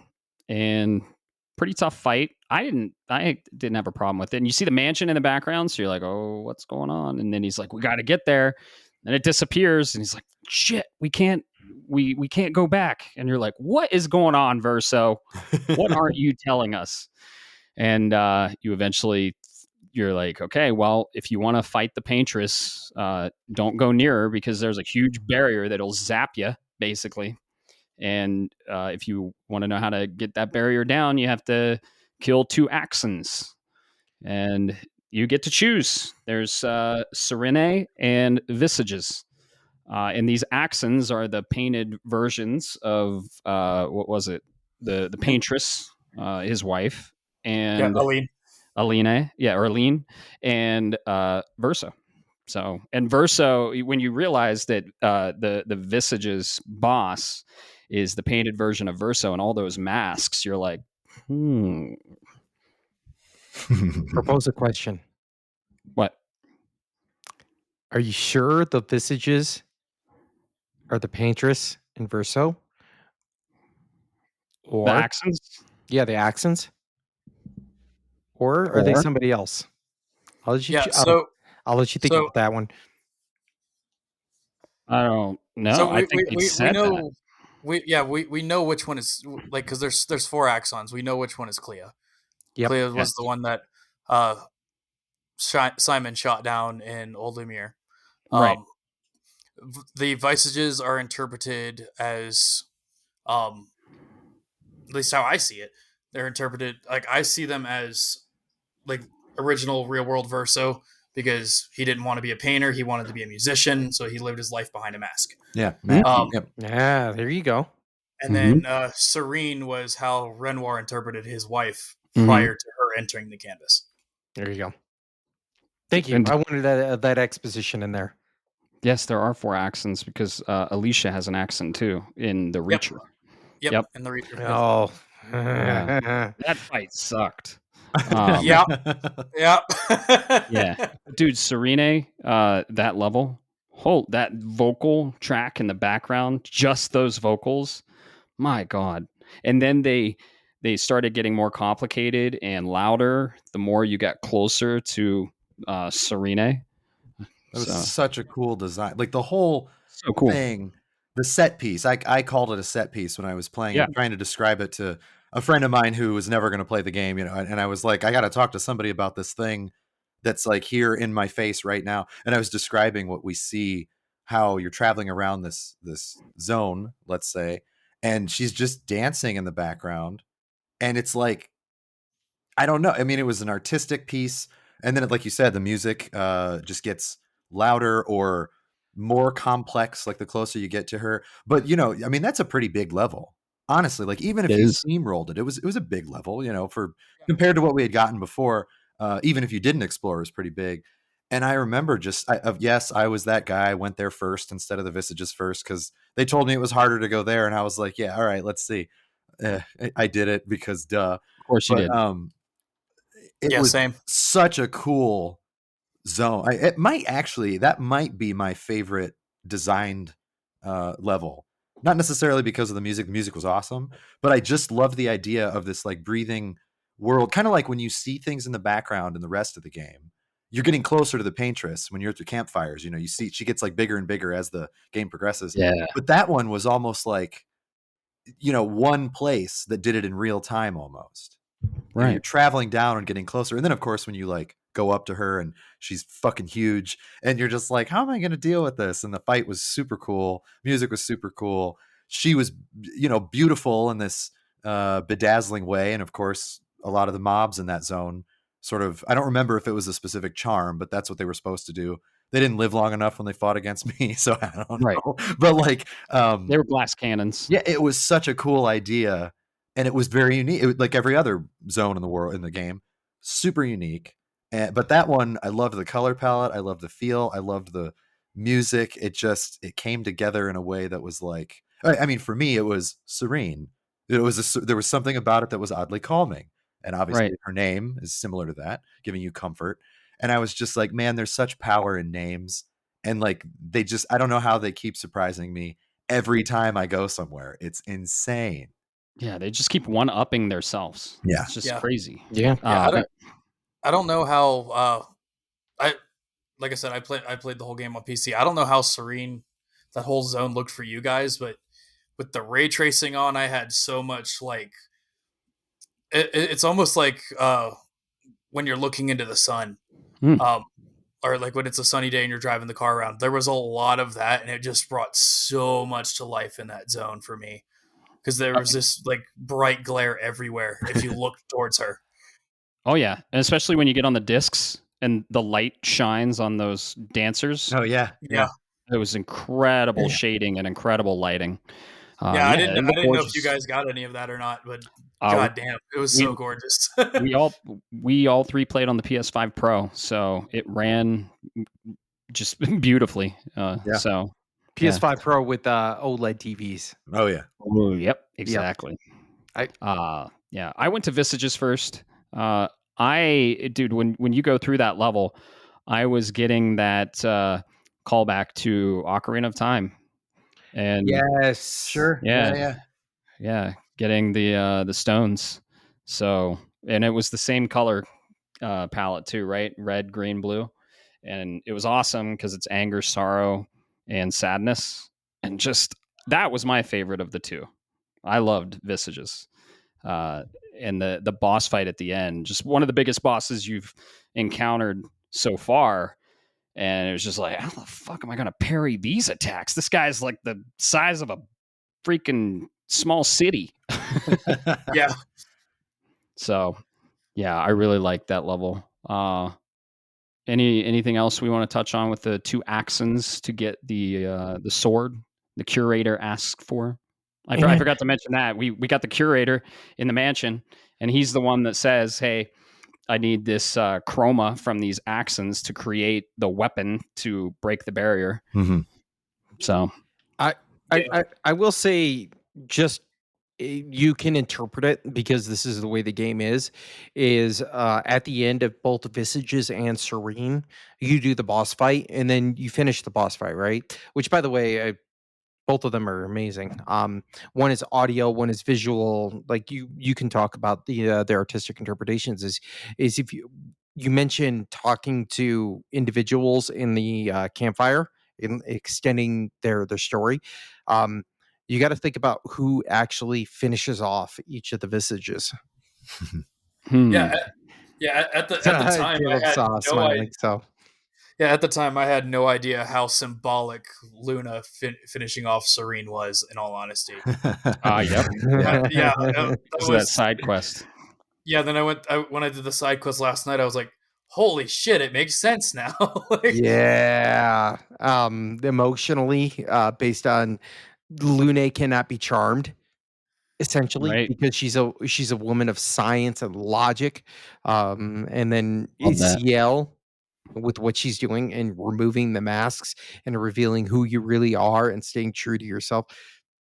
I do have a question. Did all 3 of you go to the Visages first? Yes. I did. No. Alex, did you? I went to Serene first. Okay, so you won't be able to answer this question. So Matt and Bob, this is weird. When you went to the Visages, did all of the doors open for you to go to the end boss right away? Yes. Yes. Okay, because I and didn't know. you had to create the path with all the masks. Yeah, but like I didn't Did you have to did fight that the mask? naturally, like when I beat Serene first and then went there, I thought I was like, did they just like let me skip the level because I did the hard thing first? Like I didn't know. And then I just explored because that's who I am and I needed to explore. Mhm. And I was genuinely curious. I was like, I wonder if the game just like knew, well, like fuck this, we're not going to waste your time. Just go straight to the guy. Oh. And I was curious. So that's No, they open 4 paths. Okay. One to the golden path, but the others you have to go fight all 3 masks. And did you fight all 3 masks? I don't think so, but I to be honest with you, I don't know. What? But like, so all I remember is the dude, who shows up and he's just like, Yeah. what he told me was, you can either just go through that door and like show up right now, or you can look around. That's what he told me, and then he opened all the doors, and I didn't know if that was like for since you got to choose in the game, and I can't wait to go all the way in New Game Plus. I'm gonna see with my same file to to see if like, is it different if I go to Visages first? Am I not allowed to go through the big door? And I wondered, and I didn't want to look it up because I thought, I'll just figure it out on my own someday. But I wondered if you guys could have, because he straight up told me, you can just go. I think you can go through the big door, but there's no path to the boss. Okay. And each section of the path, you have to fight the masks. The red mask of anger, the blue mask of sorrow, and the green mask of joy. You didn't fight those? I don't I didn't remember have to that do at that either. all. Some of the best parts of the game. No, That's crazy. I went and fought Serene, went straight to Visages, and the dude was like, "Yeah, you can just go straight here." I was like, "Oh, cool, fuck it, the boss is right there. Let's go." So you did okay. So Yeah. I think because we went to the other one, they were like, all right, peace. Dude, those mask fights were so cool. They were themed from the mask emotion. So the anger ones would just wreck you. The sadness ones, they wouldn't even like attack you. They were just like sad, and you could just kill them. Yeah, my Wow. brother had spoiled it. crazy. My brother had spoiled it for me and let me know that, hey, the fight's actually a little bit harder if you don't kill the masks first. That's So like I was Oh. like the inner power game in me was like, you know what? The game hasn't been that hard yet. Let's go. And Vice just was way easier than Serene. Oh yeah, I murdered him. Serene wasn't even the hardest boss in Serene, but so the third master was. You're right, Alex. That's the key difference. If you don't take out the masks, and you were over leveled, I'm assuming at that point. Oh, Caleb? hell no. Oh, I Alright, probably was. We skipped I this know you were, earlier Mike. when we came out of like from the very beginning of the game. The first thing that I did fighting that chromatic, I did one then, and then I did another one. So I was like, oh man, I'm strong as shit. And I personally, this is a personal thing, I think one of the best things that RPGs can do is let the player break them. I feel like that makes the game replayable. It makes it enjoyable. And I know a lot of people are all worried about balance and shit, and that's fair. I personally love the idea of rewarding somebody for being able to just be like, oh, you're good. Have a great time in the sandbox that we made for you. So like, yeah, I was OP basically the entire game. Like like after I did that early on, and part of me when I do a brand new game, like when I play this game again, because it's one of the best ever made, I probably will intentionally not, just to see how much harder it is. But I also broke the parry system like real hard. So many times a boss wouldn't even get a move in, or I wouldn't even get a move in because I would like counterattack and then it would just die. And I was like, well, that was fun, but I did enjoy it still. Again, speaking of the majesty of the game, like despite the fact that I steamrolled a lot of it, I still thought it was very well crafted and very well executed. Yeah. So specifically for when you get there, and I'm sorry if this is a little bit of a spoiler, but think about it. The anger mask. Spoilercast. Anger mask deals from my understanding, anger mask deals additional damage.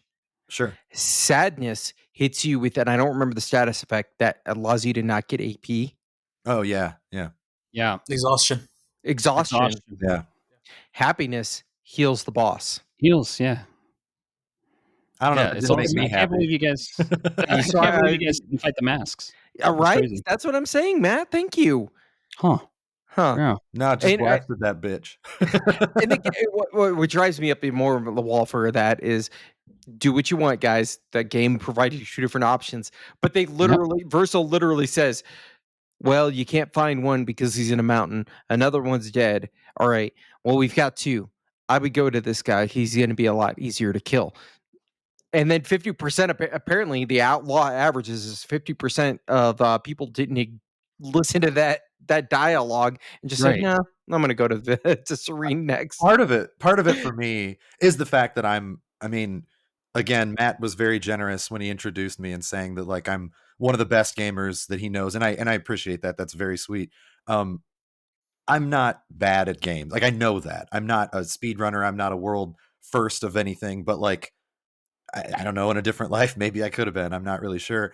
But with this type of game, when Verso said, "No, we got to go here first," I'm like, "Nah, fuck that shit." Like I'm going to challenge myself, And it wasn't a slight against Verso, even though he still hadn't grown on me quite yet. But a lot of that is like, all right, let's see what you got. And there have been games that I played that have said, "Don't do that," and I do it, and then I immediately regret it. Like that's going to happen. But this one, I was just like, no, I got to see what I can do. And so I went to Serene first. Plus, it sounded prettier, like that just the name, or Serene. I don't know how to pronounce it properly, but neither do I. Yeah. Yeah, for me, it was, I literally just forgot what he said and where to go first. So I was like, okay, well, I'll go here. It's closer. Yep. Wow, that's interesting. Yeah, so we get both Axon Chroma. We go to the Curator. We forge the sword for Maelle that she can use in battle, which is awesome. Such a great addition that it wasn't just a cutscene weapon. Exactly. Like, oh, you get this now. Have a great time. That's so good. Yeah. And we get to the barrier around the paintress, and she shatters it, and we get to the monolith, and the lead up to the monolith, man, holy shit. Like just the scope. Yeah, how about that visual, right? Yeah, it Jeez, was that was awesome. so cool. Then you get to like her feet and you realize the scale. Crazy. Then you go through the gauntlet in the monolith. And you revisit each like world, little chunks of it. And the enemies are fairly similar, but you're getting those visuals of Aline and Verso, or the family, each section you go to, and you're getting that little piece of the story. And I just love that section. It was a gauntlet though. That level was real long. Yeah. So, but I love the storytelling element of that, where they're kind of you're starting to piece things together. You're like, oh shit, okay, I see what's going on, and you finally get up to the monolith, the top, and man, Renoir comes out, and he's like, "What are you guys doing here? You're not supposed to be here. I told you to not pursue this. Go away." And then that fight music. I think this is my favorite track of the game. God, that was such a good track. It's just all the vocals, the choir. It really reminded me of something Supergiant would do, like Hades-esque. In that fight, man, he turns into a lion. And it's like so nuts. I'm here for it. I'm here for all of it. So good. That was the first spots where I had my big oh shit moment, because that's when I finally realized I was dramatically underleveled, because if I didn't parry him when he was hasted and was in the lion form, I was one-shotted. Like, I was only in the high 20s, low 30s, somewhere around there at this point. Oh, wow. Like, so he was one-shotting me if I didn't parry everything. So I got good. Yeah. Because I was not going to go back to grinding the game. Because at that point, like, Bob had already mentioned the spoiler cast, and I'm like, fuck it, I'm going to grind this game out. I'm going to finish it. I'm going to love it. Yeah, so there was no grinding from that point on. It was just go. I actually got that fight, Renoir, first time. So... And then, yep. It took me 2 nights. I'm a big explorer, so I did a lot of exploring when you got SKA's new abilities, and I did a lot of exploring in between the Golden Path sections. So I was pretty leveled pretty high. So yeah, you basically render Renoir. I don't know. Incapacitated, I guess. You don't kill him, and then you do what you set out to do. You find the actual paintress, Aline. What a beautiful moment. Like, I mean, a lot of beautiful moments in that game, but shit, the top of the monolith, and you just the night sky. It was just gorgeous, and that fight. That fight was amazing, and her attacks were very sporadic. And when she brings out the actual, I don't know, puppet paintress, you could say, and she pulls apart reality, and like all those little shooting stars come at you, you're just like, what the fuck is going on, man? It was crazy. That fight. It felt like... Sorry, you can go ahead. Sorry. Go ahead. No, I've been talking a lot. Yeah, for me, that fight felt like the end of every Final Fantasy game ever, where you're fighting God. Like, there's there's no ifs, ands, or buts about it. Like, she is this essentially the god of this world, and holy shit, it was reflected. Yeah. No, it's funny that you say that, because like there's always the joke about a lot of times in Persona games now, because you're gonna fight God at the end of it. JRPGs typically have that, but some of the better ones, at least in my opinion, you sort of earn that fight. Like a lot of the games where you might fight a deity or fight the creator or whatever, in recent history, some of them aren't done as well as others. It's just like the trope, how do we make this go bigger and bigger and bigger? And this was probably the first time in a long while that I felt like they earned all the things that we are getting at this point in the game, where I'm just like, I knew that I was ready for it, like as a gamer, but I didn't know narratively. I was like, I don't know if I'm ready for this. Like I don't know if I'm ready to do this thing. I was like putting myself in the shoes of the expedition because the weight of all the things that you learn up to that point in the game and certain things that you might not learn, but you might be theorizing in your head or whatever. You're just like, what does this mean? Like, what happens when you kill the god of this world that you still don't fully understand? Like, we might all just fucking vanish. I don't know. How does this work? And in doing so, you know, you still find yourself pushing forward again because you're part of the expedition and that's what you got to do. That's your mission. And to be fully honest with you, I knew that we were like in a painting or like in another alternate version of the world. Like I wasn't sure because we couldn't be sure. They could drop all the hints in the world, but like they did such a good job of letting you sort of figure it out for yourself, but then also Breadcrumbs. not be sure. But in this case, I was really, really worried that we were going to become the next Renoir.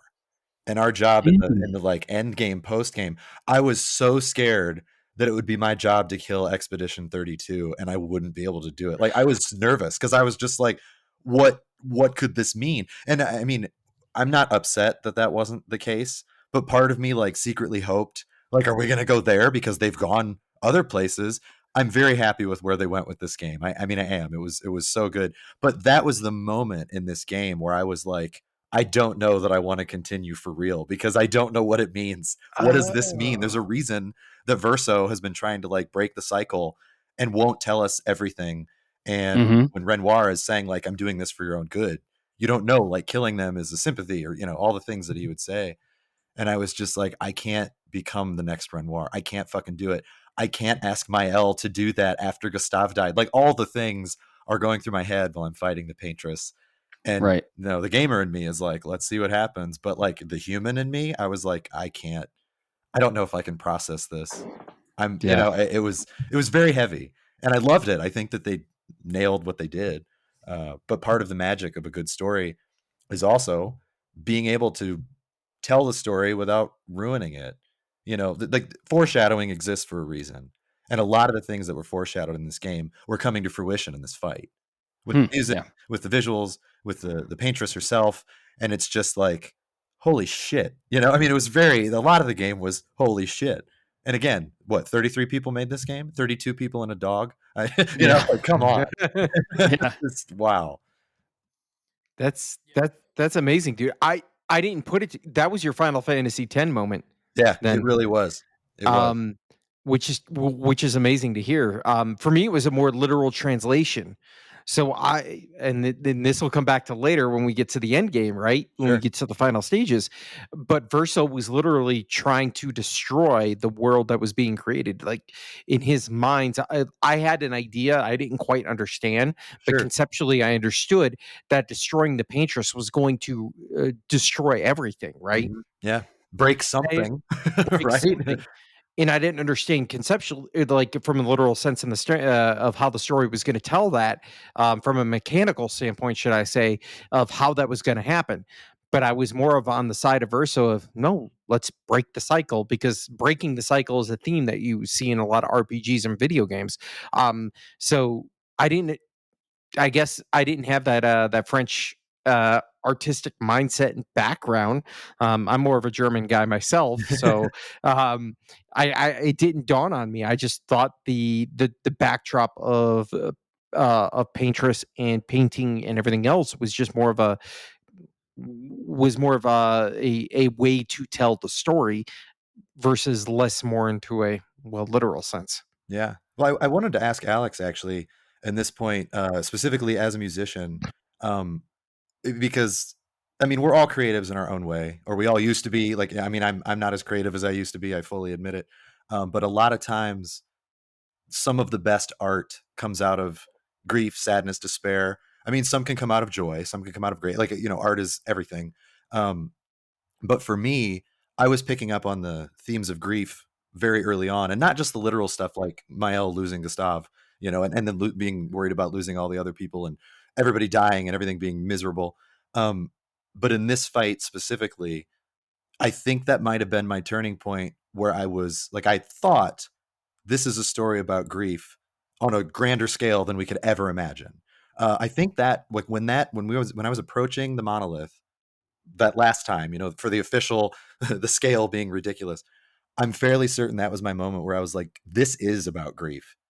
And I don't know. That was another reason I wasn't ready. So my question for Alex was, as a musician, did you feel that way as well? Like with, as far as grief, did you pick up on it that early I mean, it is the end game technically, but did you pick up on it that early in the game, or was that something that you didn't experience until later?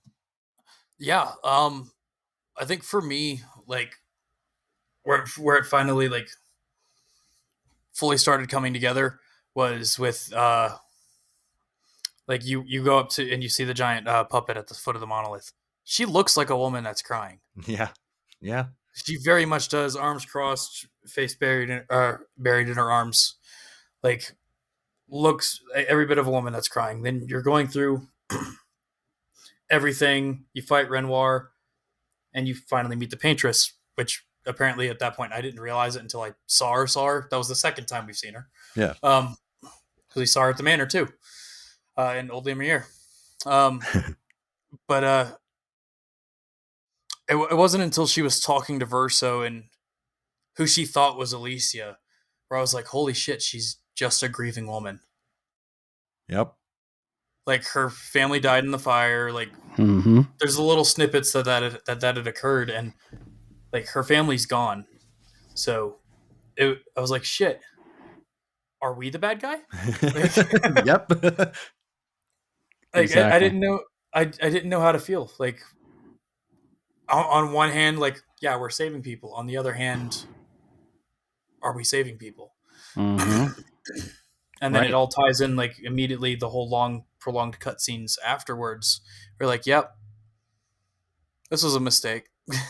Oh yeah, the greatest stories are usually have you questioning if you're on the right side, or the villain, or the protagonist or antagonist, and you definitely felt this. And you dropped the paintress. I got her one shot again. I did Renoir and the paintress one shot, so that was cool.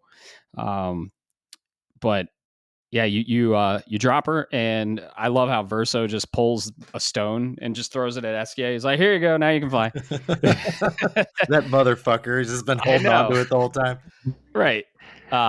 And then you definitely are like, you question his motive. Like, wait, you had the stone that could make us fly the whole time? You go back to Lumiere, everyone's excited. You did the thing. You killed the paintress. That's what you set out to do, right?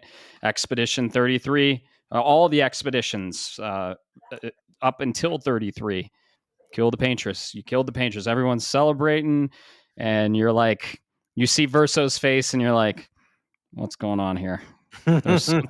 There's something coming, because this isn't how this game ends. It's not going to end happy. And everyone gets Infinity War snapped. Everyone. Every single person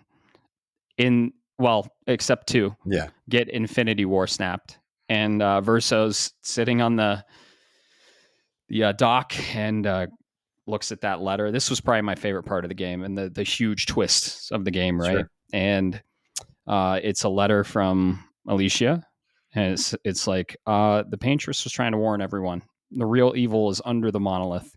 She painted the number to try and warn that everyone of that number is going to die.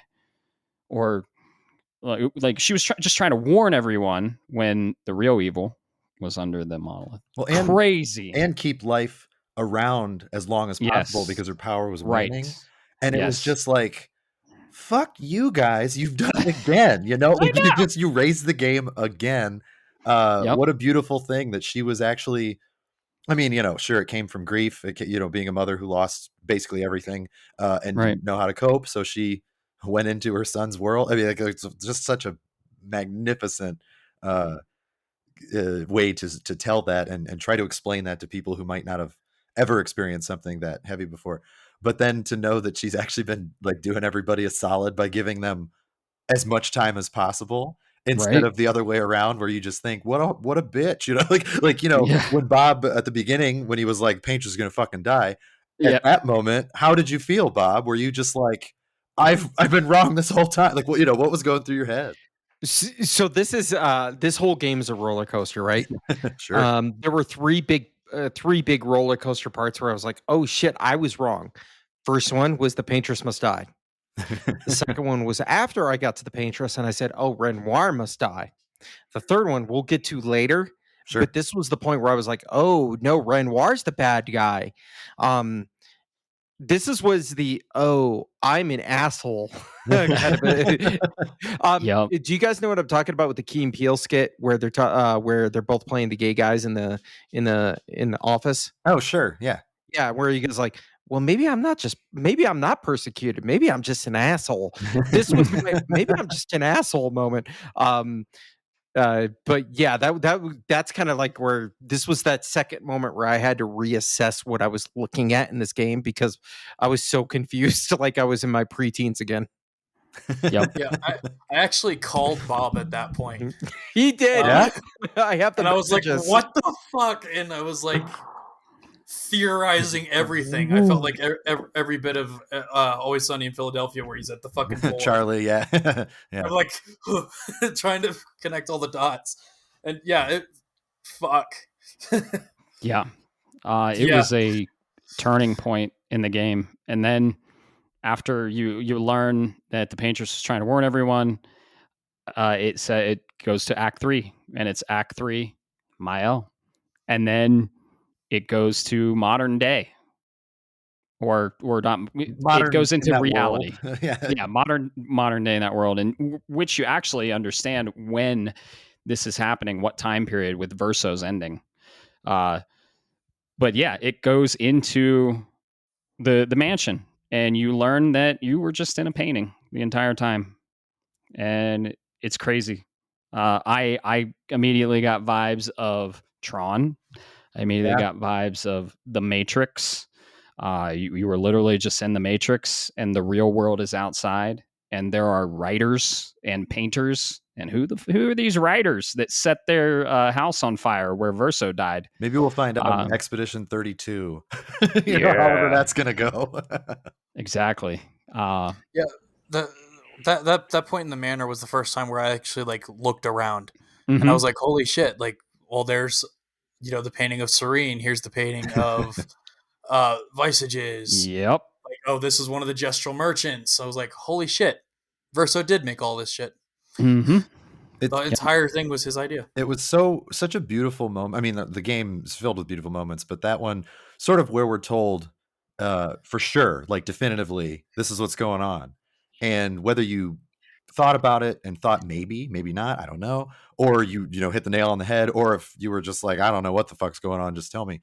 It didn't really matter. For me personally, I think the coolest part about that was what art means to all of us. I mean, we're talking about this game for at least 3 hours, Sorry, listeners. I hope you drive into Utah from Ohio while you're listening to this. Yeah. But putting your soul into the work that you create, like they took it literally in this game in a good way. It wasn't just like in your face, like, oh, we're just going to this like magical realm and whatever. But no, I mean, the interactions between the characters, the people that in this world within the painting become very real, and they're very important to us. They obviously meant so much to us. Again, we're talking about this for a long time. And you really start to question what defines, like Matt said, his word was existence. What defines existence? What makes something real? And to me, friends of mine that don't care about video games, don't care about movies, don't care about storytelling, really, they're all about like real life, and that's it. And that's fine. Their family is the most important thing to them. That's wonderful. But for me, when I talk about these characters that I love, that I mean, being real, they don't exist in our world, except that they kind of do. I mean, they become real, they become alive. And this game somehow tapped into that like weird fucking meta thing without being pretentious. Like, at least again, in my opinion, it was like, I hate all of you and I love you so much for giving this to me. Like, I feel honored that I was in France when this game released.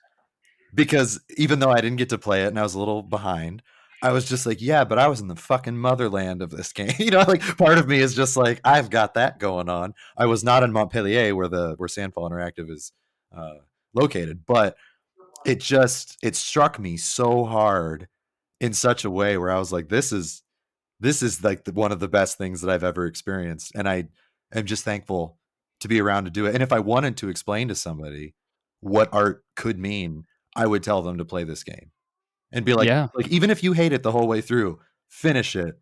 And I think maybe you'll understand. Because also it helps with coping and grief and all the other themes. But like, what a wild moment, especially when everybody gets gommaged at the end, gets Thanos snapped.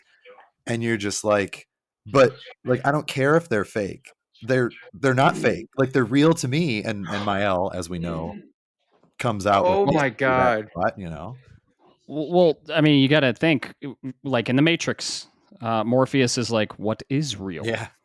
And what defines real? And when I found out everyone's just all painted, I was like, oh, okay. And then I'm like, wait a second. We might all be painted, just living in a painting, because the painted people don't know they're painted. The outside of the painting is basically a fourth dimension, right? Because we can see 3 dimensions. Exactly. And they're literally, the painters outside, the Desandre family, are literally pouring their soul into their art. And they found out a way to enter their paintings and paint life like gods. And it really impacted me because, like I said, it's very heavily inspired by The Matrix and Tron, and these are some of my favorite movies. For sure. And it's just like that world within a world, and all of these people are just painted, but they exist and they have free will, and they're as real as the people that painted them, honestly. And that impacts a choice that we'll talk about later. Later. So I won't get into that much, but it's very important to remember that feeling in this moment when the time comes. So that's where I had to discover and explore that feeling. I was like, yeah. So that's exactly it. Your guys, thank you, Matt and Caleb. You guys have given me a perspective on how you viewed this part of the game versus the way I viewed it, because I think it fundamentally has impacted my takeaway of what the message of this game is, as well as not only that, the choice we'll get into it later, but the very end. I think this is a critical moment that helps truly impact, because it was a Matrix moment for me, but it was also something else deeper from an emotional standpoint versus, oh, it's all what's really, what's real there, Neo. Is that really air you're breathing? This had more deeper meaning to it in that moment for me, but we'll get to that when we get to that segment. Yeah. My digital name is literally Neo Charge, and Neo is derived from the Matrix.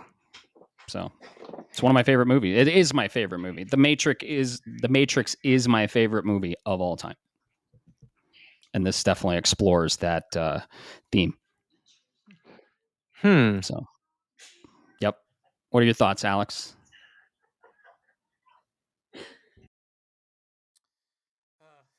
I know this is kind of like fresh for you. What, this happened like? Yeah, I was gonna say, like, this just happened this morning. Yeah. Shit. I don't know. I haven't fully had all the time in the world to like process all of it yet. It genuinely hurt, like, beating the paintress, watching everybody get gommaged, because it gave me that feeling. Okay, why did we do this? Like, what was the reason behind it? And obviously, it was explained not even 30 seconds after I started questioning it. But it just, for some reason, for me, like, it didn't sit well. Because, like, you guys already said, like, what is reality? Like, do we care about these characters? Yeah. At that point, yeah, I was like, you know what? I love this world. And at that point, I'm like, oh, well, the game's done now. I didn't know there was more. Right. So I was like, well, this is the most bullshit ending in the planet. Everybody dies. The end. I'm like, what the hell is this, Saw? Like, like so there was no fulfillment there. And like I was on the phone with Bob, got off the phone with him, and then just sat outside for a minute and was just like trying to process everything. Yeah. And this moment put me down for a while, and I Yeah. was like, holy shit. I didn't have time to be down. I had to finish. Right. Is it fair to say the word hollow? Did you feel hollow after that? Yeah, I felt hollow. Definitely felt empty. I was like, well, shit. Like, it's been a long time since the video games made me feel like that. Yeah. So it was kind of like a little bit of like an existential moment for myself. So I was like, well, damn. Where do we go from here? I think the last game for me that made me feel that way was Final Fantasy X. Like when you get to the end and you do it, not quite as heavy. I mean, it was heavy, but it wasn't this. Like this was just on another level, you know? But with 10, boy, back in the day, getting to that ending, I was like, fuck, you know, I was bummed, even though I was happy. Like it was very mixed emotions, but that was also the actual end of the game.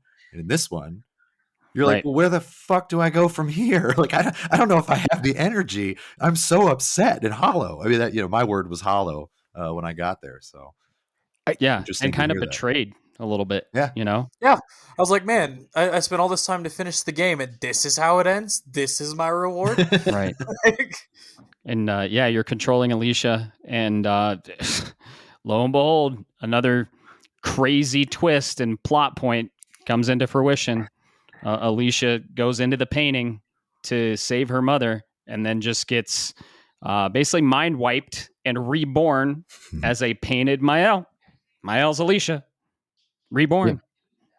And which was crazy. By that point, I was already dead set that was what was going on. Yeah, because I'm like, it's too obvious.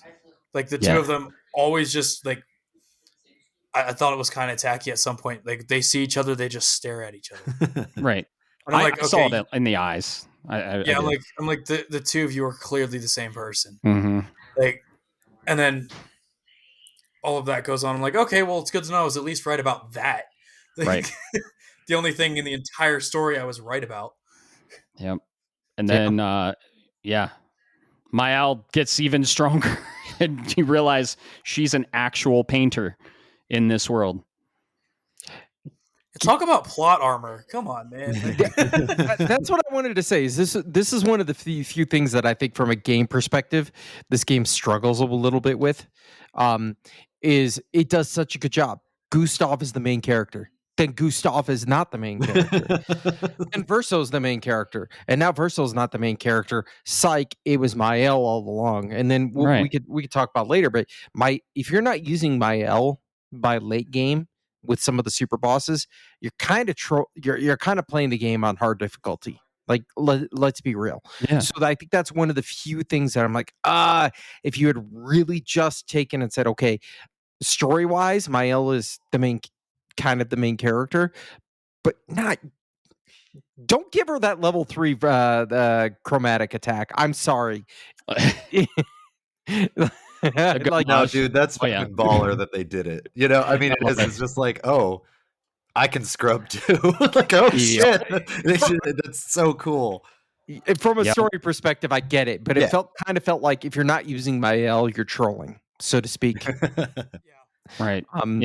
It was a little foreshadowed when you beat the paintress, and then Maelle actually gomashes her. Yeah. And you're like, oh. And yeah, dude, when her painter powers open up in her skill tree, she just gets even more broken. I was gonna say she was busted, and then they give you that, and it was like, you're gonna give me these tools to have fun with? Right. I love you guys so much. Thank you. From a gameplay perspective. Yeah. And this is our chance. You basically he's like, hey, you can return to Lumiere whenever you want, and this is our chance to explore the world, the entire world. In that moment, man, when Esquier flies up and you see everything, that's my high wind moment. And I cannot fucking wait to see that and experience that again in Final Fantasy VII Reborn. You mean the next one? Yeah, Rethera. I love the high wind track, and when the high wind will go up, and hopefully they do that. I think they will, but yeah, it was just crazy. Like the perspective change, it was so impactful. And it showed you the breadth and the scale of this world. And then you realize the whole map is shaped as a painting. And you're like, holy shit. And then you just get to go anywhere. It's amazing. Yeah, and starting with the flight, that was the exact moment where my bad mistakes started happening. I started ignoring all the red portals. I'm like, I'm going in here. I'm gonna try it. Got face checked, left. Like Yep. there was.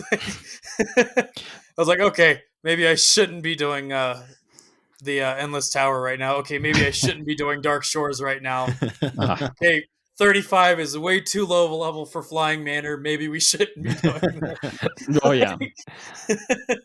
Yep. They give you free reign. And yeah, unfortunately. Yeah.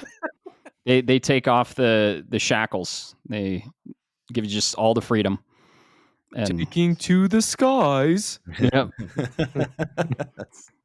God, what a great character. Like a weird fucking awesome whatever the hell he is. Like and also a beautiful thing of like, what would a child paint, like to make himself a friend. Like he's that, again, endless creativity, where they somehow, the developers somehow were like, let's look at this from this angle, because I don't remember if they tell us how old Verso was when he started painting this.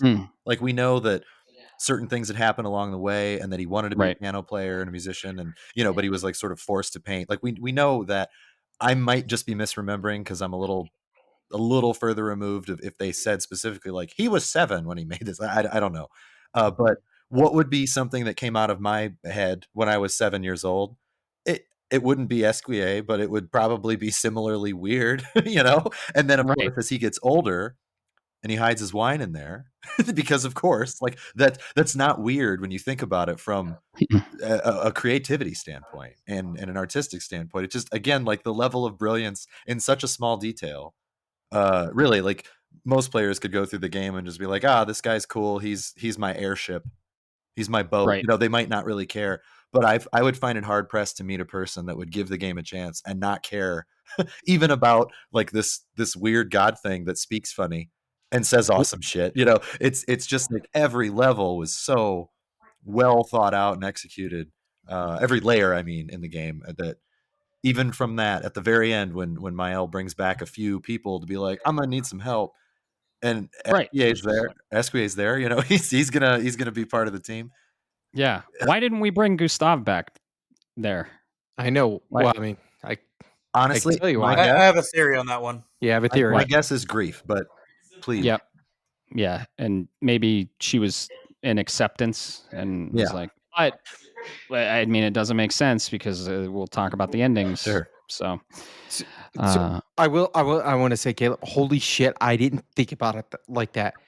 SK from a 7-8-year-old kid's perspective of, hey, how do people get from XYZ? Well, I just give him a friend who can fly. Well, how does he fly?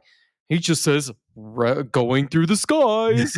Like, I didn't think about it that way. So thank you. Of course. I mean, an imaginary friend. I don't know if you guys had imaginary friends when you were kids. Yeah, that's why I'm saying that.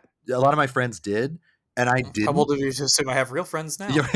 Like I was jealous as a kid. I stayed with my grandparents in my third grade year because my parents were out working on a movie together in Arizona, and I remember like making up an imaginary friend because I thought I was like weird for not having one. So I just like made up this thing that did not exist in my mind, and my grandparents were like, really? And I was like, no, I don't know what my problem is. Like I thought there was something wrong with me that I didn't have an imaginary friend.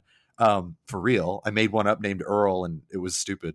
But like Esquier, if I was going to create something, this is like a literal creation of an imaginary friend that he brings to life for all of us. And I just thought, like, such a minor thing. And again, maybe I'm wrong. Maybe Sandfall Interactive, if they ever heard this, they'd be like, you're an idiot. That's not what we meant. But like, still, we all get out of things. We get something out of things, and art it's all different, you know, we all interpret things in a different way. But for me, that was just like every time I turned around, I thought of something else that they did that was so special.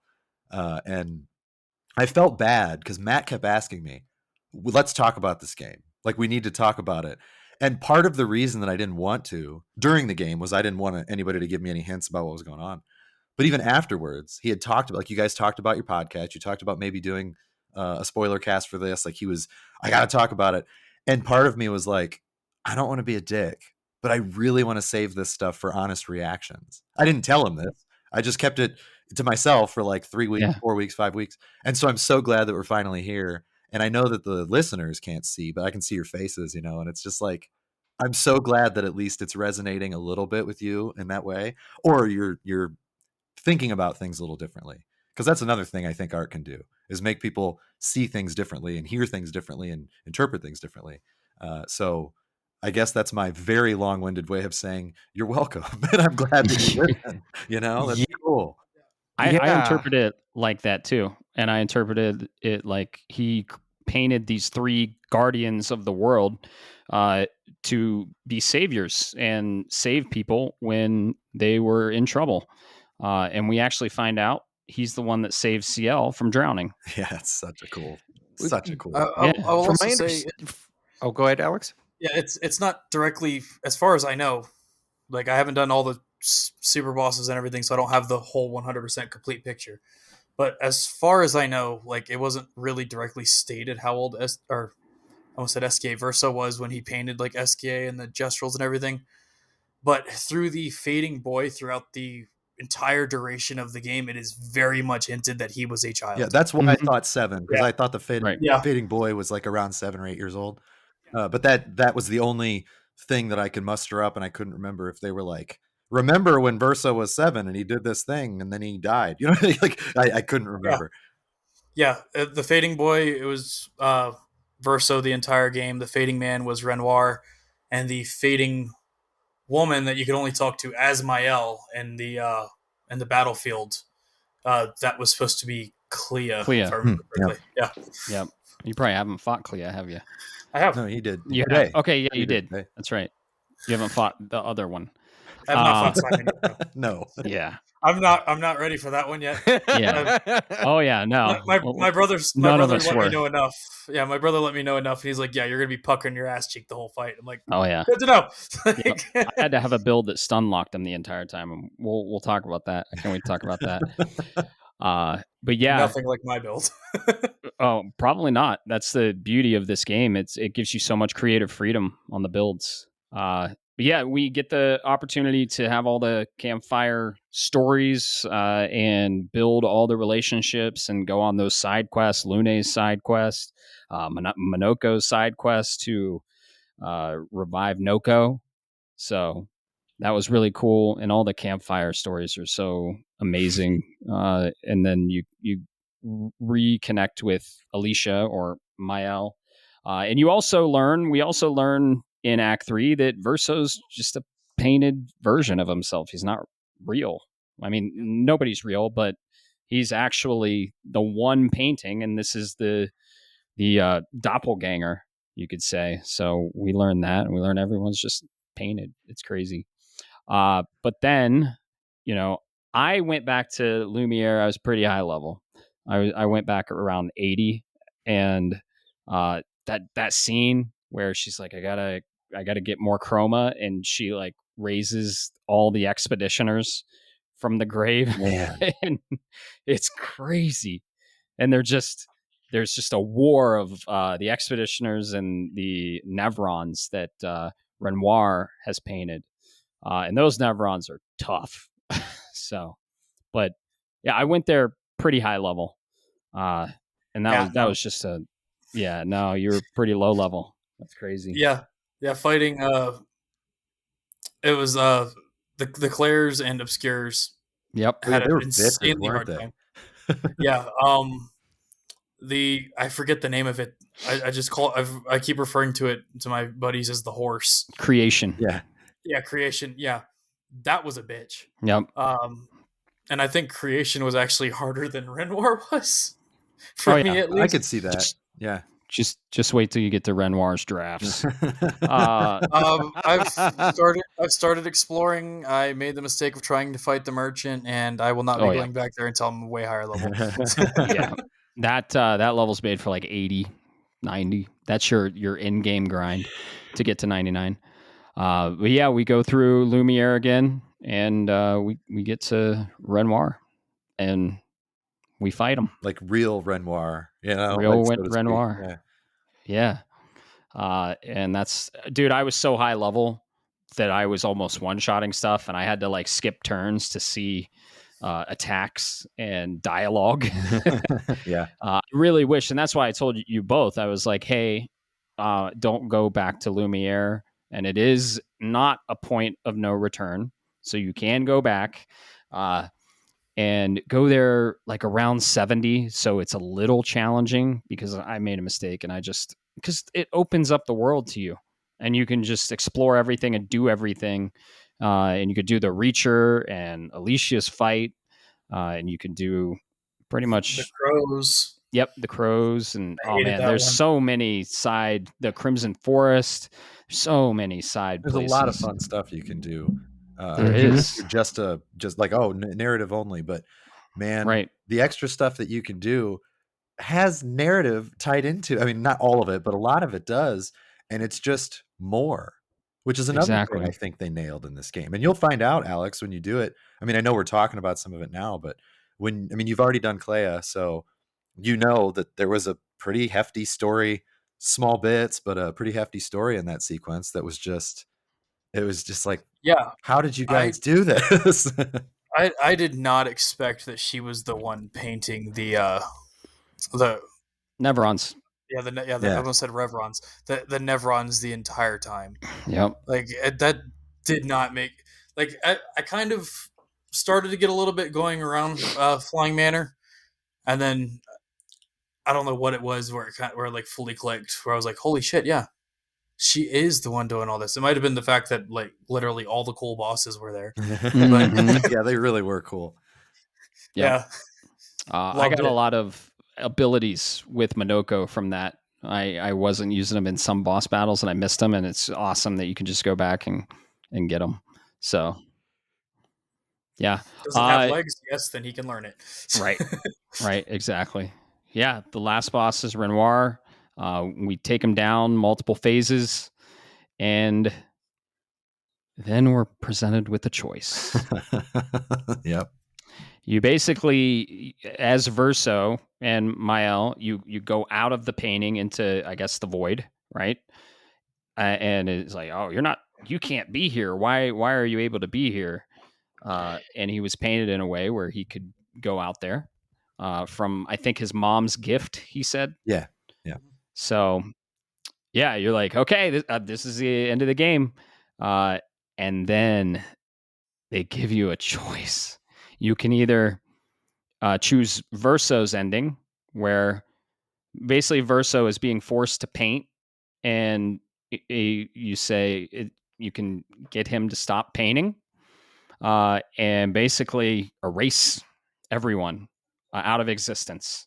Or you can choose Mael's ending, where you can go back into the painting and just live in a fairy tale world, happy, and bring anyone you want back, and live basically in the Matrix.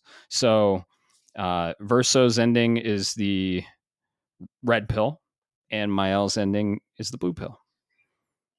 Right? Yeah. That's kind of a good comparison. You didn't necessarily know that when the choice was presented to you. You Right. could like guess maybe. That's but true. Talk about staring at the screen for a long dude. time. Now, 10 minutes. I'll just say, so like as a big Matrix fan myself, the red pill, blue pill, I would always consider myself like, yeah, red pill, let's see what's out there. Let's do this thing. It was the only time in my life, and again, what I was talking about earlier, where seeing what Maelle was going through, seeing the stages of grief, and seeing like how these people were alive to me after this adventure, this expedition.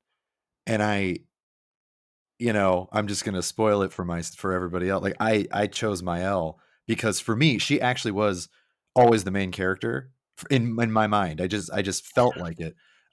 Even though you got to control Gustav and you got to control Verso, I just felt that she was the main character because she was special. You know, there was something about her.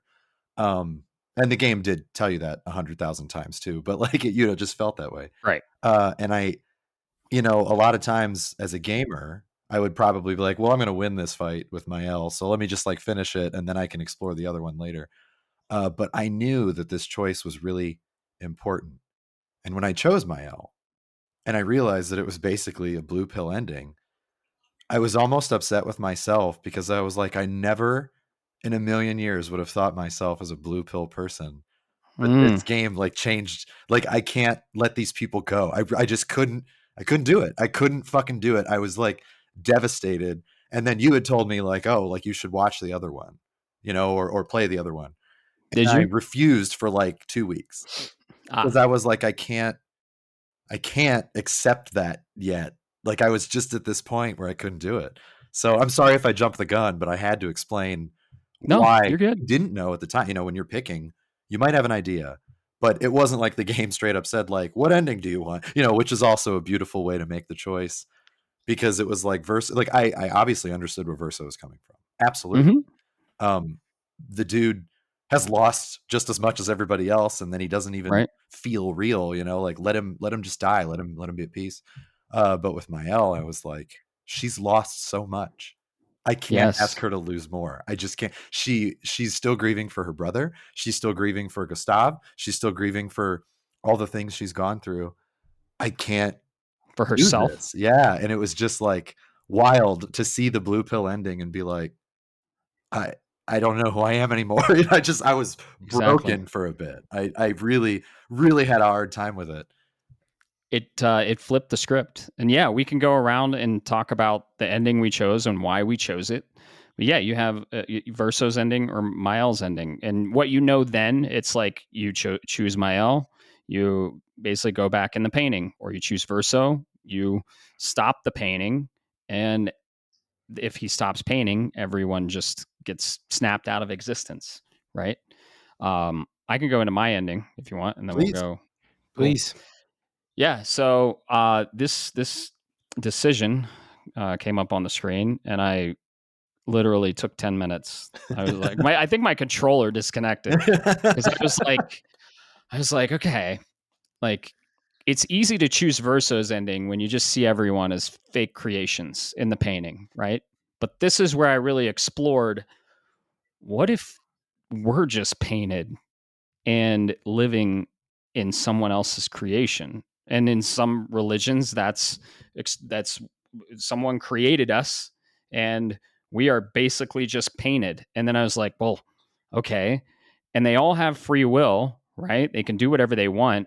So who am I to pull that free will from them and make the choice for them?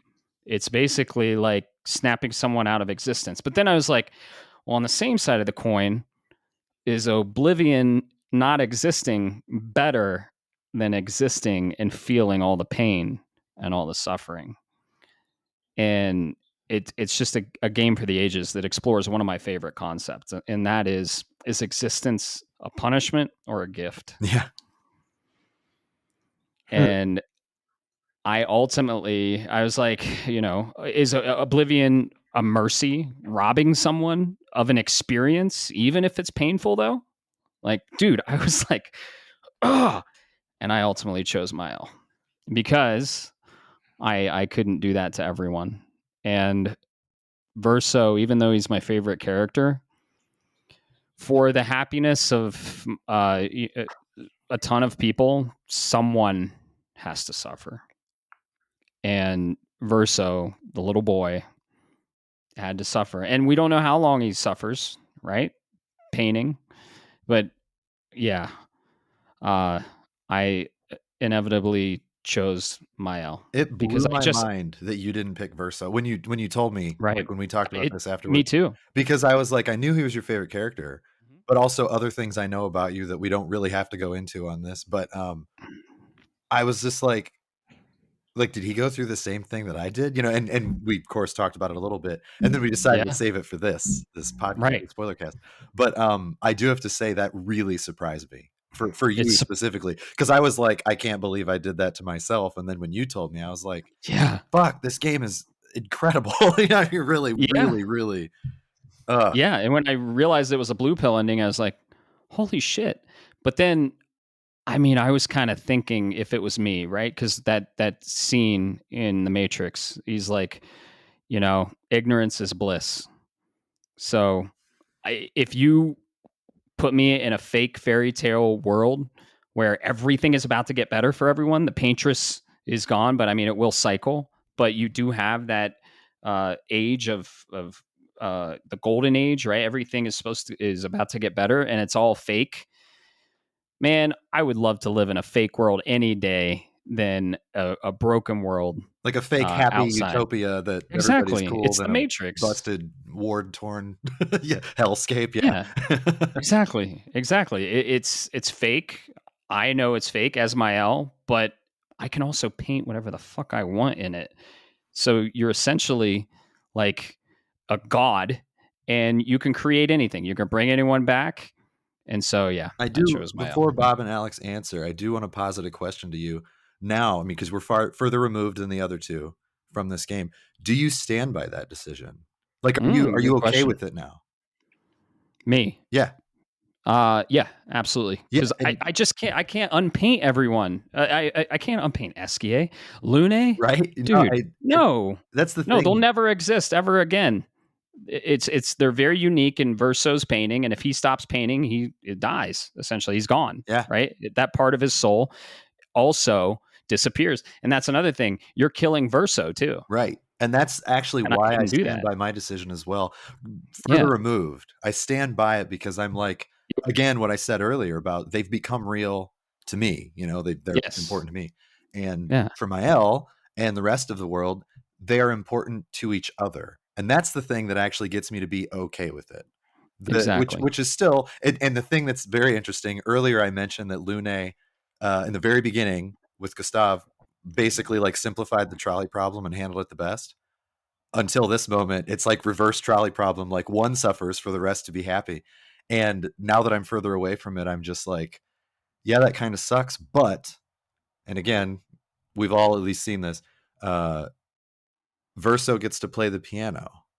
She at least, being the new paintress, being the, you know, Mael being the one that's sort of in charge of everything now, she let her brother do what he always wanted to do, even if it's not her real brother. He gets to play the piano. Now, is that fucked up? Probably, because whose decision is it to make? Not mine. But like, that is why I'm more okay with it, because it's like, you know, yeah, it's the relationships that you mend, and Ciel gets to see her husband again, and Gustav. I know Gustav comes back. Alex is like chomping at the bit to say something. I know. So you're up, buddy. I'm sorry, I'm long-winded. I love this game. Go for Before it. he gets into it, I will say the reason he's chomping at the bit is I know what everybody in this room, I know what everybody's decision was. So I'm going to leave it like that. Alex, please take it away, because I have a lot to say at the end. Okay, first of all, I know both endings. Cool. After I chose mine, was at peace with it and all that, and went to bed last night. I talked to Bob about it while I was at work today, and he told me watch the other ending. I chose Verso's ending. Point blank period. It was very cut and dry for me to make that decision, because I looked at it from the perspective of this man has already suffered enough pain in his lifetime for 1,000 lifetimes. Definitely. Like the whole point, the whole precipice of the game is this is a family that is grieving. If you pick Verso's ending, and Verso has to stop painting, the family can grieve properly because it's over. In my eyes, that was the actual, honest to goodness, happy ending, because you get the whole Verso funeral thing. You get the family who is now more at peace with what happened in their family than before. I'm sorry, I don't know if I'm loud enough or not. But you get the family that's now more at peace with things than they were before, because now they don't have, Aline clinging to this memory anymore. Sure. She's Right. not clinging to the canvas because it's got the last bit of Verso's soul, which was destroying her and destroying the family. That was the whole point of the whole game. Yeah, of course. So it was Yeah. very cut and dry for me to pick that ending. Like I looked at it like Verso has lived, as far as I'm tracking, 130 plus years. But again, how does time move in this world? Kind of like when you're in the grid in Tron, it's moves way slower. Like that's another thing I wanted to know is how does time flow in this world, right? Yeah. And did you see the date on his gravestone, on Verso's gravestone? I did not pay attention to that. I caught a light glimpse that it was like early 1900s. 1905, World War One. Really, yep. Which makes sense for, the setting being how it is. Yeah. We didn't have coal trains yet. We had, old trains. There's no light rails in France in 1905. Yeah, no. For me, he had already suffered enough. Like, it was just clear cut, dry. Like, let him go. Yeah. Did it break my heart watching Luna on the other side of the portal? Yes, She just sits down and just stares into your eyes. It did. It killed me, but it was just like, let the man die. Let him be at peace. Yeah. And your question, Caleb, do I stand by it after I saw Verso's ending? 100%. I am very validified of my decision because no way I'm Dustin Lune. But here's the thing. So- Here's the beauty of it. I actually, part of the reason it was a tough choice, I understand Alex's perspective 1,000%. Yeah, me too. I'm like, yeah, you're not wrong. You're not. Like that's another beautiful part of this game. That Right. like, because a lot of games, they'll give you like fake choices, artificial choices. And not to say earlier in the game when it was between like the Visages and Serene, I don't want to say it's an artificial choice, but ultimately it doesn't matter. You do have to do both. Like you have to do both to continue the game. This choice fucking mattered, like big time. Mhm. It really, and both of them, I feel like, I mean, maybe not, but after hearing us give our diatribe about it, I would hope that Alex is like, no, I kind of get that. You disagree, fine, but that you're at least like, oh man, that does make a little bit of sense why somebody would do that. But with yours, with the Verso ending, like I get it. It was so difficult for me to choose. Like, Yeah. I just innately, Bob, I'm gonna let you go before I say anything. Before I say anything else, because I can go on a whole rant about the Mael ending and how much I hate it. And that's also fair. It's totally That's fair. awesome. All right. Well, you good, Alex? You feeling? For now, unless you picked it too. All right. So this is why I'm laughing. Caleb, Matt, you guys chose Mael. Alex, you chose Verso. It took me all of 5 seconds to make my decision. I chose Verso. Yep. I did go back later and review Mael's ending, and Mael's ending gave me confirmation bias to why I chose Verso. The line that really struck me to the core was when you're right up before when you're getting ready to make that decision, and Verso says, and it may be after you chose him, but he says the line of, "This painting has made us all basically double down in effectively say we're all liars. This painting has made fools of us all." That line really struck chord with me because I believe it was you earlier, Caleb, that said when you were asking about what does this game mean to you, Yeah. like if you could describe it in one word, you said grief, if I'm not mistaken, right? Yeah. I said acceptance, because acceptance is the end of grief. Yeah. Remember, the 5 stages of grief do not have to come in a linear order, right? What Renoir, for me, and this is my perspective, what Renoir was trying to tell everybody is, if you do not accept reality, you will find yourself enveloped in a fantasy and you will lose yourself. Yeah. And that's what happens to Mael. It's amazing that that Verso gets to play the piano at the end, but in the end of his in that cutscene, he hesitates before he plays the piano. No, I'm so glad that you noticed that Mhm. too, because even though I definitely stand by my choice, and maybe it's just because I also am a piano player, and I thought he gets to do the thing that he truly loved, or some version of him does. Right. But that hesitation was enough for me to be like, was I wrong about that? Like maybe this Verso didn't want to do that. I don't fucking know, because he doesn't get to tell us. He doesn't get to tell us what he wants, because he's just had the 130 years of being pissed off that he exists,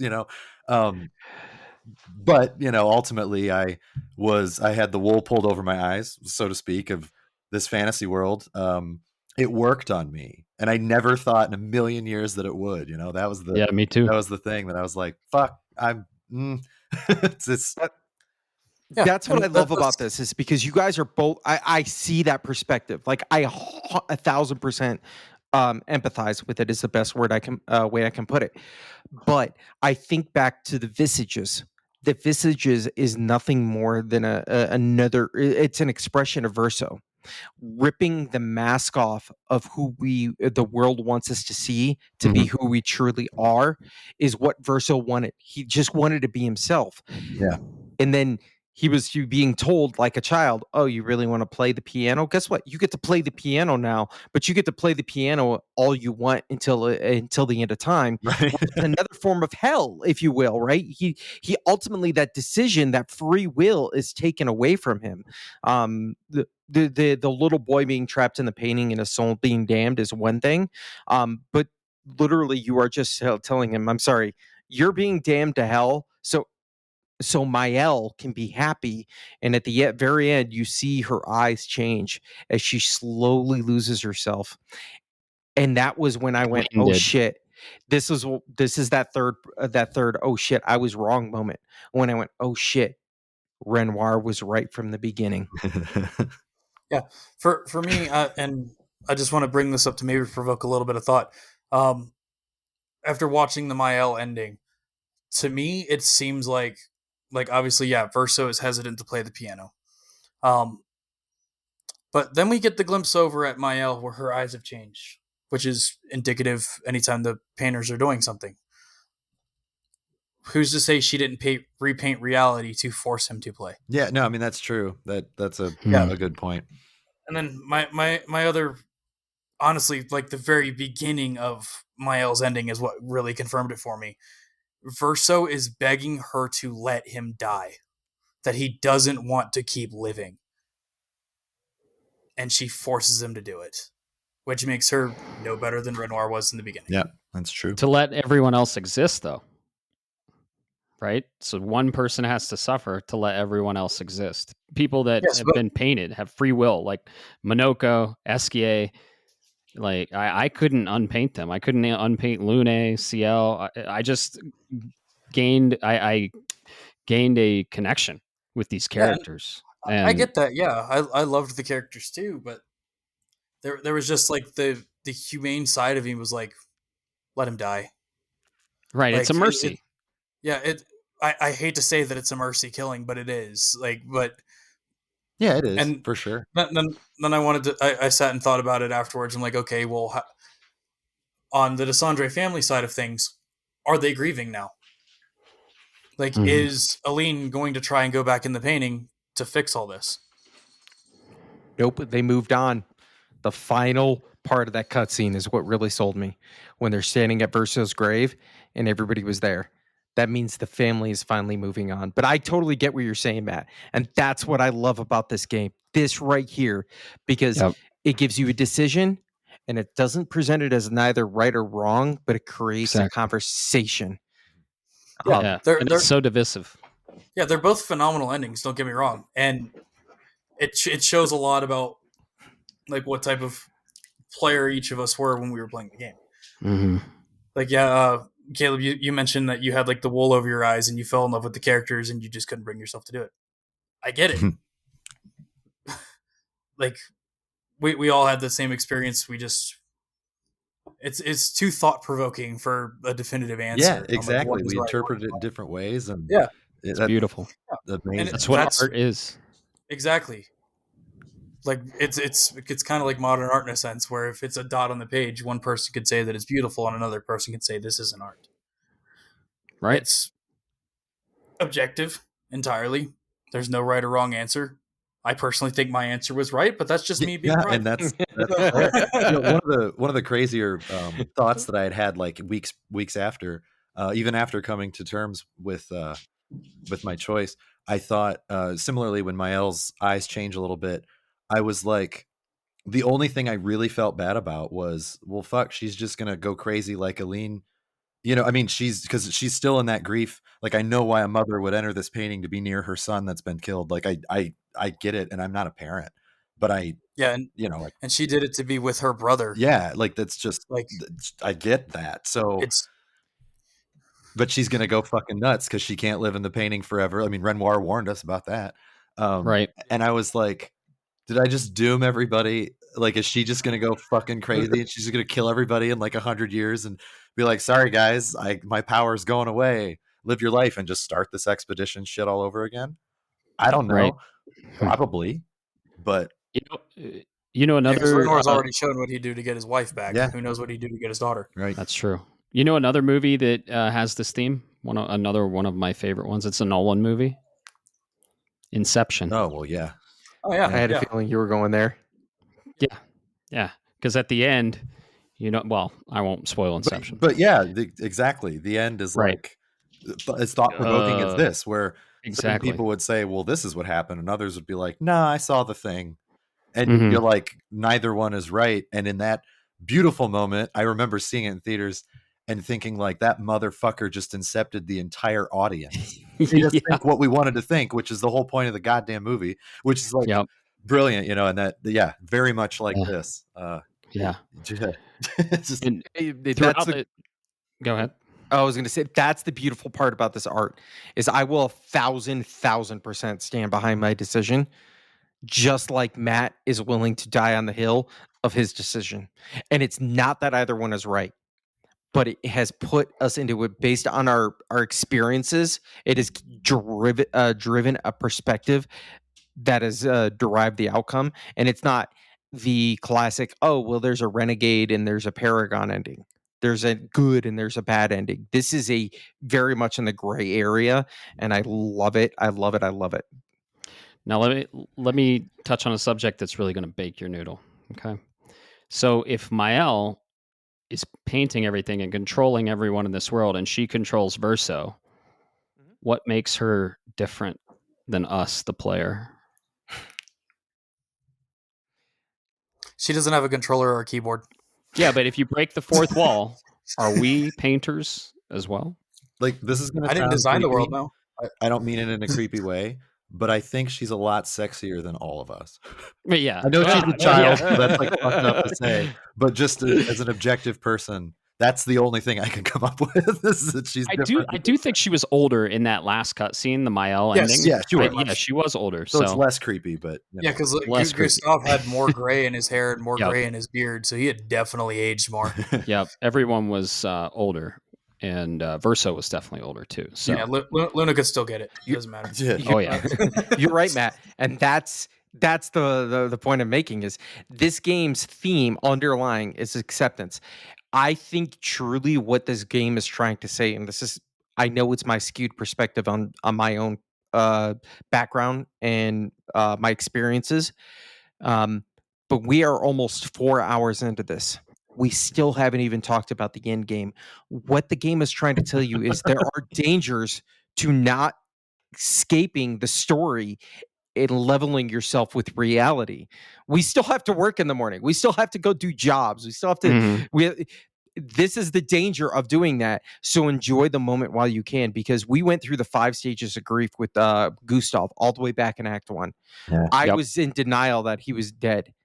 I was then angry. Then I was like, well, maybe Verso's not as bad. And then I got depressed because guess what?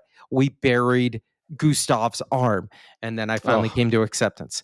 That part. We went through grief. So as far as I'm concerned, that's what this entire game was trying to lead us to. Yeah, and it was very interesting being the first one to finish it. And that's why I was trying to keep a pulse on everyone. I wanted to see the temperature as the game flowed, because I know what I experienced. I wanted to see different perspectives. Oh And man, yeah, I was just like, you want to talk about it? I can't believe you still did that, you motherfucker. Yep. Man, what a game. What a game. What a game. And it sounds like we're pretty divisive with our endings. And yeah, I stand by my ending. And I would much rather be in the painting with everyone painted, and I can't rob everyone of their free will. Like they were painted with free will, and that's not my choice. That's theirs. If they want to not exist, that's their choice, not mine. Well, I can't call do me it. a dictator because they're all getting executed every time. It's there was too much of a love for Verso come the end of the game. Like I spent the I entire loved game. Verso. He was my favorite. I spent almost the entire game hating him, and then towards the end, I was like, "Oh my god, I love him." And then already at that point, like by the time I even got to Renoir at the very end of the game, I had started hating Maelle. I'm like, why is she this godlike character? Why does she get to be, super, super important? Why does she have all this plot armor? Like, I've seen enough anime to know OP when OP is present. Okay, she was Goku in this world, and nobody can deny that fact. Like, it got to the point where I'm like, she kind of sucks as a character. So I just couldn't side with her. Interesting. There was no way I could. The subjective avenue of art, I love it. Yeah, and this game is dripping with it. Oh yeah. That was we could go on about this for hours. Yeah. Are we going to crack 4 hours on this podcast and talk about in-game and builds? We have to, right? We have to. I mean, This is a special podcast. It was a like 60-hour game when you platinum it, and you can't cram all that in 2 hours, man. And people can listen to this in chunks or however they want. Plus, this game was oozing with everything.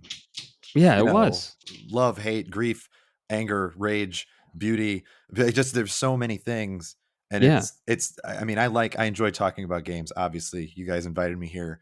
I love it. But I would. We love you. I wouldn't want to do it with just anybody because I want them to experience it for themselves if they haven't, even if they don't have any interest. I would push them there strongly, but this is, again, I think I said it in the beginning of this episode, where games like this don't come along, stories like this don't come along very often. Some people never experience this kind of thing. I mean, in their own way, they might find a different form of art that they love. Some people live their whole lives and don't hear music that means anything to them. And that makes me very sad, generally, excuse me, genuinely. And with this game, it's like, I joke that I could talk about it for 12 hours and probably still not cover everything. And I think that's true. I really think that if I play through it again in French or in English again, I'm going to notice something. I mean, I definitely pick up on things pretty well first time through, but there's always something else that's I'm probably going to cry halfway through the second playthrough and just be like, I didn't even think about this thing. Oh my God, who knows? But yeah, let's get into some endgame builds and talk about how to fuck shit up with the damage cap broken. That's a little bit more fun than this depressing end of existence, or right?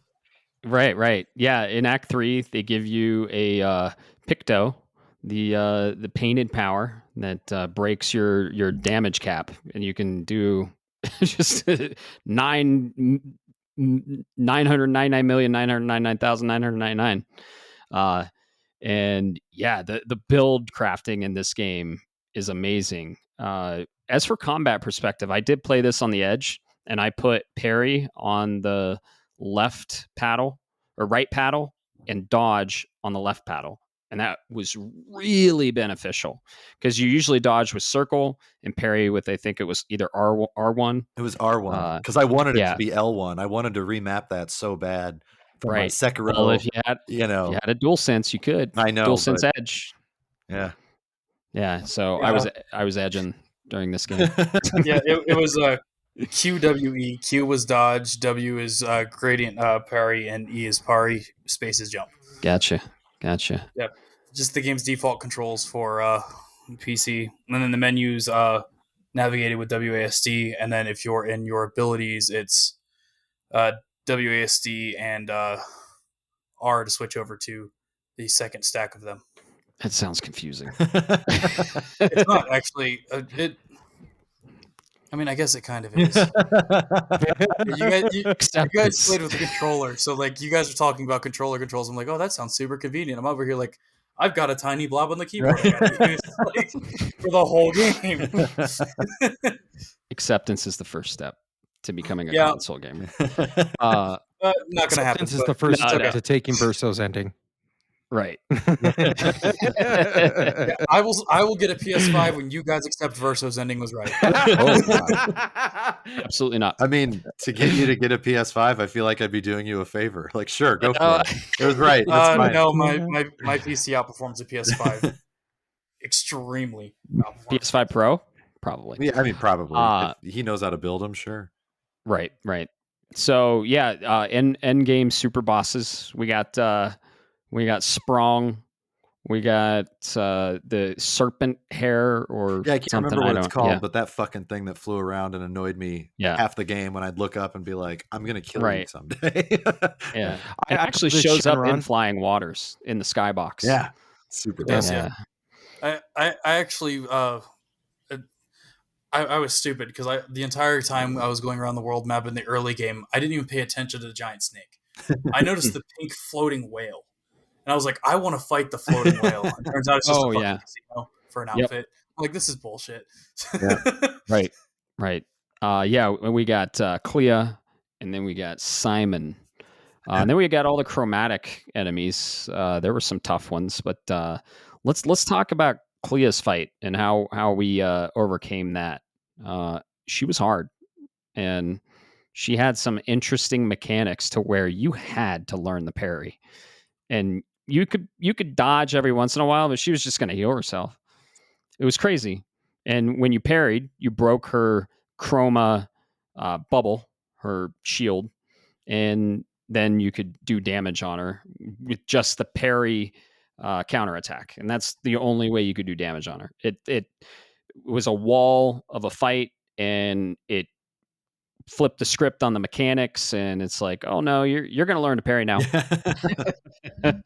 So I know, Bob, you were struggling on this fight, and then you came over, you kind of sat back from it. You had some time away from it. You came over and you fucking annihilated her.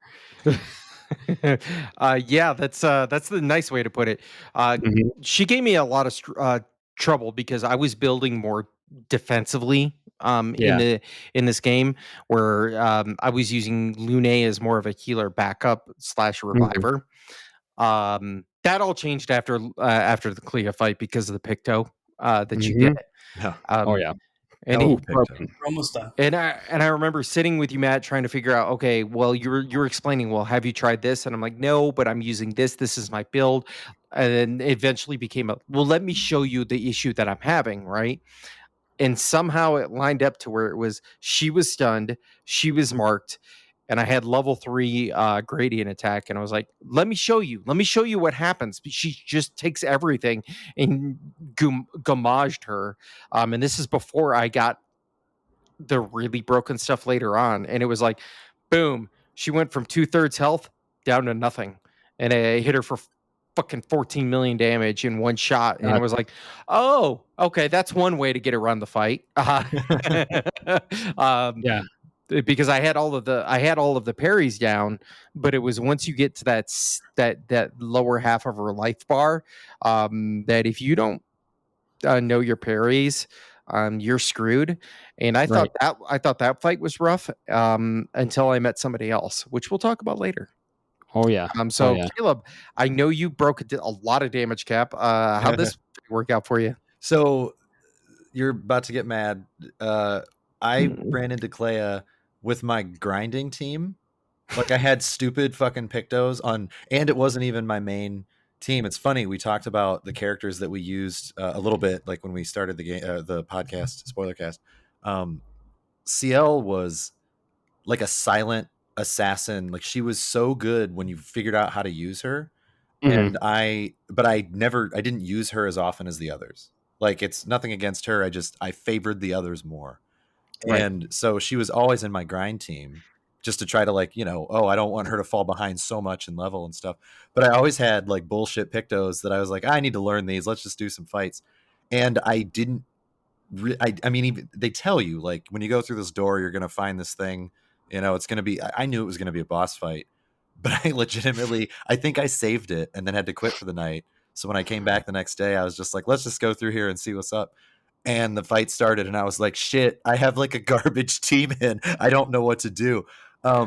So I did like trash damage for a little bit. I was just learning to fight. Got her down a little bit because we talked about it earlier. I forgot that dodge existed in this game. I always just straight up parried. I was risk reward, She healed for like 500,000 or whatever that number was. Yeah. And I was like, fuck. Like what do I do now? Like I had no idea. And then I was like, wait a minute. I can do this. Like I can come back from the brink. So I basically used my garbage party and like I one shot her. I mean I didn't kill her in one hit, but I got her the first try, and I was like really proud of myself. And I did think I was like, I wonder if that's the secret boss that everybody says is like an asshole. I don't know, because she wasn't easy, but she also wasn't like I wasn't that scared of like wiping. I was just scared I'm not going to be able to do it because she doesn't take that much damage from me. And eventually I had to like stun lock her and break her and just like keep her to get her down. And then I think I had texted Matt and he was like, no, not yet. And I was like, oh, good. It gets harder, but I was like, fuck, like, I was close. I was worried I was going to actually finally have to restart like a fight, because I hadn't up at that point in the game. I was like, but I had my shitty team in with like bad pictos. I think CL had like 1,600 health or something, like just a joke. Oh, wow. I had stupid pictos on her, and I was like, well, let's see what happens. And but yeah, it was a good fight. I thought it was thematically appropriate. I loved the way that it fit. I felt like an idiot for not realizing like one of the rules that I've learned as I age. I try to make it before I quit a game for the night or for the day, so that the next time I start the game, I can just go instead of like, oh, let me log in or, log in, not that you log into this game, but you know what I mean? Let me load my save and then like fuck with my build forever. Like I'm not going to do that. And I actually became a hard rule for me with The Witcher 3, which was way too late in my life. But I knew that if I started the game and the mission was not like 2 feet in front of me, I was going to play for 16 hours and not do the one thing that I started to play for. I would end up on the other side of the map.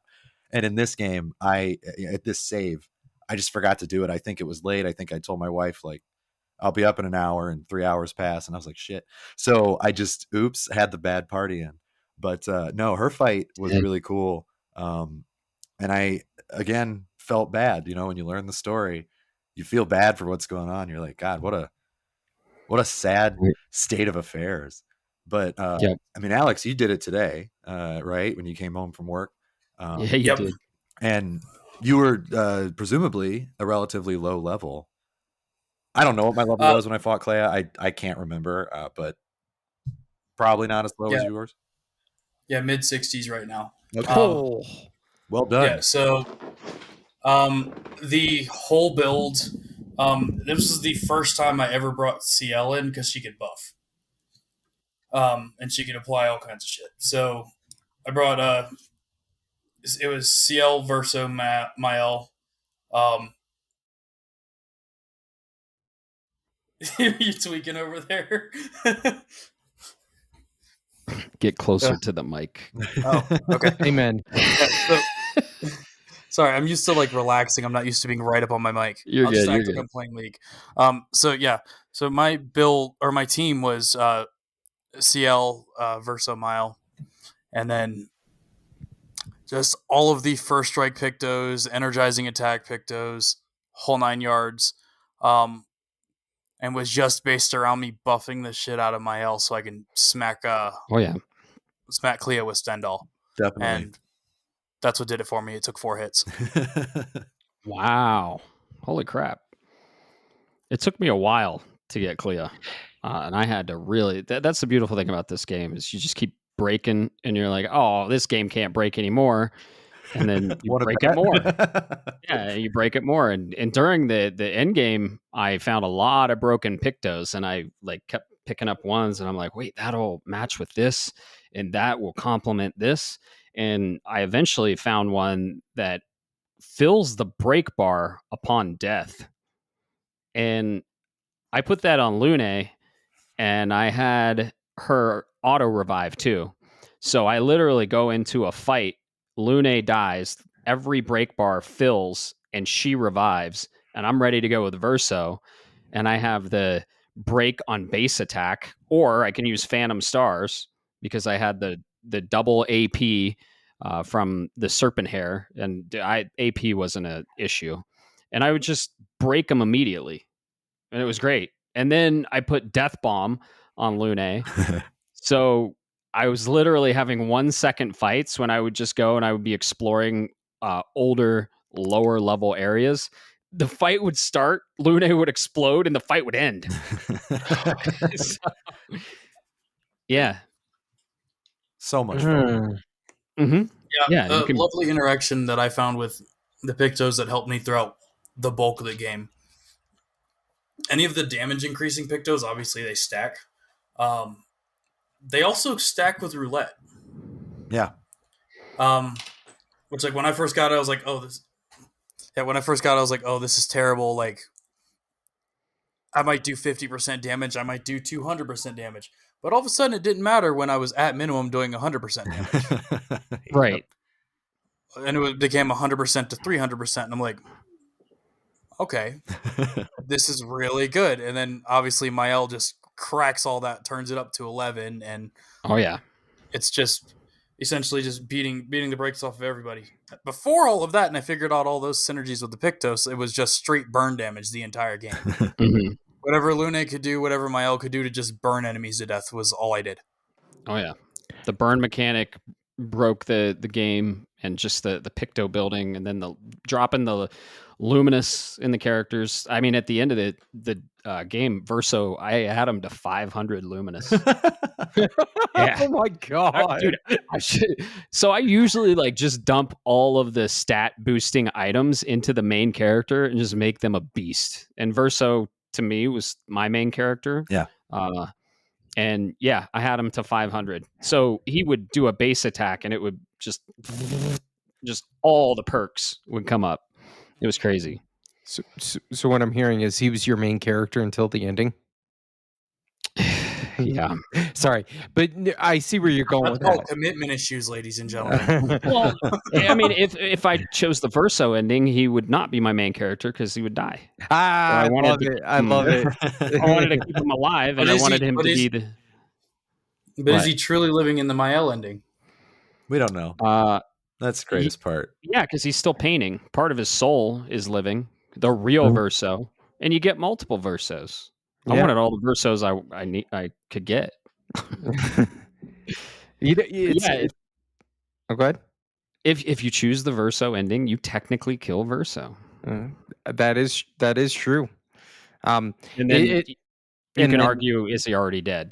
Because he technically died and his soul's... Oh, God, damn it. You see, you already got me going. I was about to say it, motherfucker. Yeah, if you choose the Verso ending, though, you do get to force Mael to suffer reality like the rest of us. Right. Reality sucks. I couldn't do that to Gustav. He was protecting her for a reason. She must be protected forever. Gustav will live on in her Gustav's remembrance attack. That's true. Yeah. You guys got that when you kept doing his journal? Every campfire scene, I would go and look at his journal. And what? Speaking of journals, I'm sorry. We forgot to mention this earlier, or at least I forgot to mention it. I wanted to bring it up. I would like to mention and nominate that while Expedition 33 is the best expedition, or the disaster expedition, Expedition 60 is full of fucking chads. Oh, yeah. Was that the drunk expedition? No, that's the expedition. All right, so you probably, I don't know if you saw it. It's in Lumiere. Expedition 60 is the expedition that said, We don't need weapons. We don't need uniforms. We only need our bodies.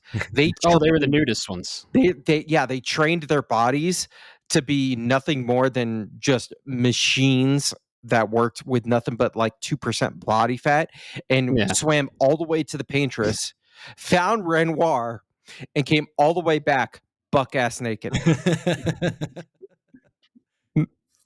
It's so beautiful, honestly. It's so much beauty in that world. Yeah. Shit, I don't remember where I was going with that one. Oh yeah, I remember, Matt. So you mentioned the death automatically having Lune drop. That's where I finally realized, oh, you can break the game. I did that Oh, yeah. exact same thing with the final super boss. Whenever you guys want to get into that, that's what I did. Is I finally just had everybody die, come back to life, and then oh shit, they came back to life and they're all buffed. Right. So, yeah. I mean, we can get into that super boss if you want. I mean, Alex, are you cool with that? Because you clearly haven't gotten there yet. Yeah, that's fine. Okay. I don't care. I'm probably going to do it tonight. So, what do we all think of Simon? I'm gonna let Bob go first on this one. Yeah. Fuck that guy. So Simon was the I had to finally accept that I'm getting old in video games moment. Because I could not parry him, and then anytime I was like, "Oh, I'm finally getting to where I understand his attack patterns, and I think I'm good," the game cheats again. So eventually, I broke down, and I was like, "All right, I'm not going to look up a guide on to beat him, but I need to know some tips." So that's when I eventually started looking, and I was like, "All right, what are some tips? What are some things that are going on?" And then I understood if you stack up the pictos in the right way, you can one shot him. Straight up just one shot him. And I did that exact same thing you said, Matt, where I had specifically I had Verso, I had Mael, and I had Ciel, and Ciel and Verso automatically died and then came back to life and created buffs for Mael, and then it was simple. As soon as I got that opportunity, Mael did I don't remember the name of it, where she drops herself to 1 HP, she gives herself a bunch of shields, and then because she's at 1 HP, she stacks a bunch of Pictos. Oh, and she has inversion affinity, so she's inverted on top of that. All right, cool. She goes away. Verso comes back and marks or breaks Simon, then marks him, and then Ciel goes, "All right, cool. I'm going to double the damage on Mael. Oh, by the way, it's Mael's turn. Let me go ahead and hit you with Stendhal. Congratulations, you did 79 million damage in one shot." Holy crap. Yeah. Dang. That was how I did Clea. Oh, wow. Yeah. I got to Simon and saw some of his attacks, and I was like, nope. Just especially his third phase, dude.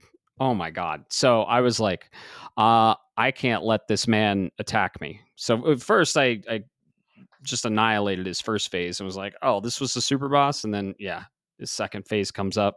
His sword just gets comically big, and he has like echoes of the attacks. It's nuts. And I was like, I can't let this man attack.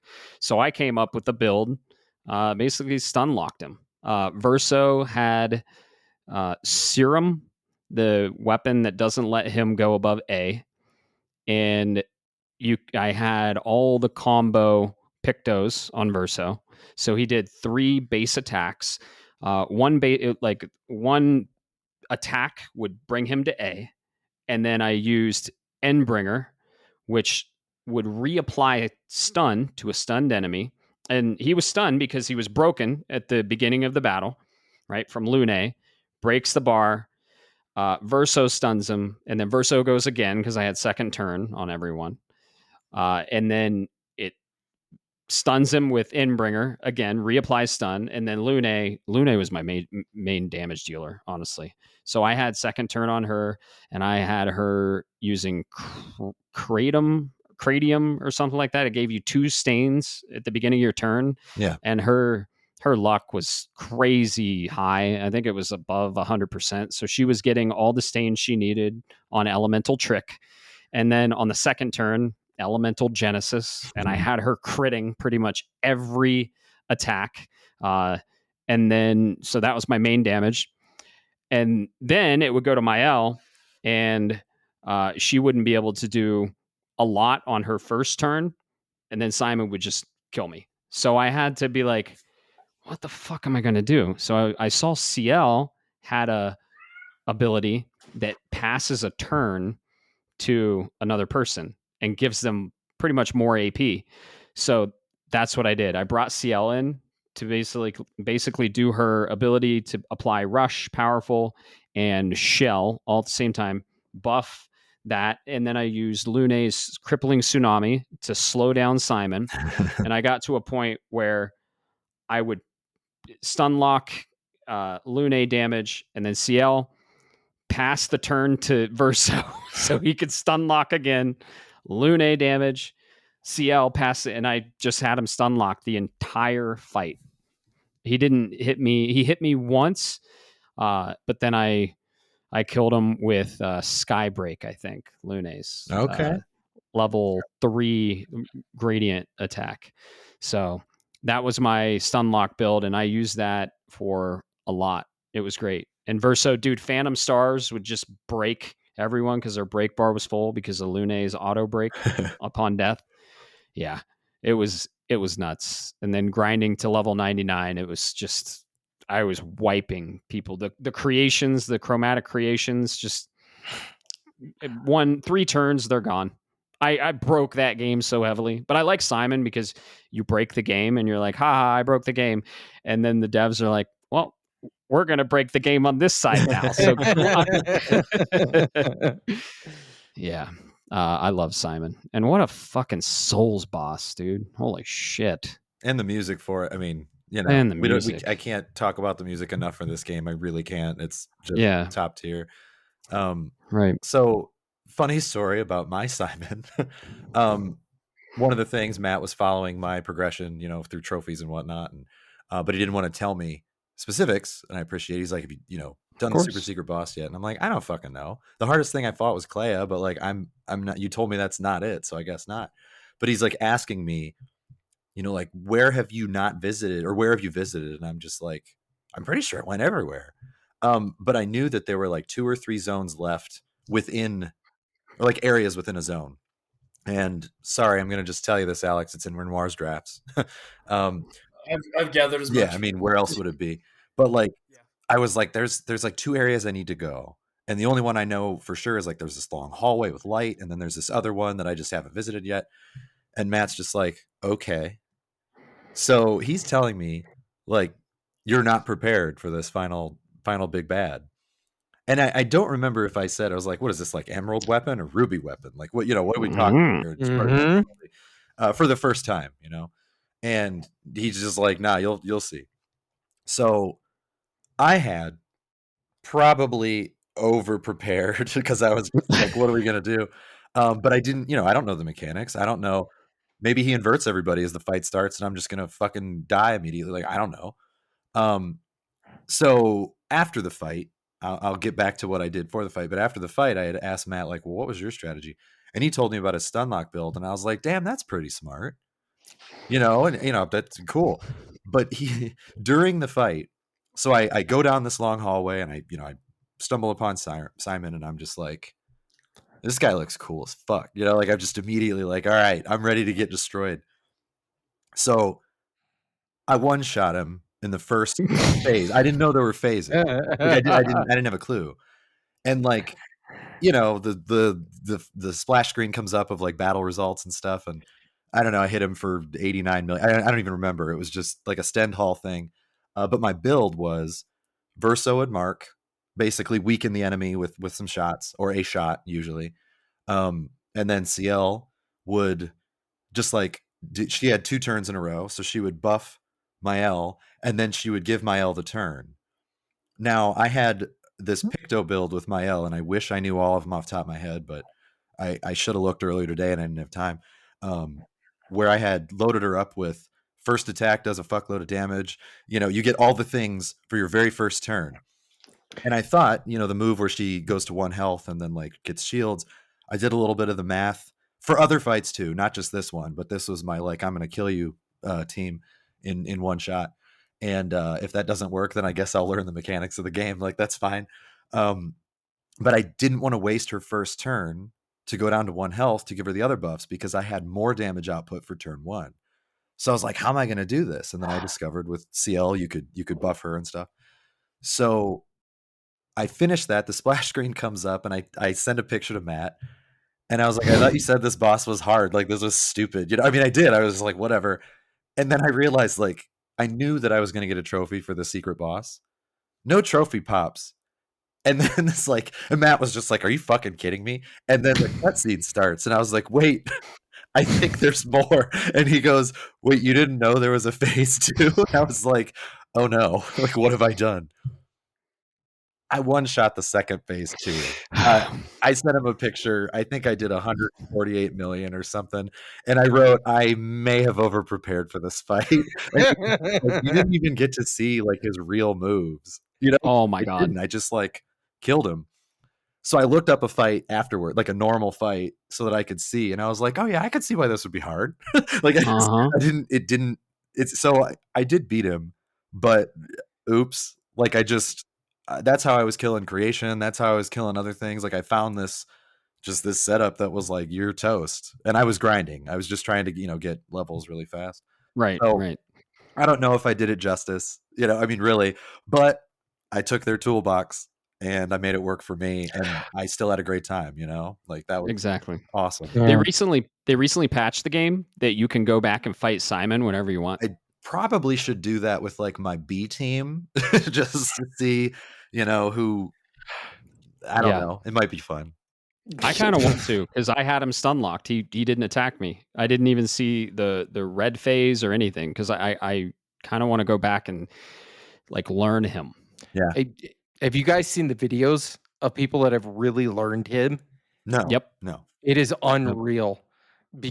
So to give you the idea, Caleb, so that first phase, he'll attack and it's like boom, boom, there's cadence to it. Well, then during the second battle, his attacks now have the shadow attack. So if it's let's say in his first fight, it's bop, bop, bop. Now it's bop, bop, bop, bop, bop, bop. Well, the problem is, and I'm not going to spoil it, but the game cheats during the second battle drastically, and fuck it, it spoils it, right? Yeah, no, go for it. Spoilercast. If you get him down to a third, like I want to say it's around 1/3% of his health, he gomages your primary party. That's awesome. That's very cool. So, and then he goes, oh, by the way, instead of being pop pop pop pop pop pop, it's pop pop pop pop pop pop pop pop pop. So you have to do it not twice, but 3 times on the shadow. 3 triplets. I'll take it. That's fine. I've seen people who have locked in on that, and I don't have that level of weaponized autism.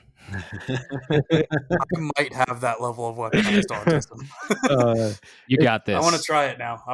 Yeah. Oh yeah. I think you could do it. I think you could definitely do it, Alex. It's unreal. Which is why I one-shot him, just like you. Yeah. I mean, I guess I didn't know. I just did it because Matt scared the shit out of me, and I was like, I don't know if I'm like, I figured, because I'll just tell you the move I did. Part of my setup for it was to fill your level 3, and I was like trying to figure out, is Stend Hall stronger than Gommage? I didn't know, and so I was like trying it on other bosses and stuff for my first attack with Maelle after buffing her, and like I just still couldn't really figure out if it was the better choice until I fought I want to say just like some creations. I was like changing my build all the time to fight those to see how fast I could go. And then I was like, yeah, I'm going to just do Gommage on this guy. Also because it was thematically appropriate. Can I say there is what you're saying right there? about the testing. Yeah. This is one of the few things about this game that I really hope later on, if we get a sequel, whatever their next creation is going to be, that was sorely missing with this game. And I please, maybe they can patch it in, which is please give us the ability to do loadouts. Yeah. Oh yeah, for I sure. did want loadouts very much when I was playing. And that was another thing that I kind of like, double A team, small studio, we got a masterpiece in this. I'm just going to sort of overlook that. But like, man, would it have been nice to be like, like 10 loadouts, just like, let me pick these teams for, I don't know, magic based or speed based or whatever. I do agree, I think. And elements, because elements play in this game. I feel that way about Final Fantasy VII Remake and Rebirth, like material loadouts. Fuck you guys for making me have to like redo every Chadley thing. I mean, yes, Right. it's fun, but also, just at a certain point, I think I've earned it, and I do agree for sure. Yep. All right, cool. I'm glad I'm not the only one because I was screaming the entire time when I built a one-shot build, but I also had a build that allowed Lune to nuke pretty much anything on the map, because I was running I was running 100 over. It was like Matt saw it. It was like 113% crit chance on her. So then it was all right. Cool. I'm going to do elemental trick. Get one of every elemental site, and then I'm going to do elemental genesis. Cool. Congratulations. I win the match. But that doesn't work against Simon. So be a loadout. I'm so excited to hear when Alex does when he tries it, like how this goes. I can't wait. Yeah. Please report back. Bob will probably be the first one to hear about it. He'll probably get a phone call of me in tears or some shit if I'm doing terribly. Excellent. Yeah, and if one person dies when you're fighting Simon, he just ejects them from the battlefield. He's like, nope, bye. If you don't revive him. Yeah. That's perfect. That's great. I know. That's a secret super boss for sure. Oh yeah, he's a wall for sure. And he is the one that killed Clea's Axon. He's the one that dropped all those swords on old Lumiere. So, yep. So he is the final boss. He is indeed the final boss. He's also what? Oh yeah, he's yeah. I mean, it's a spoiler cast, and people. Well, it's for Alex's sake, right. He's Clea in the real world. He's Clea's boyfriend. Yeah, and he was part of Expedition Zero too. Yep. Yeah, he was Verso's friend. I like to think that he's actually Simon Belmont, and he's just the thick crossover that we didn't know we needed. He's berserk. He's berserk. Yeah. Right. Yeah. That sword. Dude, so many amazing inspirations. Wow, what a game! That man, our game of the year, a game for the ages. Just wow. We had a lot to cover. And if you made it this far, thanks so much for hanging out with us for over 4 hours. I would recommend consuming this podcast in chunks, maybe. It's too bad we can't say that in the beginning. Right. If they've gotten here, that's not helpful. But you're right. I'll put it in the description. There you go. I did want to say one thing I wanted to mention, but yes, please. Like at the very beginning, and I talked about like knowing certain French terms or being able to hear the lyrics and ask my wife for help and all that.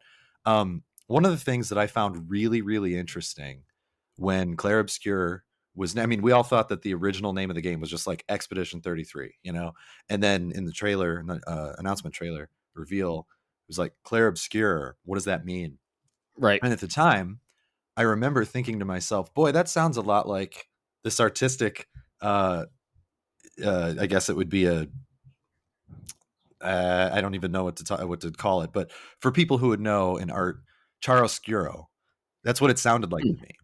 And for those that don't know, what it means is basically, it literally means light dark. We know that Clair Obscure also means light dark, but it's I think it's Italian. I'm not sure. Italian. Chiaroscuro is Italian. And that was actually when the game started, what made me wonder if we were in a painting earlier than was ever hinted, because it's all about art and we're talking about art. But it was, again, quite literal. And I just thought that was also amazing that chiaroscuro, I mean, that's what it means. That's a translation. The French version of that, light dark, is Italian's chiaroscuro. And that's, I remember asking my wife when the game finally got here, and she was like, "Oh yeah, that totally makes sense." And I was like, "They're in a fucking painting, like this is," it's just like freaking out. That's crazy.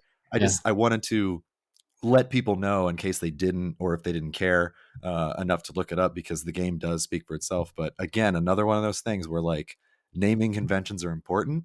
You can pick up on Right. so much in a world just by paying attention to the terms. And I just thought that was cool. And I didn't want to say that in the beginning of the spoiler cast, because we were working our way through, and I didn't want to be like, if you've never played this game, bleh, obviously we're Right. listening to a spoiler cast, but 10 minutes in, they might change their mind and be like, damn, this game's that good.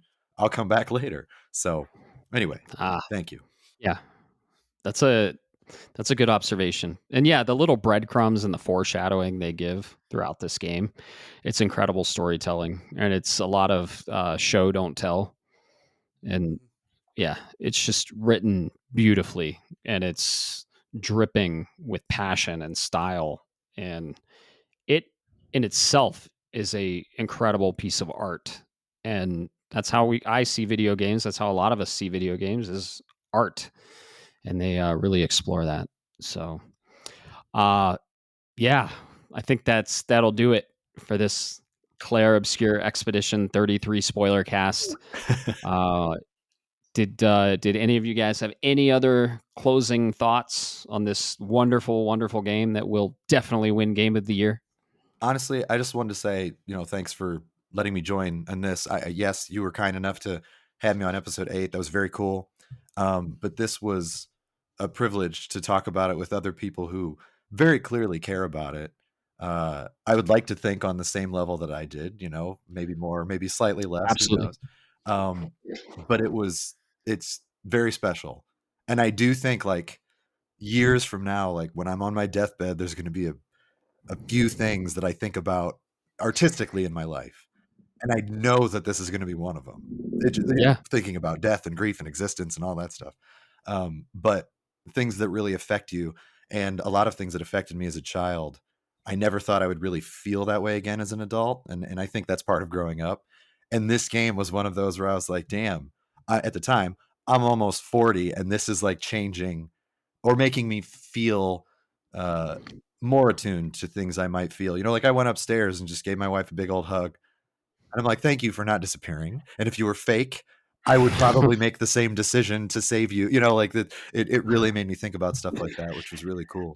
So anyway, thank you guys for giving me the platform to at least blather on in my blovial, the words that won't stop. But I really appreciate it. It was cool. It was a great time. It's great having you on, man. And I've wanted to talk about this game with you for a while. And I was just texting you, and I was like, let's talk about it. I was like, we got to have a spoiler cast for this.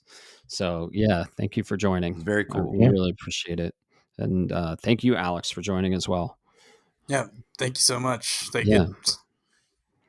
I'm happy that I was actually able to enjoy the game finally. Like, I don't have much time to play single player games. I game mostly with my wife. It's a lot of League of Legends, unfortunately. I guess I'm a glutton for punishment. Welcome to the party. Yeah. But I was finally able to sit down after listening to Bob praise it and praise it and praise it. And I was like, Jesus, if it's this good, there's no way it's this good.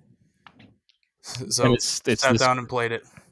And fell in love. Honestly, for me, this game felt like the first time I booted up Legend of Dragoon when I was 8 years old. Hell yeah. That was my first RPG, fun fact.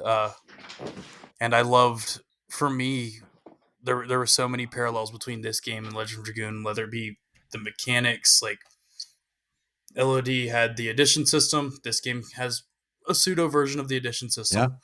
Yeah. That I absolutely loved. A really in-depth story. Like if this was a PS1 title, it'd be across 4 or 5 discs, just like, the great PS1 RPGs. And like this feels like the last video game for me that felt like at least was art in its purest form with Shadow of the Colossus, and this kind of like re-hit that for me. So it gave me everything I loved about RPGs prior, aside from, the fact it's not Oblivion. And everything I've loved about like art in video games, soundtracks in video games, and just threw it all together in this really confusing and awesome story. And fuck, it came out brilliant. I do have Yeah. an easy to answer question for you real quick, just because you mentioned Legend of Dragoon. If you heard tomorrow that Legend of Dragoon was getting a full-on remake, PS5 exclusive, would you finally buy a PS5? Fuck yeah, I would. Yeah, you would. Glad to hear it, because I've been clamoring. I was hoping that Point Mhm. was working on a Legend of Dragoon, but anyway. Yeah, there is actually somebody doing a fan game entirely on UE5 for Legend Oh of my Dragoon God, right give now. it to me. It started on Very UE4 cool. and then transferred it over to UE5. Sorry to like any derail. other I game just we needed know. to know. Yeah. Just to add on that concept, I invoking that feeling again of that game that holds a true place in your heart. And I was like, is nostalgia kind of the blinding factor here? Is anything ever going to go in the upper echelon of Final Fantasy VII, you know, Assassin's Creed, Black Flag, Legend of Zelda? Is anything ever going to go up there in this day and age, or was that time over? And experiencing this game, I was like, holy shit, it's happening again. This is amazing. And Yeah.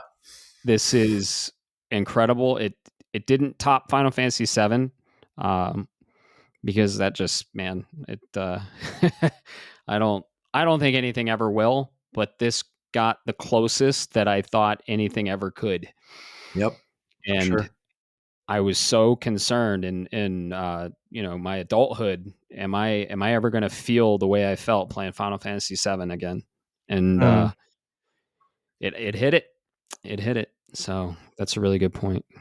And I will say this game has slowly started to eclipse Dragon Age for me. Yeah. Yeah. Like once I have more time to process it, go through New Game Plus, like I think it very much will. It's not going to dethrone Oblivion or Legend of Dragoon. That's never going to happen. But yeah, it's up there now. Awesome. I'll give you this one, Alex. All right. So this is going to be this is actually for you, got all of you, is don't say never. Okay. In the realm of RPGs, I think at where I'm at in my life as a father, as a married man, as a middle-aged gentleman, I think this tops the RPG list. It doesn't top the video game list. Simply because I think there are some things fundamentally about it from a video game design perspective that need improvement. Sure. Which we've talked about, right? But from an RPG perspective and the ability to leverage, and like I felt for Gustav, I felt for Verso, I felt for Renoir by the end of it. Mhm. By the end of if I can go through that entire emotional cycle, I'm sorry, you're going to end up at the top of the list at the RPG realm. Now, as for video game, that's a different conversation. I will say this is my final closing thoughts. Once in a while, there comes along a game that makes you think about it for weeks on end, that makes you theorize, that calls to you, that makes you go, whenever you play another game, you go, this is a fun game, but this isn't XYZ. I think of things like Metal Gear Solid, the original. I think about things like Bioshock, Mass Effect, things of those games. I think, in my opinion, Clair Obscure is that level. Is that level, and it wasn't until very, very recently, and you and I talked offline, Matt and Caleb, that any other game that I played, it didn't taste the same. It didn't feel the same. Until today, today, when I finally picked up another game, and we'll catch it on the next episode of Shapes, where I was like, holy shit, now I remember what makes games fun, right? Clair Obscure absolutely is so good, it makes everything else taste like pond water. Yeah, I followed it up with Doom: The Dark Ages, and it kind of it hurt Doom a little bit for me, just because Yeah, it was. I still need to finish Doom because of Claire. I don't know if I'm going to get to it now at this point. It's a bummer Yeah. because you don't want to take away from the other good games. Like that's my problem. I didn't want to play anything else for a while because I was like, that's not right. It's not what it's about. So I played a bunch of comfort things that I've already played. Because I was like, this is fine. I can get through this. And then Death Stranding 2 will be the next one that's like for real, which is super exciting, by the way. But yeah, Claire was like that good that it was just like, man, I know I'm not going to do the next game service if I start it right away. Like that's just not fair. So I didn't. I waited. Yeah. What a beautiful, wonderful game, and I'm so glad to exist in this time of being able to experience it. So, what a wonderful experience! Incredible. So, that's our deep, long thoughts on Clair Obscure Expedition 33. We talked about it for almost 5 hours. We're all very passionate about it. It's all of our game of the years. So what do you guys think of it? We want to hear from you. If you played it, we want to hear your thoughts. And the best way to do that is on Discord. If you're already part of the community, thank you so much for being part of the community. But if you're not, where can they find out how to be part of our awesome community, Bob? Oh man, you're gonna put me on the spot. It's a long night, but anyways, you go to linktr.ee/shapes of gaming. That's a link tree. So linktr.ee/shapes of gaming. There you'll find all of the links to all of the podcasts, as well as the link to join our Discord server, and come along and be part of the community. Yep. Awesome. We have a really cool community there. We're always talking about games, and we love talking about games clearly for hours and 43 minutes into this podcast. So again, thank you so much for listening. If you listen to this whole thing, you are a dedicated listener and you love Clair Obscure Expedition 33 as much as we did. So and thank you all. Thank you guys for being on here. And thank you to our guests, Caleb and Alex. We really enjoyed your presence Hell yeah. on the Spoilercast. And with that, we continue. And for those who come after. Shapes of Gaming is a podcast shaped around gaming and, most importantly, our community. That's you. It is written, created, and recorded in beautiful Colorado Springs, Colorado by me, Matt Stenson, and my good friend Bob Harriman. If you would like to be part of this amazing community, be sure to like, subscribe, or follow us on all the social media platforms or the podcast app of your choice. Thanks so much for listening, and always remember, keep the conversation going, and most importantly, keep gaming.